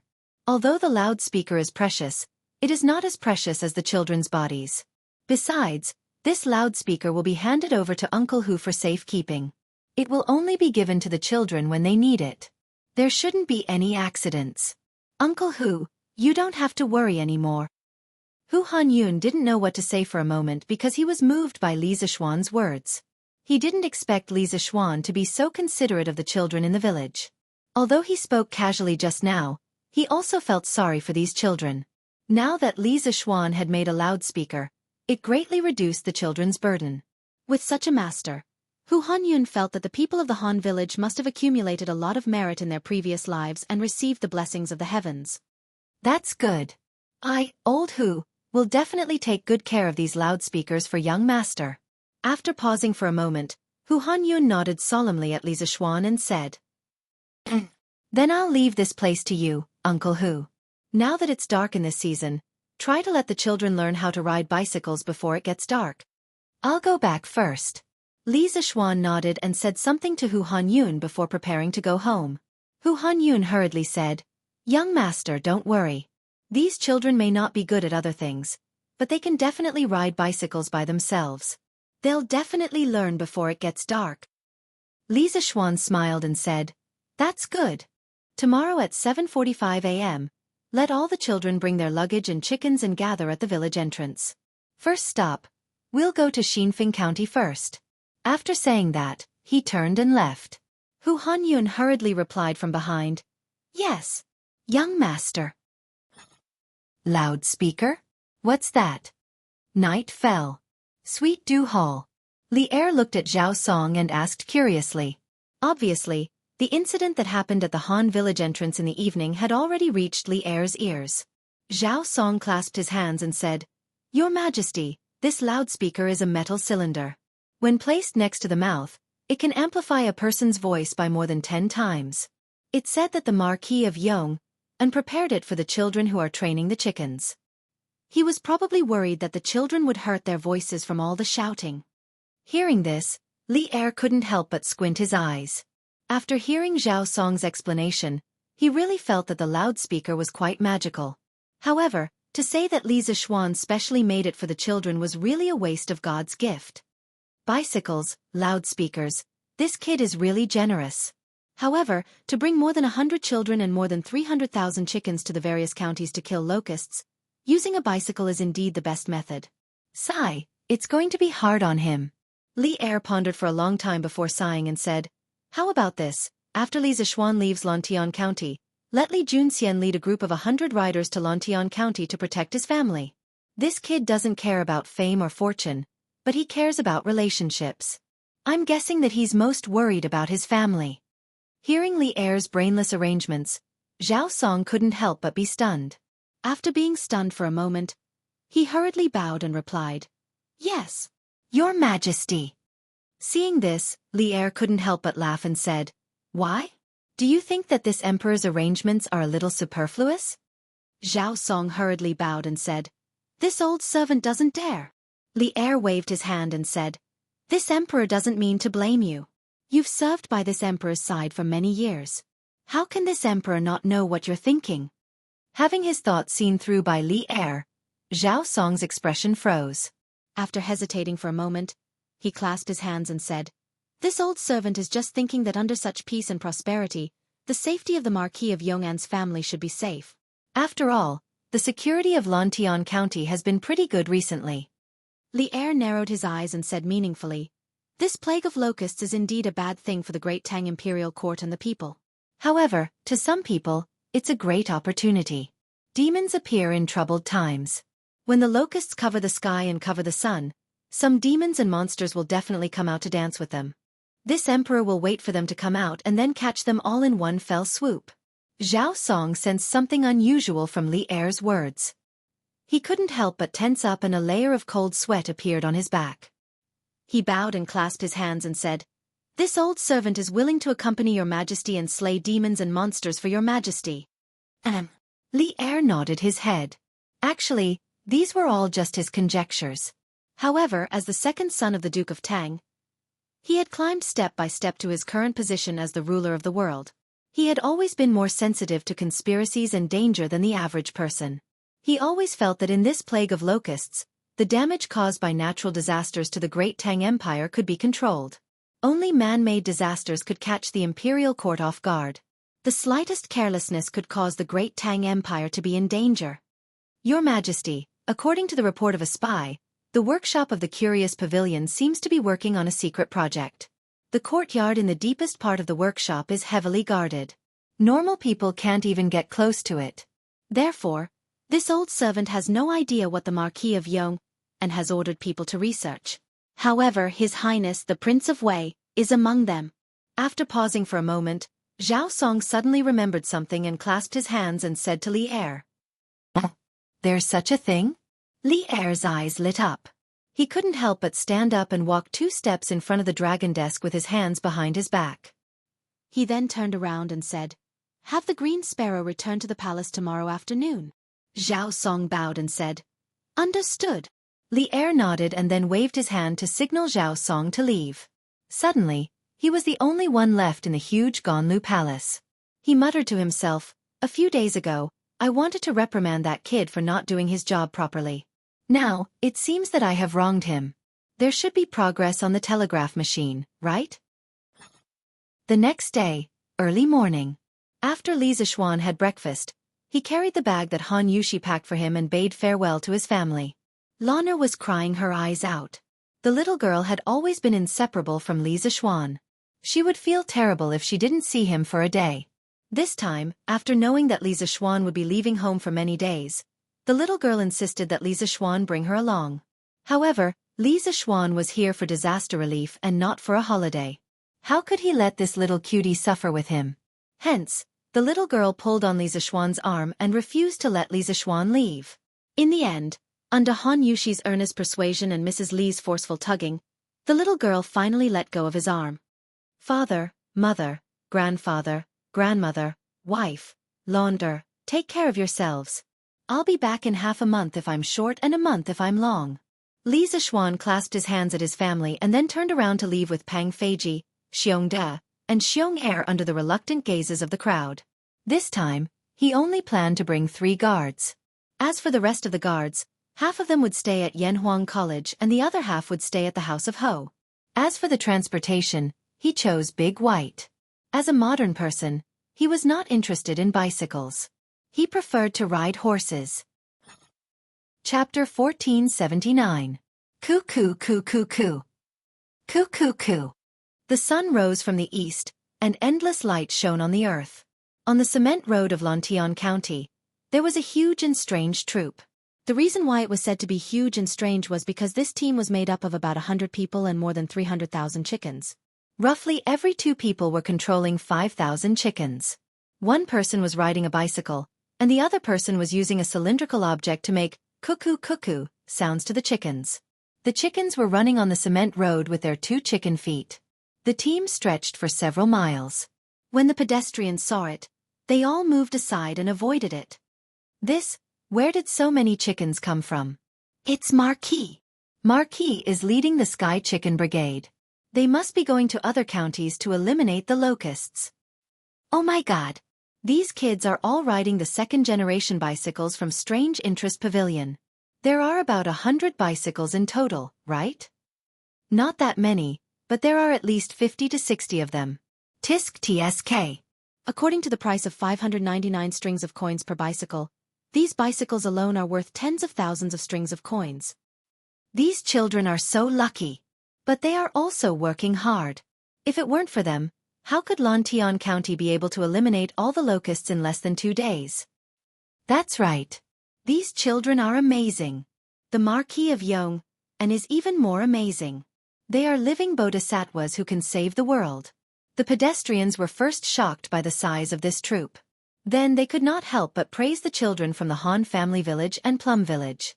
After all, if it was in the past, when faced with such a large scale of locusts, the civilians could only wait for death. Now, the locusts in Lantian County were wiped out in 2 days. Of course, the Sky Chicken Brigade's contribution could not be ignored. At the same time, it also proved to the world that the locusts were not invincible. Lantian County was a living example. Yamacho, have we planned our route to eliminate the locusts this time? At the front of the troop, Li Ku asked Li Zixuan, who was riding on Big White, while riding a bicycle with variable speed. It was Li Ku who had volunteered to join this locust extermination operation. He had already been transferred to the headquarters of the Yanhuang Bank in Chang and City, and could be considered the second-in-command of the bank. As for the first-in-command, it was Li Zixuan. However, this first-in-command usually did not care much. As long as there were no problems with the development of the bank, Li Zixuan would generally not interfere. Now, Li Ku had placed many Yanhuang College students in Yanhuang Bank. With these students who were proficient in the new mathematics and double-entry bookkeeping, Yanhuang Bank could maintain high efficiency and not easily make mistakes. Li Ke planned to take advantage of this opportunity to eliminate the locusts in other counties to check on the operations of Yanhuang bank branches in other counties. It was for this reason that Li Zishuan decided to bring him along. At this point, it was necessary to mention Li Tai. Li Tai had wanted to come, but Li Zishuan did not allow it. Firstly, Li Tai stayed in Yunshan. If anything happened in Yanhuang College, Li Tai could send a telegram to inform Li Zishuan immediately. Secondly, Li Tai did not know martial arts. Even though he had undergone military training, his physical fitness was still relatively weak. This kind of long-distance operation was not suitable for him. Therefore, little Fatty could only grumble bitterly in the Cloud Mountain. The general route has been planned out. According to the latest information received by the Imperial Court, we will go from the south to the north. First, we will go to Xinfeng, then Weinan, Liang, Jingyang, Yunyang, Sanyuan, Fuping, and Xianyang. After Xianyang, we will split into two groups. One group will clean up the affected counties in the west, and the other group will follow the Yellow River to the east. We will clean up as many counties as we can. After cleaning up the counties in the west, we will immediately go to the east to meet up with the other group. While everyone else was enjoying the novelty of riding a bicycle, Li Zishuan was leisurely riding on Big White's back. He observed the farmland along the way while telling Li Ku about the itinerary plan for this trip. Obviously, Li Zishuan had made sufficient preparations before they set off. Hearing this, Li Ke roughly sketched out the marching route in his mind. In the end, he couldn't help but nod. With Yamacho's plan, we will be able to save a lot of unnecessary detours.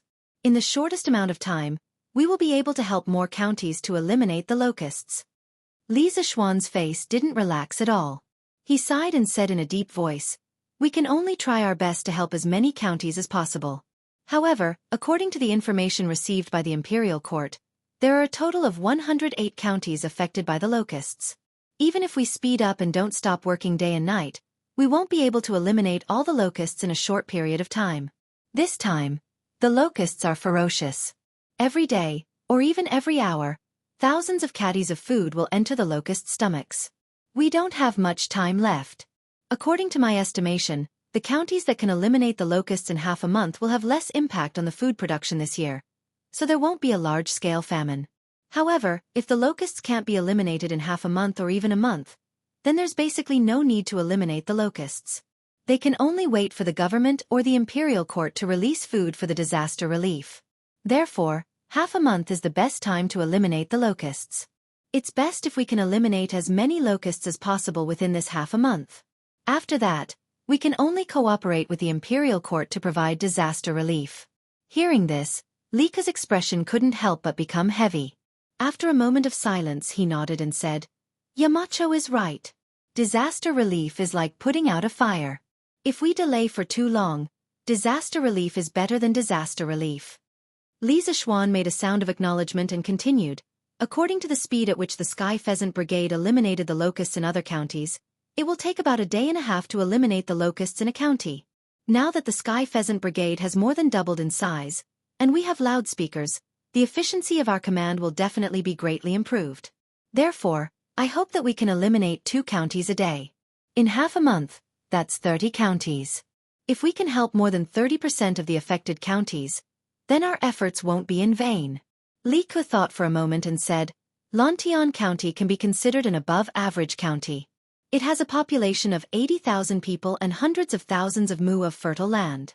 The Sky Pheasant Brigade formed by 150,000 chickens could eliminate all the locusts in a day and a half. Now, the Sky Pheasant Brigade wants to eliminate the locusts in 2 counties in a day. Although it's a little difficult, it's not impossible. It all depends on the efficiency of these children's command. In addition, every time we reach a county, I can arrange food and accommodation for the mountain elders and the children. This will give you more time to exterminate the locusts." Li Zishuan smiled and said, "I originally wanted to entrust this matter to you. Now that you've taken the initiative to ask, I won't stand on ceremony. Little Ku, every time we arrive at a county, you will first go to the Yanhuang Bank for an inspection.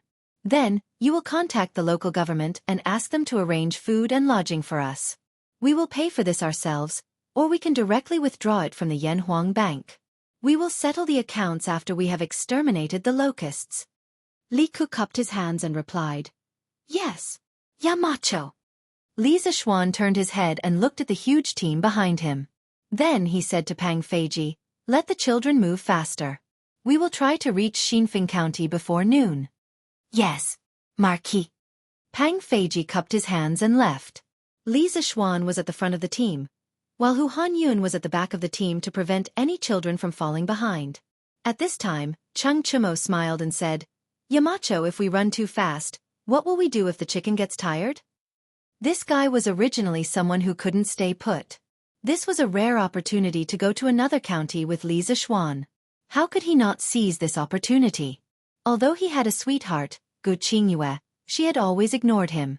Moreover, his father Chang Yaojin also hoped that he could go with Li Zishuan to help with the disaster. He had even lent his treasured bicycle to him. Therefore, Cheng Chimo came. Li Zishuan heard this and rolled his eyes. He said unhappily, "You're such a busybody. Why don't you let the chicken ride the bicycle while you run below?" The bicycle's speed was not comparable to that of a war horse. Normally, it would only go about 15 kilometers per hour. Even if it ran faster, the chicken would still be able to catch up. Cheng Chumo was worrying too much. "No, no, no." Cheng Chumo quickly shook his head and said, "I think it's better for them to be tired. When they're tired, they'll be hungry. When they're hungry, they'll be able to eat locusts later. Yamacho, don't you think so?" Li Zishuan smiled and didn't answer. In his heart, he secretly thought that Cheng Chumo's words were right. It was true that the chicken liked to eat locusts, but they couldn't bear to eat hundreds of locusts every day. If these chickens didn't exercise more, how could they continue to eat locusts? In addition, after these chickens experienced a lot of exercise and ate locusts, the meat of these chickens would be incomparably delicious in the future. This was a top-grade ingredient. Cough cough. These chickens were the heroes who killed the locusts, and now I want to eat them. What a sin, what a sin. Li Zishuan thought to himself with shame. "Mother. Er Mao and I caught a big bag of locusts." "Good, good, good. De Mao, Er Mao, good job. Catch more. Catch more. Later, we'll sell them at the county office and you two brothers can buy sweets to eat." "Okay. Mother. We'll go now." In a field in Xinfeng County, two children carried a cloth belt and ran to the field to ask for praise from a middle-aged couple. After the two children left, the middle-aged woman said with a worried face, "Husband, if we keep catching locusts like this, when will we be able to catch all the locusts in the 30 mu of field?" The middle-aged man next to the woman first wiped the sweat on his forehead, then sighed heavily and replied, "Mother of the children, with our speed, it'll probably take a month. This is my fault. If I knew there would be a locust plague this year, I would have raised more chickens last year. Look at old Master Zheng's family raised more than 500 chickens last year. Yesterday, they cleared more than 30 mu of locusts in one day." The woman's face was full of regret, but she still comforted him. "Husband, it's not your fault. Even if we knew there would be a locust plague last year, we can't afford to raise so many chickens. Old Master Zheng's family is rich, that's why they can raise so many chickens. How can we compare?" The middle-aged man also knew that the woman's words made sense, and his face became even more dejected. Suddenly, he thought of something and couldn't help but say excitedly, "In the morning, I heard from Li Zhang that all the locusts in Lantian County have been eliminated. Moreover, the Marquis of Yong'an will bring the Sky Chicken Brigade to other counties to eliminate locusts. I don't know when they'll come to our Xinfeng County. With Marquis' Sky Chicken Brigade, all the locusts in our Xinfeng County's farmland will probably be eliminated in a day." "What? Eliminated in a day? Marquis' Sky Chicken Brigade is that powerful?" The middle-aged woman was shocked when she heard this. The man stared and said, "Of course. Marquis' Sky Chicken Brigade is said to have 150,000 chickens. Sigh. Let's not talk about it anymore. Let's not talk about it anymore. Hurry up and catch the locusts." At the same time, in a forest in the south of Xinfeng County, Uncle Hu, let the children find a shady place to rest for 15 minutes and drink some water. After that, we'll start eliminating the locusts. After more than 2 hours of traveling, the Sky Chicken Brigade with more than 100 people and more than 300,000 chickens finally arrived at Xinfeng County. Li Zishuan jumped down from Big White's back and said to Hu Hanyun, "Yes, young master." Elder Hu replied, Then he turned around and said loudly to the children of the Han family village and Plum Village, "Everyone, rest here. Drink some water and eat some dry food. After 15 minutes, we'll start eliminating the locusts." The children had been riding bicycles for more than 2 hours. It would be a lie to say that they weren't tired. No matter how much they liked riding bicycles, they would still be tired after riding for so long. After hearing Hu Hanyun's words, they instantly cheered. "Got it, Li Zhang." The children all agreed. At this moment, Li Zishuan looked at Li Ku and said, "Little Ku, I'll get Pang Feiji and Chou Niu to accompany you to Xinfeng County. First, we'll go to the Yan Huang Bank in the city for an inspection. Then, we'll go to the Xinfeng County magistrate and ask him to help with the children's lunch. Remember to prepare some throat-soothing poplar and mung bean soup." Li Ku clasped his hands and said, "Yamacho, Ku can go alone. Let Chou Niu and guard Pang help you here." Li Zishuan said seriously, "No. They have to accompany you. I don't need their help here." No matter what, Li Ku was the current king of Shu and the son of Li Zishuan. Now that they weren't in Chang'an, Li Zishuan naturally had to consider Li Ku's safety. Seeing this, Li Ku roughly understood Li Zishuan's intentions. He clasped his hands and said, "All right. Then Ku will go to the county now." Pang Feiji and Cheng Chumo clasped their hands at Li Zishuan before following Li Ku. 15 minutes later. Cuckoo! Cuckoo! Coo! The commoners who were catching locusts in the fields under the scorching sun suddenly heard waves of children's coo coo coo sounds coming from the road. They couldn't help but raise their heads to take a look. What they saw stunned them. On the road not far away, an endless number of chickens were being chased by a group of children towards them. The flock of chickens was divided into sections by the children. It was about 2 children controlling a flock of chickens. There were thousands of chickens in each flock. Sky Chicken Brigade. The Sky Chicken Brigade is here. Someone reacted at this moment and shouted excitedly, "Oh my God! My crops can be saved!" A shirtless old man couldn't help but kneel on the ground and cry tears of joy when he saw this scene. "We're saved! Marquis Sky Chicken Brigade is here. Our crops can be saved." Chapter 1480. Have you heard? The price of grain at Jianghu grain shop in the west of the city has increased. It's now 5 copper coins for 1 dan. What? 5 copper coins for 1 dan? It was only 3 copper coins for 1 dan a few days ago? Isn't it because of the locust plague? Now, the price of grain in every county has increased. The shopkeeper of Jianghu grain shop said that if we don't buy now, the price of grain will only get higher. Then let's go buy some. I heard that the farms outside the city have all been destroyed by the locust plague. I think there won't be any harvest this year. Then what are we waiting for? Let's go buy some grain from the shop. Li Ku, Cheng Chumo, and the others had just arrived at Xinfeng County when they saw some people hurrying towards the west side of the city, whispering as they walked. The price of grain in Xinfeng County is increasing? I haven't heard of any increase in the price of grain in Chang'an City. Why would the price increase here? Cheng Chumo couldn't help but ask when he heard the discussions of the citizens. Li Ku frowned and thought for a moment before saying, "Then we'll have to ask the Xinfeng County magistrate. Let's go, we'll go to the bank first before going to the county office." Cheng Chumo nodded and the group headed towards the Yanhuang Bank in the north. "Shopkeeper Jean, what do you think of the matter that I mentioned earlier?" In a study in the backyard of Yanhuang Bank in Xinfeng County, a middle-aged man with a fat head and big ears, who was dressed in luxurious clothes, asked with a smile. Sitting across from him was a middle-aged scholar of about 30 years old. That person frowned and said, "Boss Zhang, the Yellow Flame Bank can indeed provide loans to private merchants, and you have indeed provided sufficient guarantees. However, you must explain to this Jean the reason why you want to borrow so much money. Otherwise, this Jean will not lend you so much money." The man with the surname Zhang narrowed his eyes and said, "Shopkeeper Jean, the Yanhuang Bank is also a business. I am willing to borrow 6,000 strings of coins at double the interest rate of the bank. You have no reason to reject me, right?" When shopkeeper Jean heard this, he remained unmoved. Boss Zhang is right. The Yellow Flame Bank is no different from any other shop. We all need to make money. However, the Yanhuang Bank has its own rules. Every sum of money that is lent out must be used for a specific purpose. I do not dare to break the rules. So, if Mr. Zhang wants to borrow the money, please state your purpose. The man surnamed Zhang frowned, and there was a trace of displeasure in his expression. His fingers tapped on the table rhythmically.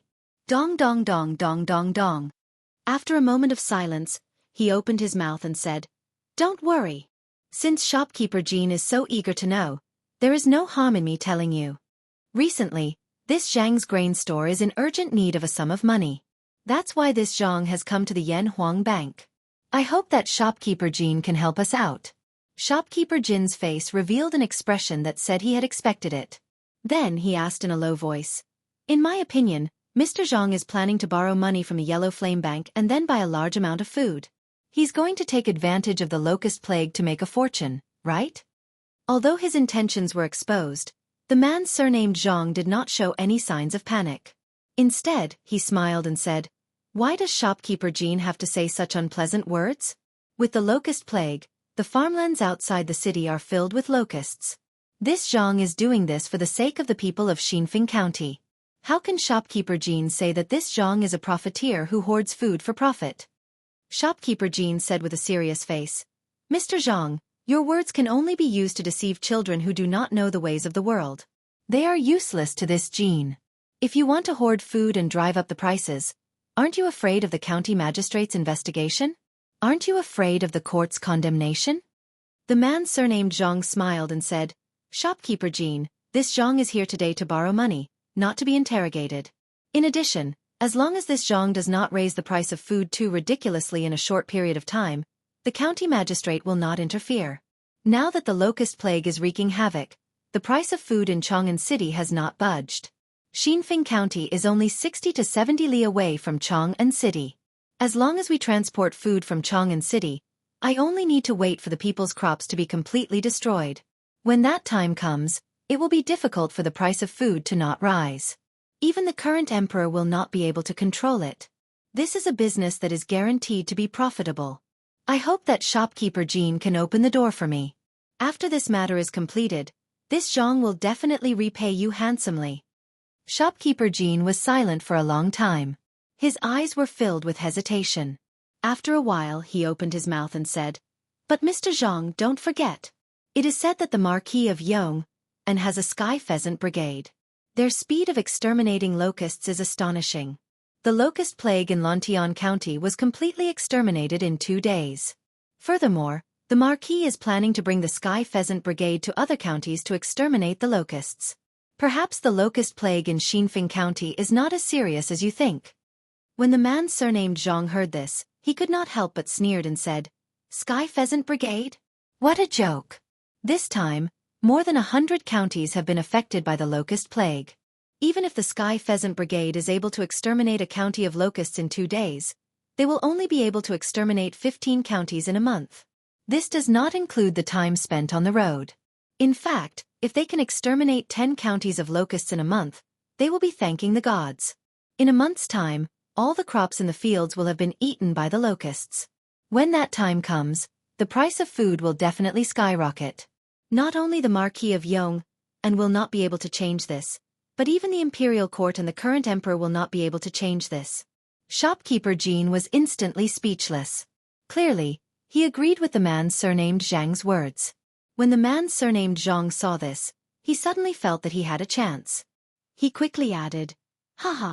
This Zhang will naturally not let shopkeeper Jean work for nothing. A while ago, this Zhang bought 2 extremely beautiful twin-Hu ladies in Chang'an City. A beauty to a hero. Today, this Zhang has brought them over. This Zhang will gift them to shopkeeper Jean." Clap, clap, clap. At this point, the man surnamed Zhang clapped his hands. A moment later, the door to the room was pushed open. 2 tall beauties with golden hair and blue eyes wearing veils walked in. The veils were not very thick, and one could faintly see the outlines of their faces behind them. These 2 Hu ladies actually looked exactly the same. Shopkeeper Jin's eyes lit up. Although he was not completely infatuated, it was obvious that he had been mesmerized by the beauty of the 2 Hu ladies in front of him. "Haha. Why aren't you pouring wine for shopkeeper Jean?" The man surnamed Zhang was also an experienced man. How could he not see that shopkeeper Jin's determination had already been shaken? Thus, he quickly ordered the 2 Hu ladies, Yes, old master. The two Hu ladies bowed and then came before shopkeeper Jean. One of them held a wine pot, while the other held a wine cup. Pink wine flowed down the spout of the pot, illuminating the beautiful faces of the Hu ladies. Shopkeeper Jean could not help but swallow hard. Shopkeeper Jean, please. A moment later, a woman approached shopkeeper Jean, handed him a cup, and whispered to him in a soft voice.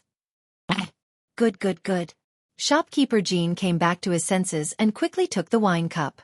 Naturally, he would take advantage of the Hu lady in the process, causing her to grumble coquettishly. Ha ha ha. Looks like shopkeeper Jean is also a man who has tender feelings for the fairer sex. Then this Zhang will be relieved to give them to shopkeeper Jean. I wonder if shopkeeper Jean will agree to this Zhang's proposal? The man surnamed Zhang struck while the iron was hot. Shopkeeper Jean rubbed his chin and pretended to be deep in thought. A moment later he opened his mouth and said, Since Boss Zhang is in urgent need of funds, this Jean, as the shopkeeper of Yanhuang Bank in Xinfeng County, can naturally lend a sum of money to Boss Zhang. Let's go. This Jean will have someone pass the money to Boss Zhang today. The man surnamed Zhang was overjoyed when he heard this. He laughed heartily and said, Haha. Shopkeeper Jean is straightforward. Please. 15 minutes later, in front of Yanhuang Bank. Haha. Many thanks for shopkeeper Jin's generosity. If this Zhang comes again, I hope that shopkeeper Jean will not refuse me. The man surnamed Zhang said with a smile. Shopkeeper Jin's eyes flashed and he said with a fake smile, No problem, no problem. Then this Zhang will take his leave. The man surnamed Zhang clasped his hands and turned to leave. Ouch! Who is that? Don't you have eyes when you walk? Who knew that when he turned around, he would bump into a towering figure and almost fall to the ground? He rubbed his forehead and could not help but feel annoyed. Hey, does this road belong to your family? You're the one who walked with your eyes closed. How can you blame others? A young man beside him could not help but mock him. The man surnamed Zhang was instantly enraged and said, Humph! Where did this wild kid come from? How dare he behave so atrociously in Xinfeng County? Suddenly, his pupils shrank, and he couldn't help but be shocked. The young man was pushing a strange-looking bicycle. If he wasn't mistaken, that was the latest limited edition variable speed bicycle from the Strange House workshop. There were only 3 of them in the entire market. And the young man in front of him and the young man beside him each had one. What did this mean? This meant that this group of people in front of him were either rich or powerful. He might not be able to afford to offend them. Haha. This Zhang has offended all of you. I'm really sorry. This Zhang still has things to do, so I'll take my leave first. In line with the principle of avoiding unnecessary trouble, the man surnamed Zhang apologized and hurriedly left. Hey, why did this old bastard suddenly change his attitude? Humph. At least he knows what's good for him. Otherwise, I'll definitely beat him up until even his mother can't recognize him. The tall young man looked in the direction that the man surnamed Zhang left and snorted. That's right. This group of people in front of him was Li Ku, Cheng Chumo, Pang Feiji and the rest. Li Ku and Cheng Chumo rode bicycles into the county town, while Pang Feiji rode a horse. Chumo, forget it. We're new here. Let's not cause any trouble. Disaster relief is more important. Li Ku said sternly. Cheng Chumo snorted and said, It's not like I'm the one causing trouble. He's the one who ran into me. Do I have to praise him for running into me? Li Ku shook his head helplessly and said, All right. Let's go in quickly. After saying that, he parked his bicycle in the empty space outside the bank and walked straight in. He was not worried about his bicycle being stolen because Pang Feiji would be outside looking after it. Seeing this, Cheng Chumo quickly parked his bicycle and followed. Young masters, are you here to exchange money or to borrow money? Shopkeeper Jean had seen the scene outside the house. He had also seen the 2 bicycles that Li Ku and Cheng Chumo rode in. Thus, when he saw the 2 enter the bank, he personally went up to greet them. Speaking of which, the bank in Xinfeng County only had 2 businesses: exchanging copper coins for Tang Yuan and lending Tang Yuan. It was unlike the Yanhuang Bank in Lantian County, which also had a deposit business.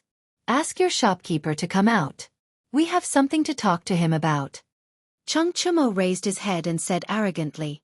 Li Ku wanted to stop him, but it was too late. He could only shake his head helplessly. He had originally wanted to observe the attitude of the servants in the Yanhuang Bank in Xinfeng County, but after being yelled at by Cheng Chumo, he had no choice but to lay his cards on the table. I am the shopkeeper of the bank. May I ask what the two young masters need? Shopkeeper Jean guessed that Cheng Chumo and Li Ku were nobles from Chang'an, so he did not dare to offend them. Thus he spoke politely. You're the shopkeeper of this bank? Teskeske, you don't look like one. Your belly is not even as big as that old man at the door. Cheng Chumo glared at him and looked him up and down. Then he ridiculed him. Li Ku's face darkened. In order to prevent Cheng Chumo from continuing to spout nonsense, he quickly took out a fish talisman and showed it to shopkeeper Jean. He said, "We're here today to check the accounts. Please cooperate with us, shopkeeper Jean." When he saw the dragon pattern on the fish talisman and the two words King of Shu, shopkeeper Jean was shocked. He quickly bowed and said, "Your Highness, King of Shu." The servants in the room were stunned for a moment before they reacted. They bowed to Li Ku together and said, "Your Highness, King of Shu." Li Ku waved his hand and said, "I'm not here in the name of King of Shu. I'm here in the name of Deputy Manager of the Yanhuang Bank. Shopkeeper Jean, quickly go to Xinfeng County and retrieve the accounts of the Yanhuang Bank for the past 3 months." Li Zishuan was the head manager of the Yanhuang Bank, and Li Ku was now the deputy manager. This matter had been sent to the various branches of the bank in the form of an internal document. Shopkeeper Jean was naturally aware of this, but when he heard that Li Ku was here to check the accounts, he could not help but feel his heart skip a beat. However, he did not dare to refuse and could only bow and say, "Yes, Your Highness. Please wait for a moment. This subordinate will go and get it. Your Highness, please take a seat in the side hall." Moments later, shopkeeper Jean walked over with a thick book of account books in his arms. Handing it over to Li Ku, he said, "Your Highness, these are the accounts of Xianxia County Bank for the past 3 months. Please have a look." Li Ku nodded and said, You can go and do your work first. I'm just going to take a look." Shopkeeper Jean was flustered, but he did not dare to show any flaws on his face. He nodded and said, "Yes, Your Highness. This subordinate will take his leave." After shopkeeper Jean left, Cheng Chumo could not help but say, "Little Ku, how long will it take you to finish reading such a thick account book? We still have to go to the county yamen." Li Ku smiled and said, "Who said I'm going to finish reading? I'm just checking some of the accounts. Moreover, the bank's accounts are now recorded using double-entry bookkeeping. It's easy to check. As long as there are no problems, we'll go to the county yamen immediately." Cheng Chumo scratched his head and said, "Oh, that's fine. Little Ku, hurry up. I'll go out for a walk." If you asked this fellow to fight, he would be more than happy to do so. However, if you asked him to help check the accounts, he could only say, "This concubine can't do that." Li Ku also knew that Cheng Chumo could not sit still, so he nodded and replied. Chapter 1481. Shopkeeper Jean, we haven't had the time to record Boss Zhang's loan in the account book. Should we inform His Highness King of Shu about it? In Xinfeng County, at the front counter of the Yanhuang Bank, a servant dressed in green saw shopkeeper Jean walk out from the back room and asked nervously, "Shut up." Hearing this, shopkeeper Jean panicked. He hurriedly turned his head to look behind him. When he saw that there was no one around, he let out a sigh of relief. Then, he walked over to the manservant and put on a calm expression. He said earnestly, "I'm sorry. Wang Xiaodong, His Highness King of Shu is very busy every day. This time, he came to our bank to check the account book as he pleased. After checking the account book, His Highness still has to rush back to Chang'an. How can he waste so much time here? So, the less trouble the better. Don't tell His Highness that Boss Zhang came to the bank to borrow money. If His Highness becomes impatient, even this old man won't be able to save you. Do you understand?" Wang Xiaodong was only a servant of the bank and had not seen much of the world. He also didn't know the nature of nobles like Li Ku. When he was frightened by shopkeeper Jean, he immediately panicked. "Don't worry, shopkeeper Jean. I definitely won't say anything. Thank you for your reminder." Shopkeeper Jean nodded with satisfaction and said, Xiaodong, you're very sensible. I heard that your mother was bedridden a while ago. Seeing a doctor must be very expensive, right? In a while, withdraw 2 strings of money from the account book. Take it as a token of my appreciation. When Wang Xiaodong heard this, he immediately shed tears of gratitude and said, "Thank you, shopkeeper Jean. You're really too good to me. If shopkeeper Jean has any requests in the future, this little one will definitely do it." Hee hee. Not bad, not bad. Xiaodong, you know how to repay kindness. This old man really didn't misjudge you. Now, bring some people to the 10,000 guests restaurant in the city, and prepare a table of high-quality banquet for His Highness King of Shu. Remember, it must be the best wine and the best dishes. Shopkeeper Jean saw that he had achieved his goal and said with a smile, "Yes, shopkeeper Jean." Wang Xiaodong replied excitedly. Then, he hurriedly put down the work in his hands and left the bank. And why do I feel that shopkeeper Jean wants to hide the account book that Wang Xiaodong mentioned? Who was Mr. Zhang? Oh, the person Xiao Ku and I bumped into outside the house was also surnamed Zhang. Could it be that Wang Xiaodong was talking about that person? No, there must be something fishy going on here. I'll go tell Xiao Ku. What shopkeeper Jean didn't know was that his conversation with Wang Xiaodong in the front hall had been overheard by Cheng Chumo, who had just come out of the side hall. Although Cheng Chumo was a straightforward person, that didn't mean he was stupid. The conversation between shopkeeper Jean and Wang Xiaodong made him think that shopkeeper Jean was hiding something. Thus, he hurriedly retracted his aura and quietly returned to the side hall. "Little Ku, how is it? Did you find anything wrong with the accounts?" After returning to the side hall, Cheng Chumo approached Li Ku and asked hurriedly. Li Ku flipped through the account book and replied, "How can it be so fast? However, I haven't found any problems with the accounts I've checked for the past few days." "Choax, didn't you say you were going out for a walk? Why are you back?" Cheng Chumo turned around and stuck his head out to look around. After confirming that there was no one outside, he closed the door and walked over to Li Ku and said mysteriously, "Little Ku, I feel that there's something wrong with shopkeeper Jean. I'm afraid that the account book he gave you is incomplete." Hearing this, Li Ku couldn't help but raise his head and asked, "Oh? Why does Brother Choak say that?" "I was just about to go out for a walk when I accidentally overheard shopkeeper Jean talking to the manservant in the front hall about an account." Cheng Chumo lowered his voice and told Li Ku what he had seen and heard. After listening, Li Ku couldn't help but frown deeply. "Choax, from what you said just now, it seems that there's something wrong with shopkeeper Jean. If we want to get to the bottom of this matter, we need to find out who this Mr. Zhang is and how much money Wang Xiaodong was talking about." Cheng Chumo laughed softly. "Heh, that's simple. That Wang Xiaodong went to prepare a banquet. I'll stop him halfway and scare him. I'm not afraid that he won't tell the truth." Li Ku pondered for a moment and nodded. "That's good. But we still need to do it secretly to avoid alerting the enemy." Cheng Chumo nodded. "Little Ku, don't worry. Leave this matter to me." Bang bang bang. Not long after the two of them finished their discussion, there was a series of knocks on the door. Li Ku asked, "Who is it?" "Your Highness, it's me. It's Jean Wanfu. Your Highness must be tired from the long journey. I have prepared a banquet for Your Highness in the city's 10,000 guest restaurant to welcome Your Highness. I hope Your Highness will do me the honor." Just as Li Ku finished speaking, Jean Wanfu's voice came from outside the door. The two of them looked at each other. Li Ku stood up and opened the door. He then said to Jean Wanfu, "Shopkeeper Jean, to be honest, this prince is following Marquis Yong and Sky Pheasant Brigade to Xinfeng County to exterminate the locusts. Checking the bank's accounts is just a convenient thing to do. So this prince can't have lunch at 10,000 guest restaurant. I'm sorry to disappoint shopkeeper Jean." When Jean Wanfu heard this, he was stunned and said in surprise, "What? Marquis Yong and Sky Pheasant Brigade is coming to Xinfeng County? If the Sky Pheasant Brigade really came to Xinfeng County, then the locusts in Xinfeng County would be completely eradicated in less than 2 days. By then, Xinfeng County would become the second county after Lantian County to completely exterminate the locusts. The price of food in the city would also stop increasing.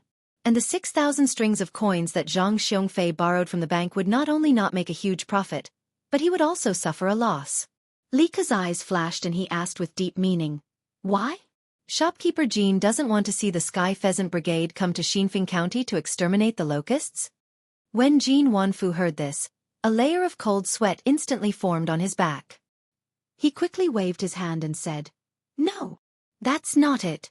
For Marquis Yong and Sky Pheasant Brigade to come to Xinfeng County to exterminate the locusts, this Jean is more than happy. Why would this Jean be unwilling? This Jean is just a little surprised that Marquis would come to Xinfeng County so quickly. This Jean has no other intentions." Li Ku looked deeply at Jean Wanfu, then picked up the account book on the table and said, "Hee hee. I didn't expect shopkeeper Jean to be so concerned about the people's livelihood. This prince will take a look at this account book for a while. I will have someone send it back before dark. Right now, this prince still has some matters to attend to, so I will take my leave first." Although Jean Wanfu was extremely unwilling, he did not dare to raise any objections. He could only cup his hands and said, "Your Highness, please take care. If your Highness has any orders, just say the word and this Jean will be at your beck and call." "And, Chonyo, let's go." Li Ke nodded and called out to Chang Chumo. The two of them then left. Could it be that King Shu found something in the account book? That shouldn't be the case. This account book follows the rules and regulations. This old man has personally checked it before. Although there are some small flaws, there are definitely no major problems. Sigh, maybe I am overthinking. Looking at the departing backs of Li Ku and Cheng Chumo, Jean Wanfu had a bad premonition, but he couldn't figure out where he had exposed himself, so he could only comfort himself with this thought. However, the bad premonition did not dissipate. Instead, it was like a stone that weighed heavily on his heart.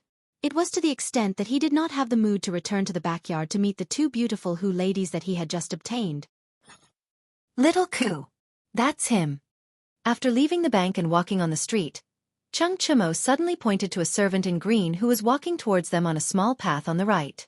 He said to Li Ku, "Little Ku, why don't you and Pang Feiji go to the county office first? I will go find Wang Xiaodong and ask him clearly." Seeing that it was almost lunchtime, Li Ke knew that there was no time to delay. He nodded and agreed. "All right. However, Chonyo, don't hurt anyone and don't alert the enemy. If possible, it is best to persuade that servant to submit to our side." Cheng Chumo patted Yu Xiong's chest and smiled. "Little Ku, don't worry. All right, let's not talk too much. I will go first." After saying that, Cheng Chumo turned around and walked towards the servant in green. "Let's go. Let's go to the county office." Although Li Ku was still worried, he had limited manpower and could only trust Cheng Chumo this time. He turned his head and said something to Pang Feiji. Then, the two of them went straight to the county office of Xinfeng County. Haha. It is the fortune of the people of Xinfeng County that the Marquis of Yong and could bring the Sky Pheasant Brigade to Xinfeng County to exterminate the locusts. As the county magistrate of Xinfeng County, this lowly official has been worried sick about the locust plague. Now that the Marquis has solved this lowly official's problem, this lowly official must thank the Marquis in person. Otherwise, my heart will not be at ease. In the county office of Xinfeng County, after Li Ku stated his identity and purpose, County Magistrate Wang Dajing cupped his hands and said excitedly. Li Ku said calmly, "If County Magistrate Wang wants to thank Marquis Yong and in person, that is fine. However, the most important thing now is to prepare food for the 100 people who came with us. I hope that County Magistrate Wang can arrange it as soon as possible. The food does not need to be luxurious. It just needs to have meat. Other than that, prepare a pot of throat-soothing soup and a pot of green bean soup. When the time comes, send them to the farmlands outside the city." Wang Dajing said in surprise. "Your Highness Marquis Yong and the children of Lontian County are not going back to the county to eat?" Li Ku shook his head and said, "Eating back in the city is too much of a waste of time. County Magistrate Wang, quickly send someone to prepare food. All the expenses will be paid by this prince. This is the throat-soothing soup that Divine Dr. Sun prescribed. Get someone to brew it carefully. There must not be any mistakes. Otherwise, this prince will hold you accountable." Wang Dejing's face turned solemn. He received the prescription with both hands and said, "The Sky Pheasant Brigade is here to help Xinfeng County exterminate locusts. The expenses for the food should be paid by Xinfeng County. How can I let your highness spend money? As for the throat-soothing soup and green bean soup, I will personally watch over them. There will definitely not be any mistakes. Your highness, please rest assured." Li Ku waved his hand and said, "You don't have to worry about the expenses for the food. This prince has already made up his mind. Quickly arrange for someone to prepare lunch." Wang Dezheng was helpless. He could only cup his hands and say, "Yes, Your Highness, please have a seat. I will arrange it now." After saying that, County Magistrate Wang walked out of the inner hall and arranged for someone to prepare the food. Li Ku just happened to take out an account book. He leaned over the table and began to read it seriously. After about half an hour, Cheng Chimo walked in and said excitedly to Li Ku, Little Ku, I have found out." Li Ku kept the account book and stood up in surprise. "So fast? Then tell me quickly, Chon Yo." Cheng Chimo looked around and said to the maidservants standing on both sides, "All of you can leave first. I have something to discuss with His Highness King of Shu." Yes. Everyone knew that the two young men in front of them were nobles from Chong'an. Even County Magistrate Wang could not afford to offend them, so they quickly bowed and left.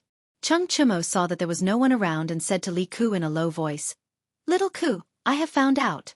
The boss Zhang that Jin Wanfu mentioned is called Zhang Xiongfei. He is the big fat man that we bumped into at the entrance of the bank. I heard from Wang Xiaodong that Zhang Xiongfei is the owner of Jianghu grain store. This time, Zhang Xiongfei came to Yanhuang Bank to borrow money from shopkeeper Jin. Guess how much he wants to borrow?" "How much?" Li Ku was still sorting out the clues that Cheng Chimo had mentioned. He could not help but frown and ask subconsciously. 6,000 strings of cash. And it is at an annual interest rate of 16%. Cheng Chimo lowered his voice and said, 6,000 strings of cash? 16% interest rate? Li Ku couldn't help but exclaim. First of all, 6,000 strings of cash might not be worth mentioning to a nouveau riche like Li Zishuan, but to a small county like Xinfeng County, 6,000 strings of cash was definitely a huge sum of money. The number of people who could take out 6,000 strings of cash could be counted on one hand. Another thing that surprised Li Ku was the interest rate of the 6,000 strings of cash. A 16% annual interest rate was indeed considered cheap in the past. However, Yanhuang Bank had just recently implemented a standard annual interest rate of 8%. Shopkeeper Jin had directly lent 6,000 strings of cash to Zhang Xiongfei at a 16% annual interest rate. Li Ku wouldn't believe that there wasn't something fishy going on here. What does Zhang Xiongfei want to borrow so much money for? Moreover, he is willing to borrow money at twice the interest rate. This means that he is in urgent need of money and is confident that he can use this money to earn more money in a short period of time. Therefore, he must have a business that is guaranteed to make a profit. At least, he thinks that it is a business that is guaranteed to make a profit. Li Ku thought for a moment and muttered to himself, "Hey, isn't this easy to guess? This surnamed Zhang must have used the 6,000 strings of cash to buy food. Now that there is a locust plague everywhere, this old man must want to stock up on more food. When the people's crops have been destroyed by the locust plague, he will take the opportunity to drive up the price of food and make a fortune. Little Ku, do you remember when we first entered the city, the people said that the price of food in Jianghu grain store in the west of the city increased again? Doesn't this mean that this old bastard is up to no good?" Cheng Chimo laughed. "Yes, Chimo, your analysis is very reasonable."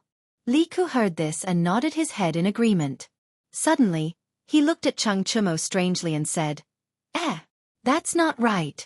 Chonyo, when did your brain become so flexible? This is not like you." Cheng Chimo's old face suddenly froze. At this moment, he probably had tens of thousands of alpacas galloping through his heart. F***CK. Little Ku, you are not being kind. I worked so hard to get money and then help you investigate the case, and you are insulting your brother. Li Ku laughed and said, "Hee. I was just joking with you." But then again, Chonyo, how did you make Wang Xiaodong tell you the truth willingly? Chapter 1482. Haha. What's so difficult about this? That Wang Xiaodong's mother has been suffering from chest pain for a long time. I told him my identity and told him that I am familiar with Sun Daozhong and he can treat his mother's illness. Then I told him that shopkeeper Jin broke the rules by lending money and is currently being investigated by the imperial court. If he cooperates with us, he will be fine and can even get Sun Daozhong to treat his mother's illness. If he insists on following shopkeeper Jin to the end, then he will go to jail with shopkeeper Jin. In the back hall of the Lantian County Yamen, Chung Chimo smiled proudly when he heard Li Ke's question. Then, he briefly explained the cause and effect of the incident. Hearing this, Li Ke couldn't help but praise. Choax, you moved him with emotion, reason and even offered him benefits. Not bad, not bad. With this, that Wang Xiaodong should be on our side and we will have enough time to gather more evidence. Heh. If you ask me, what evidence do we need to gather?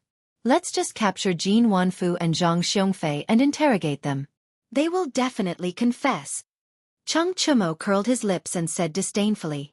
Absolutely not. Li Ke shook his head. We left the capital this time to exterminate the locusts.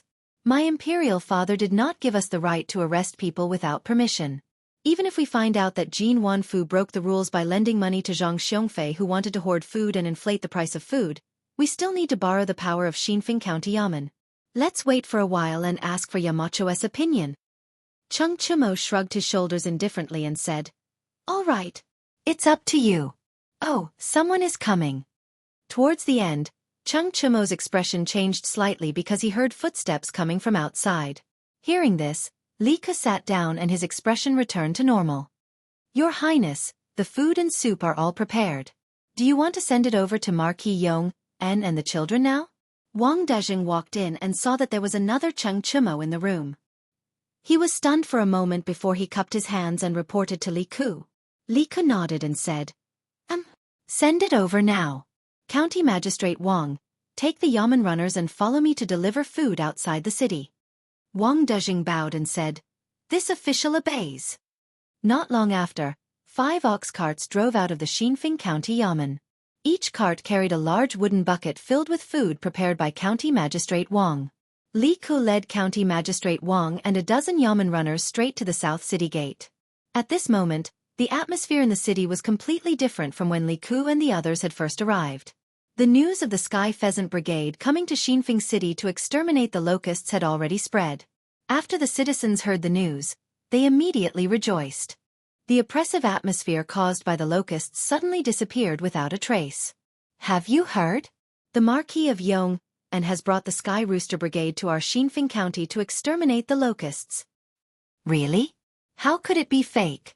Go to the farmland outside the city and take a look. There are countless flocks of chickens brought over by the Marquis of Yong, and everywhere. Good boy. That's great. Our Xinfeng City's crops can be saved. I heard that the Sky Pheasant Brigade used less than 2 days to exterminate all the locusts in Lantian City. Doesn't that mean that the locusts in our Xinfeng City will also be exterminated in 2 days? No. It should be even faster. I just heard a kid from the Han family village say that the Sky Pheasant Brigade brought a total of 310,000 chickens. It's more than double the previous number. That means that the locusts in our county will be exterminated today. That's great. The price of food in the city has risen these past 2 days. I thought that a food shortage was coming. Heh. Let's see how those unscrupulous grain merchants in the city will continue to raise the price of food. That's right. Sigh. Let's not talk about it anymore. I still have a dozen chickens at home. I'll go back and chase them out of the city to help the Marquis of Yong, and the rest exterminate the locusts. I have 30 chickens at home. I'll go and chase them out too.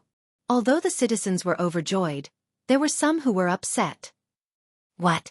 The Marquis of Yong and brought the Sky Pheasant Brigade to Lantian City? And the size of the Sky Pheasant Brigade has doubled from before? West of the city, in the back hall of Jianghu grain store. After listening to the servant's report, Zhang Xiongfei's old face suddenly became extremely gloomy. He slammed the table heavily and stood up. Yes, master. Now that the news has spread in the county, should we still go to Chang'an City to buy food? The servant said carefully with a bitter face. By my ass. Zhang Xiongfei's face darkened. The locust plague is about to be exterminated. Buy so much food to feed the rats? Get out. Yes, master. Seeing that Zhang Xiongfei was angry, the servant hurriedly scrambled out of the room. 300,000 chickens. That means that the Sky Pheasant Brigade will be able to exterminate all the locusts in Xinfeng County in less than a day. In some small counties, they can even clear 2 counties in a day. Even if there are hundreds of affected counties, the Sky Pheasant Brigade will be able to clear at least 20 of them in half a month. There will definitely be no more locust plague near Chang'an City. If we want to sell our food at a high price, we can only go to other places. That's too much of a loss. Inside the room, Zhang Xiongfei muttered to himself with a gloomy face. After a moment, he suddenly remembered the two girls that he had given to Jin Wanfu in the morning. He slapped his thigh and said angrily, "It's over, it's over." This old man had just borrowed 6,000 strings of cash from the Yanhuang Bank at double interest. I thought that I could use this money to make a huge profit. Now, does this count as losing the wife and losing the army? Sigh. My two delightful beauties. What a pity. What a pity. Saying that, Zhang Xiongfei hammered his chest with a face full of heartache. He did not know that there was an even bigger problem waiting for him. This official greets Marquis Yong-en. For Marquis to bring the Sky Pheasant Brigade to exterminate the locusts in Xinfeng County. This official and the 50,000 people in the county are extremely grateful to Marquis. In a village outside of Xinfeng County, after Li Ku and his group found the main army, they hurriedly distributed food to the children. Wang Dajing came before Li Zishuan and bowed sincerely. Li Zishuan nodded expressionlessly and said, "This Marquis brought the Sky Pheasant Brigade to exterminate the locusts. Firstly, it was because of the Emperor's orders. Secondly, it was because I could not bear to see the common people being poisoned by the locusts. However, this Marquis heard that the price of grain in Xinfeng County has recently reached 5 copper coins per dan. County Magistrate Wang, can you explain this?" Saying that, he stared at Wang Dajing with a burning gaze.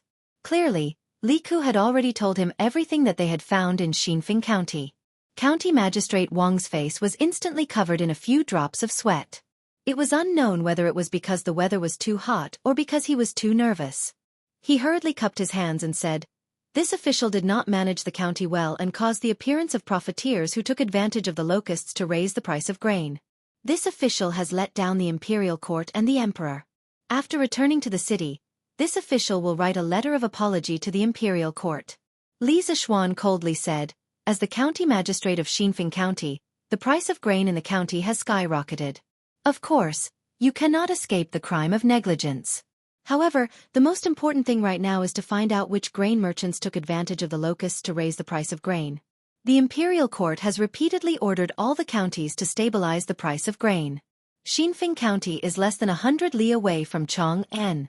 However, on the 3rd day of the locusts' plague, the price of grain had already risen. If this Marquis had come a little later, would the price of grain have become 10 copper coins per dan, or even 100 copper coins per dan?" County Magistrate Wang cupped his hands and said, "Marquis is right. This official will return to the city to investigate the merchants who raised the price of grain." Wait. County Magistrate Wang turned to leave. However, Li Zishuan stopped him and said meaningfully, "It's not scary for grain merchants to raise the price of grain. What's scary is that officials and merchants collude with each other to raise the price of grain. Therefore, there is no need for you to investigate this matter. This Marquis does not have the authority nor the time to investigate.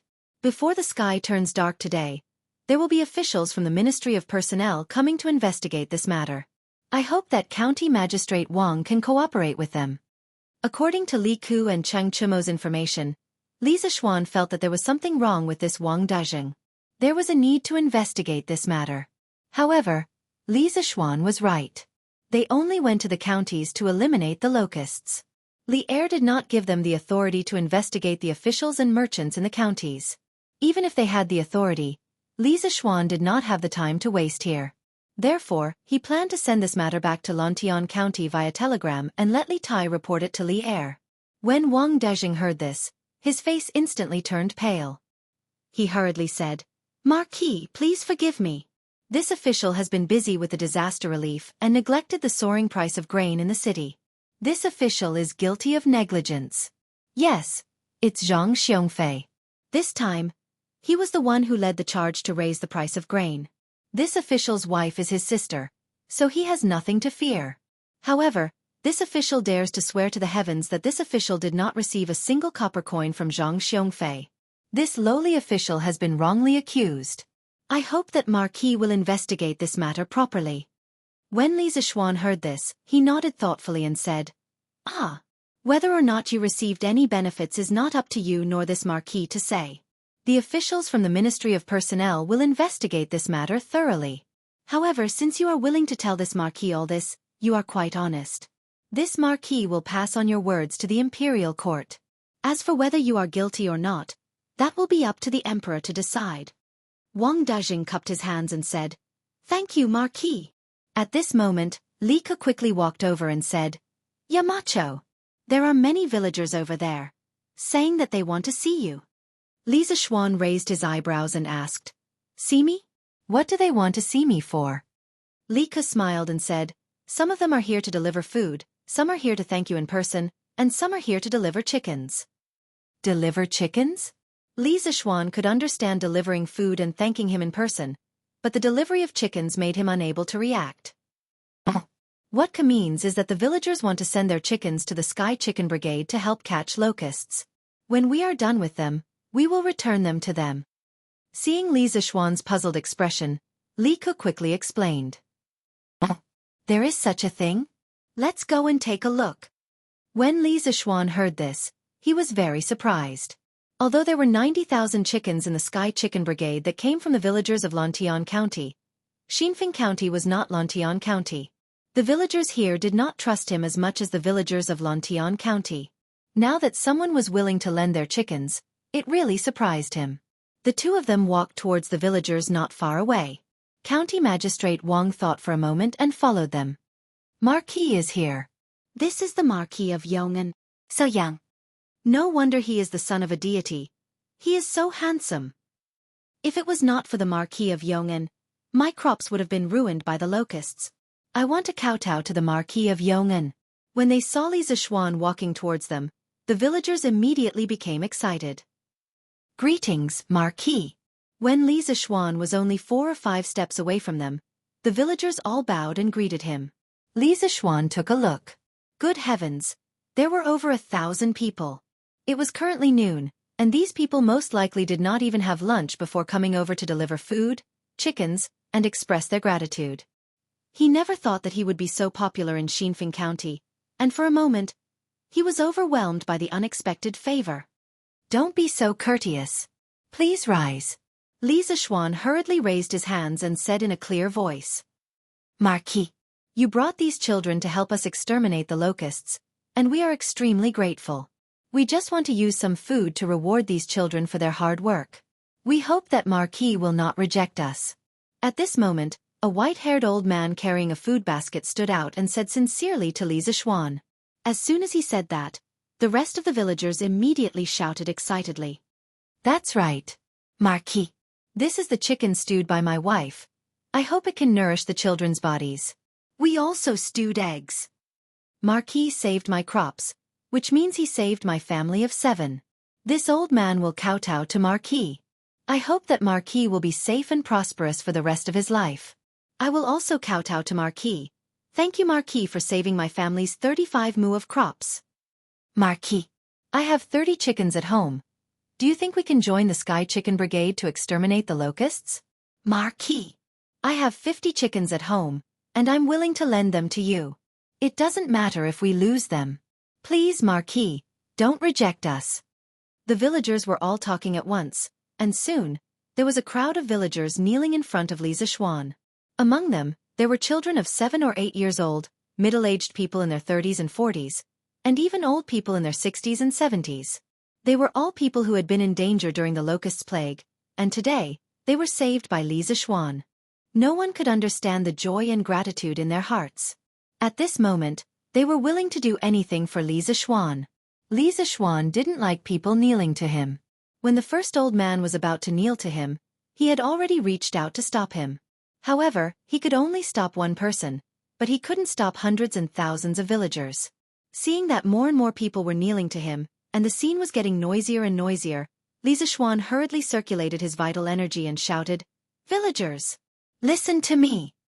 His loud and clear voice entered everyone's ears, and the excited villagers immediately quieted down. Li Zishuan continued, "Villagers, please get up first. This kid has just turned 20 years old. Many of you can be considered my elders. How can this kid bear such a big gift from all of you? You are not repaying me, You are shortening my lifespan. So, villagers, please get up quickly. Let's stand up and talk slowly. Hearing this, the villagers who were kneeling on the ground couldn't help but look at each other. After a while, they all stood up. Seeing this, Li Zishuan couldn't help but heave a sigh of relief. To prevent the villagers from kneeling again, he quickly struck while the iron was hot and said, "Villagers, I am very grateful that you sent food to the children of Lontian County. However, as you can see, the children already have food. To avoid wasting it, I would like to ask the villagers to bring back the food you brought." How can we do that? That's right. The children have already eaten, they can eat more. The moment Li Zishuan finished speaking, the villagers were instantly dissatisfied. Seeing this, Li Zishuan directly took a loudspeaker from old Hu beside him and used his Xianxia to suppress the voices of the common people. He only heard him say loudly, "This is the first time I've heard of this." He shouted, "I have extra food prepared. Villagers, please bring back the food you brought. However, you can keep the chickens you brought. Please mark the drumsticks of your chickens and register them with County Magistrate Wang. After that, they will be incorporated into the Sky Chicken Brigade. This marquee will take them to other provinces and counties to exterminate the locusts. After the locust plague is quelled, this marquee will definitely return all the chickens that I borrowed from you. If any of them are lost, this marquee will pay double. On behalf of the people of other counties, I thank all of you for your help." Chapter 1483. According to Li Zishuan's original plan, he only wanted to bring these 300,000 chickens to sweep through the various provinces and counties. However, since the people of Xinfeng County were willing to lend their chickens to him, there was no reason for him to reject them. There were more than 8,000 households in Xinfeng County. If each household lent 30 to 40 chickens, they would be able to gather more than 20,000 chickens. This was a significant increase in the overall scale of the Sky Pheasant Brigade. On the other hand, now that the children of the Han Village and Plum Village had loudspeakers, the size of the flock they could control was much larger than before. The Sky Pheasant Brigade could completely eat the 20,000 chickens in Xinfeng County. If the people of other provinces and counties were willing to lend their chickens, Li Zishuan would still dare to continue accepting them.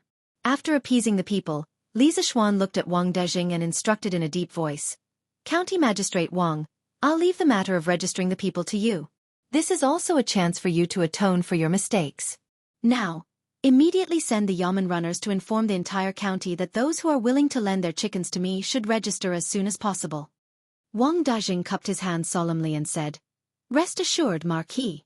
I'll send the Yamen runners to inform the people of the various villages and gather all the officials in the county government to register the people. It's best if the people register before the hour of the afternoon. After that, we might have to head to Weinan County to exterminate the locusts." Li Zishuan nodded and said, "Marquis is leaving Xinfeng County with the Sky Pheasant Brigade today?" Wang Dezhing was shocked when he heard this. He thought that Li Zishuan's Sky Pheasant Brigade was going to stay the night in Xinfeng County. Li Zishuan nodded and said, "Based on the speed of this morning, all the locusts in Xinfeng County will definitely be exterminated before the hour of the afternoon. Now that the locust plague is everywhere, the people are living in an abyss of suffering. Time waits for no one. If the Sky Pheasant Brigade can head to the next place as soon as possible, the people there will suffer less losses."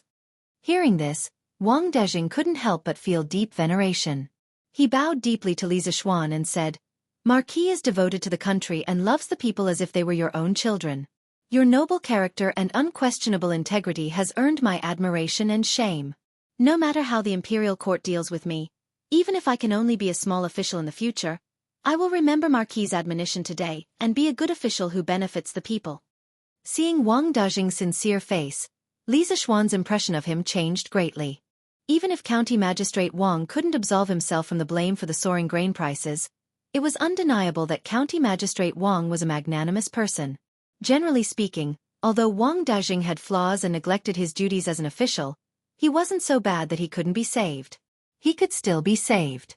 "County Magistrate Wang, last year when the Chui clan was exterminated, I once said to His Majesty, 'The ruler is a boat, the commoners are water.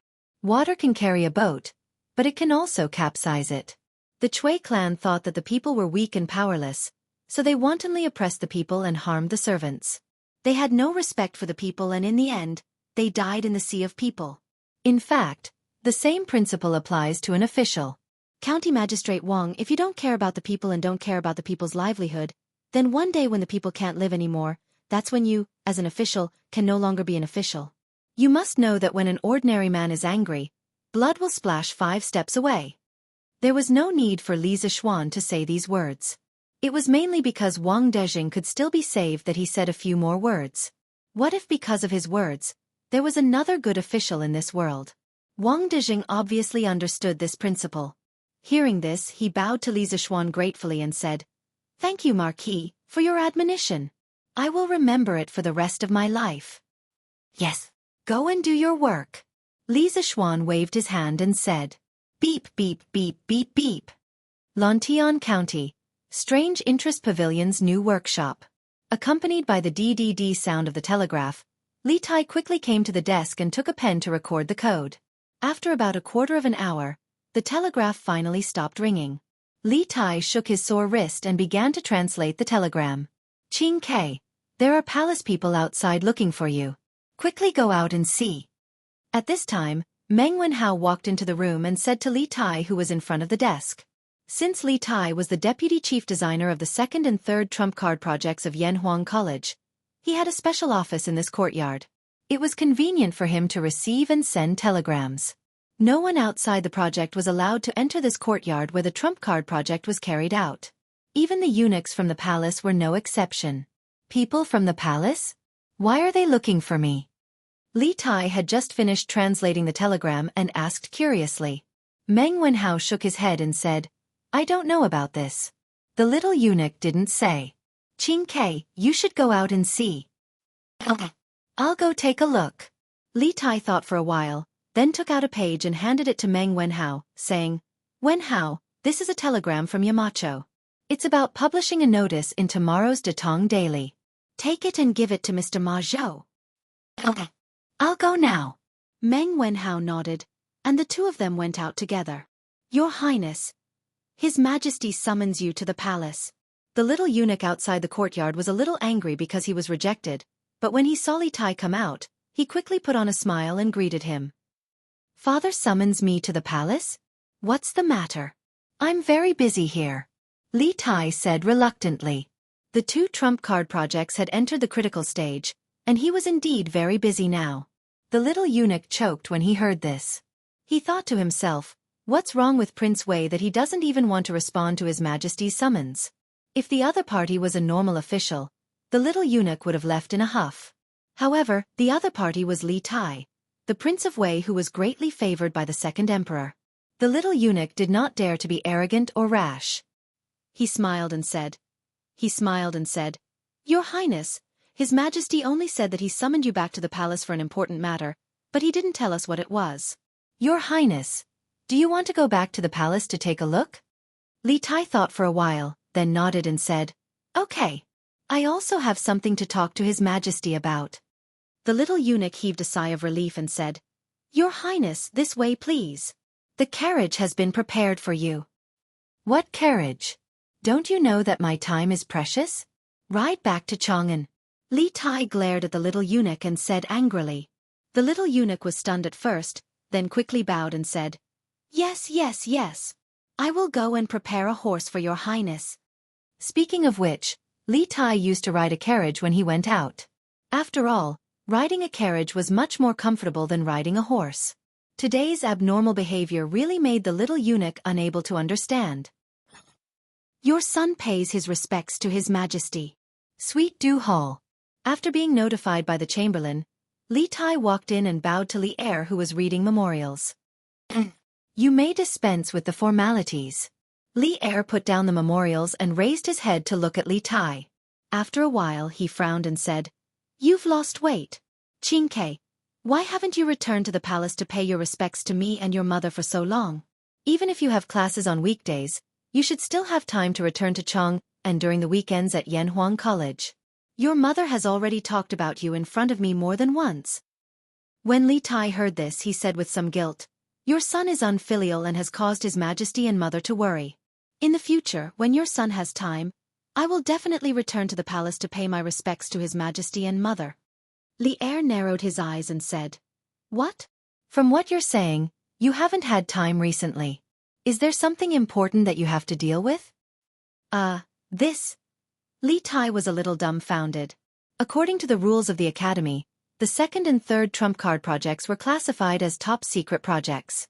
No one involved could reveal it to outsiders, not even their own family members. However, the person in front of him was not only his family member, but also the ruler of the empire. This made Li Tai feel awkward for a moment. Should he say it or not? What? What kind of thing made you hide it from me? Li Er's face suddenly became gloomy, and there was a trace of coldness in his voice. Although he already knew what Li Tai was busy with recently, seeing that his son even hid it from him as his father made him feel a little angry in his heart. Li Tai felt a chill down his spine and quickly said, "No, father. Your son doesn't dare." Yamacho started the second and third trump card projects at the academy a few days ago.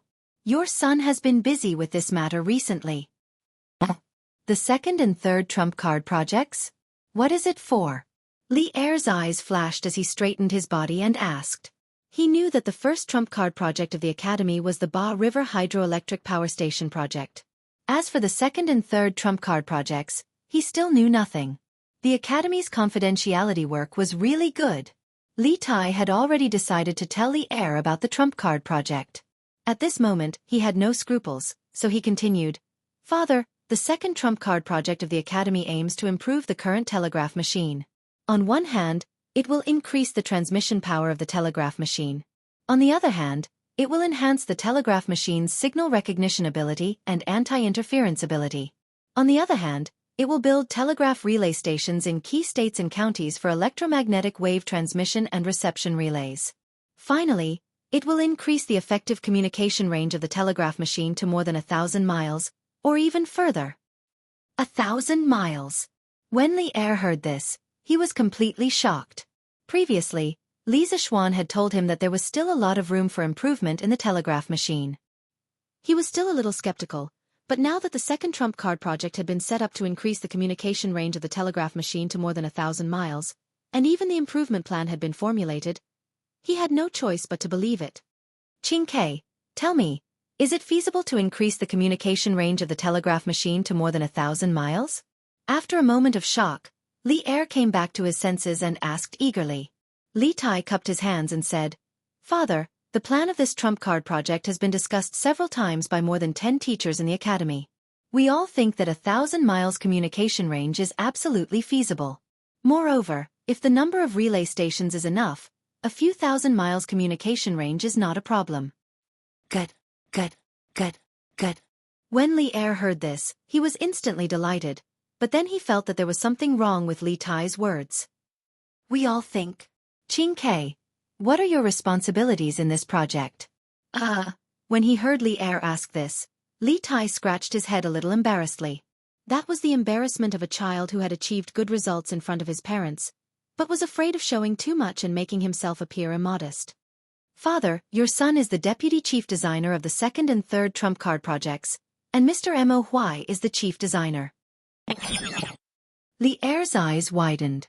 Although he had always been calm in the face of change, when he heard that his son had become the deputy chief designer of the trump card project, he could not hide his shock because he knew that the teachers in Yanhuang College were all capable people. How rare was it that Li Tai, as a student, could stand out from the crowd and become the deputy chief designer. "Haha. You are indeed worthy of being my son, Qingke. Good job." After the shock, Li Er could not help but laugh out loud. "Last year, Qingke, when you wanted to enter Li Zixuan's tutelage and study at Yanhuang College, I was still a little hesitant because you had always been studying Confucianism. I was worried that the proud and arrogant you would not be able to adapt to engineering in Yanhuang College. But I did not expect that in less than a year, Qingke, your achievements in engineering would reach such a level. Your father is very pleased." Li Tai was overjoyed in his heart, but he said modestly, "Father, you flatter me. Compared to Yamacho, your son is still far behind." "Haha. Take it slow. There is no rush." Li Er was delighted when he heard this, and then he asked, "All right. What is the third trump card project?" Li Tai cupped his hands and replied, "Father, for the third trump card project, Yamacho wants to create new units of measurement, standards, and measuring instruments. In addition, Yamacho has also created new units of length to facilitate the precision production of the later stages of the workshop. Compared to improving the telegraph, these tasks are not difficult. Li Er nodded thoughtfully and said, "When will the second trump card project be completed?" Li Tai replied, "Within half a year. The deadline for these 2 trump card projects is half a year. Yamacho wants us to reach the target within half a year." "Half a year? Good. I will wait for you for half a year. Once you are done, I will reward everyone handsomely," Li Er said excitedly. Just think about it. If the telegraph was successfully improved and could achieve long-distance communication, then the Tang Empire's territory would expand by several times. He, Li Er, would also have the ability to control the country's affairs and military affairs. This was an achievement that even Qin Huang and Han Wu could not achieve. Li Tai suddenly thought of something and said, "Father, we have already made some initial improvements to the telegraph. It is estimated that the distance of communication can reach up to 400 to 500 miles. This time, when Yamacho went to another county to exterminate locusts, they brought along the telegraph that we have just improved. This time, we can test its maximum effective range." "Oh right, Yamacho just sent back a telegram regarding Xinfeng County. Father, please take a look." With that, Li Tai took out a piece of paper from his sleeve and raised it above his head. Li Er's eyes flashed and he quickly said, "Oh, let me take a look." Zhao Song quickly took it and passed it to Li Er. Chapter 1484. Bam! Xinfeng County is less than 100 miles away from Chang'an City. However, on the 3rd day of the locust plague, grain merchants started to raise the price of grain. The imperial court has repeatedly issued orders, but some people have turned a deaf ear to it. Do they really think that my butcher's knife won't cut off their heads? In the Sweet Dew Hall, after Li Er finished reading the report, he slapped the dragon table and coldly said with an ashen face. The palace maids and eunuchs in the hall kept quiet out of fear when they saw Li Er's rage. Li Tai's face was dark, but he didn't say anything. Zhao Song, immediately send a decree to Zhang Sun Wuji and Lu Dui. Order the Ministry of Personnel and the Supreme Court to send officials to Xinfeng County to investigate the matter of grain merchants raising the price of grain. If there is no collusion between officials and merchants, then forget it. If there is, then don't let a single one of them off. No matter who is involved in this, find them all and punish them severely. The hall was silent for a moment before Li Er said with a dark face, "This old servant obeys." Zhao Song cupped his fists and prepared to leave. "Wait!" Li Er interrupted. "Pass on the imperial decree, Xianling.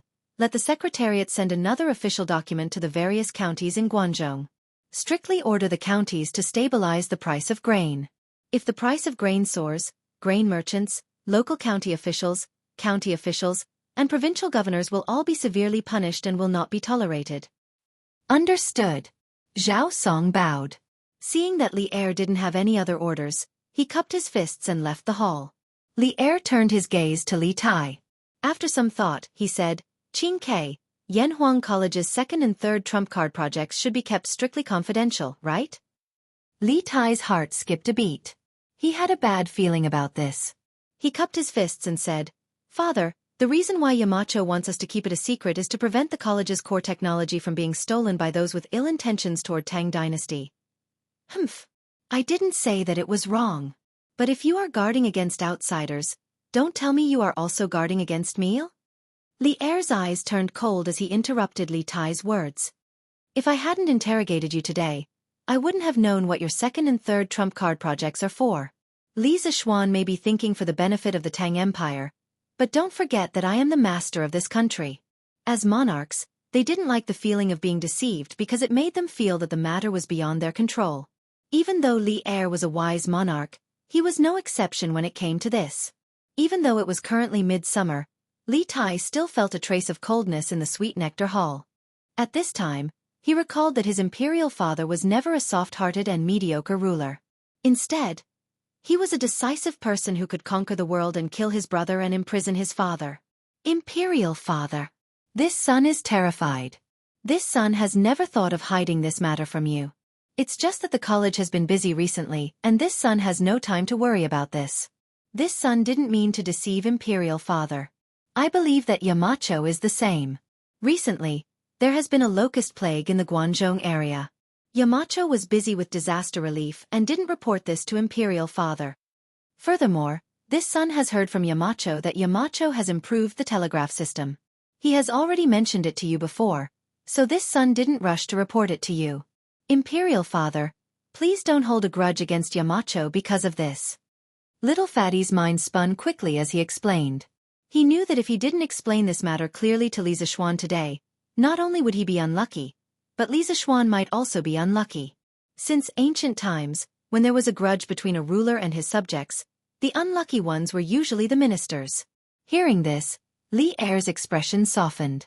After a long silence he finally said, Li Zixuan has indeed mentioned the improvement of the telegraph system to me before. I let him do it freely. I will give him the manpower and resources he needs. This time, the locust plague happened in the Guangzhou area, so I can't blame you. Forget it. Forget it. I'm not a narrow-minded person, so I won't blame you for this matter. However, if something similar happens again next time, don't lie to Imperial Father. Li Tai heaved a huge sigh of relief. When Li Er was silent just now, he had already prepared himself to be punished. At this moment, his hanging heart finally settled down. Many thanks, Imperial Father. Imperial Father is broad-minded and will definitely become a benevolent ruler like Qin Huang and Han Wu. Li Er looked at Li Tai with a smile that wasn't a smile and said, Ah, Qin Ke, you also know how to flatter Imperial Father now? However, Imperial Father couldn't tell that you are actually so protective of Li Zixuan now? He was naturally talking about how Li Tai pleaded for Li Zixuan when he was angry just now. Li Tai was stunned. Not long ago, he and Li Zixuan were sworn enemies. Moreover, he had always been looking for trouble with Li Zixuan. But now, not only had he become Li Zixuan's student, he was even willing to take the risk of being punished by his Imperial Father to plead for Li Zixuan. How did things become like this? Scenes of the past flashed through Li Tai's mind. After a long time, Li Tai cupped his hands towards Li Er and said with a serious face, Imperial Father. Not only is Yamacho knowledgeable, he is also a person worthy of respect. This son feels that the Tang Empire needs someone like Yamacho. Seeing his beloved son praising another person in front of him, Li Er felt a little jealous. However, for the sake of his face, he was embarrassed to show it. Moreover, Li Tai's words were generally correct. Thus he waved his hand dispiritedly and said, Qin Ke, you have grown up. Go and pay respects to your Imperial Mother. Then go and do what you want to dudes. Yes, Imperial Father. Li Tai cupped his hands and was about to leave when he suddenly turned around and said, Imperial Father, this son will not be by your side. Please take care of your dragon body. Li Er's heart warmed as he chuckled and said, Imperial Father knows. Go, go. Li Tai nodded and turned to leave. The next day. On the front page of the Datong Daily, there was an eye-catching piece of news. Whose fault is it for the soaring grain prices? 108 official letters issued by the Secretariat, strictly ordering the affected counties to stabilize the grain prices. This piece of news described how Zhang Xiongfei of Xinfeng County had hoarded grain and inflated the grain prices. Furthermore, just yesterday evening, Zhang Xiongfei had already been detained by the Xinfeng County Yamen.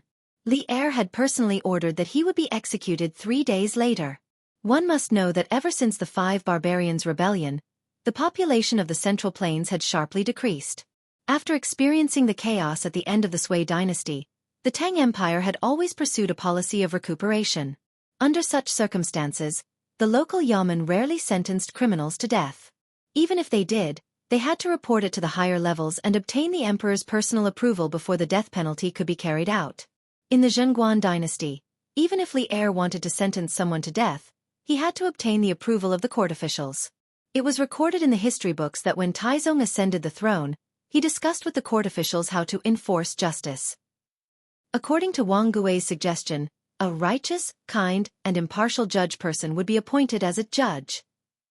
After Zhang Yonggu was killed, Taizong immediately remembered that this young judge was a loyal follower of his cautious punishment policy, and was dedicated to reversing the previous generation's practice of excessive punishment. He played chess with prisoners and exempted mentally ill people from punishment. These were all implementing the cautious punishment policy. When he was killed, he did not have the chance to defend himself.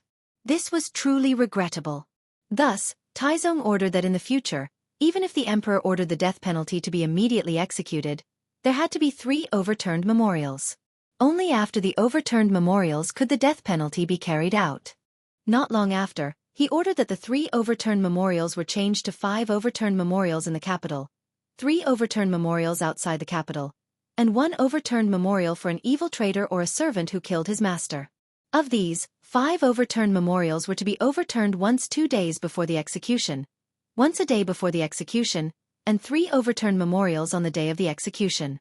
On the day of the execution, there was to be no alcohol or meat, and all entertainment activities were to be stopped.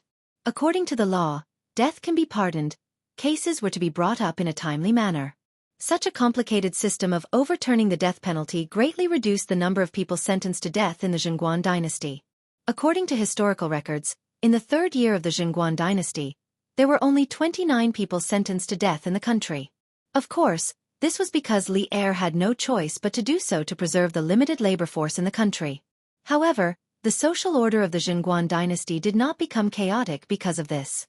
On the contrary, the social order of the Zhenguan dynasty was so good that it was unbelievable. East to the sea, south to the 5 ridges of the 5 ridges of the south, the door is not closed. This time, Li Er directly sentenced Zhang Xiongfei to death to make an example out of him. He wanted to be a warning to the other provinces and counties in the Guangzhou region. He wanted the grain merchants to think of Zhang Xiongfei's fate before they raised the price of grain. Xinfeng County's grain price actually rose to 5 yuan per dan a few days ago? These grain merchants are really heartless.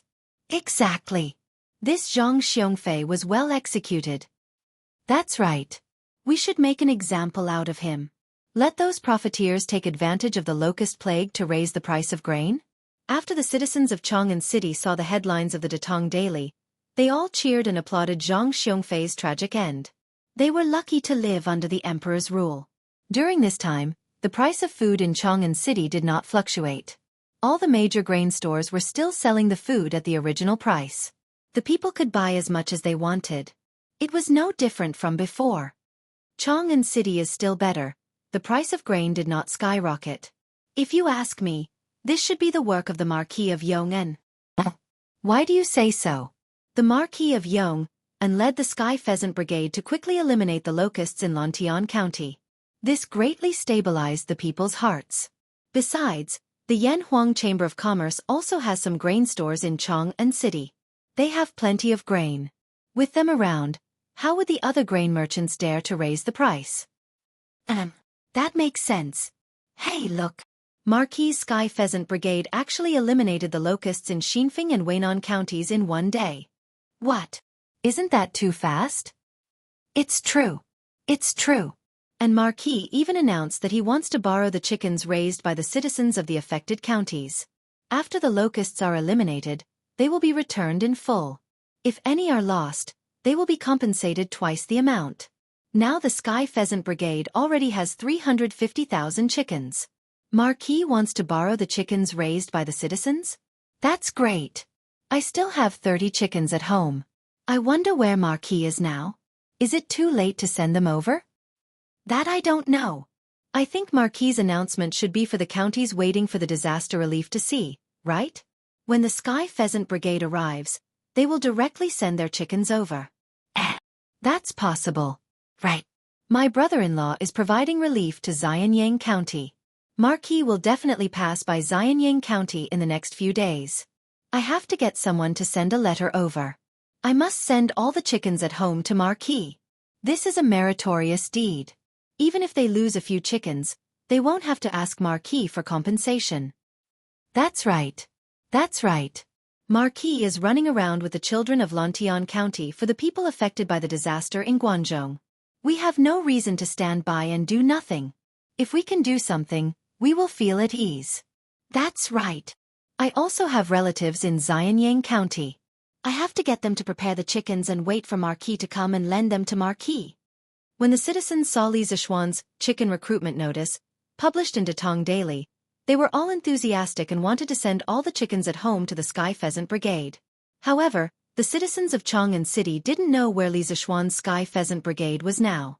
It was obviously unrealistic to send chickens over. Therefore, The quick-witted citizens thought of getting their relatives in other affected counties to prepare their chickens for the Sky Pheasant Brigade. In fact, these warm-hearted citizens of the capital didn't have to do this at all. Datong Daily's speed of dissemination was much faster than their speed of sending letters. Since Li Zixuan founded Datong Daily at the beginning of last year, it had been more than a year. The editorial department of Datong Daily not only set up offices in various counties, but also established a complete communication network.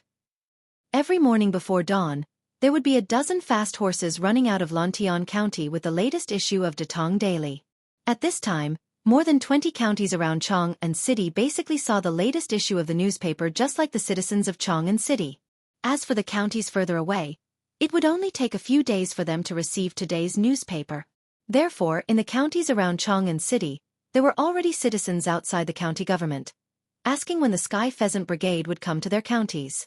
They had already prepared chickens. But how would the county magistrates know when Li Zixuan would go to their counties?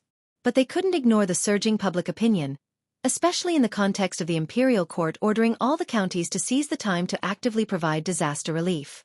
It was even more impossible for them to ignore the public opinion. Xinfeng County was a living example. The county magistrate was demoted, and the deputy was directly dismissed.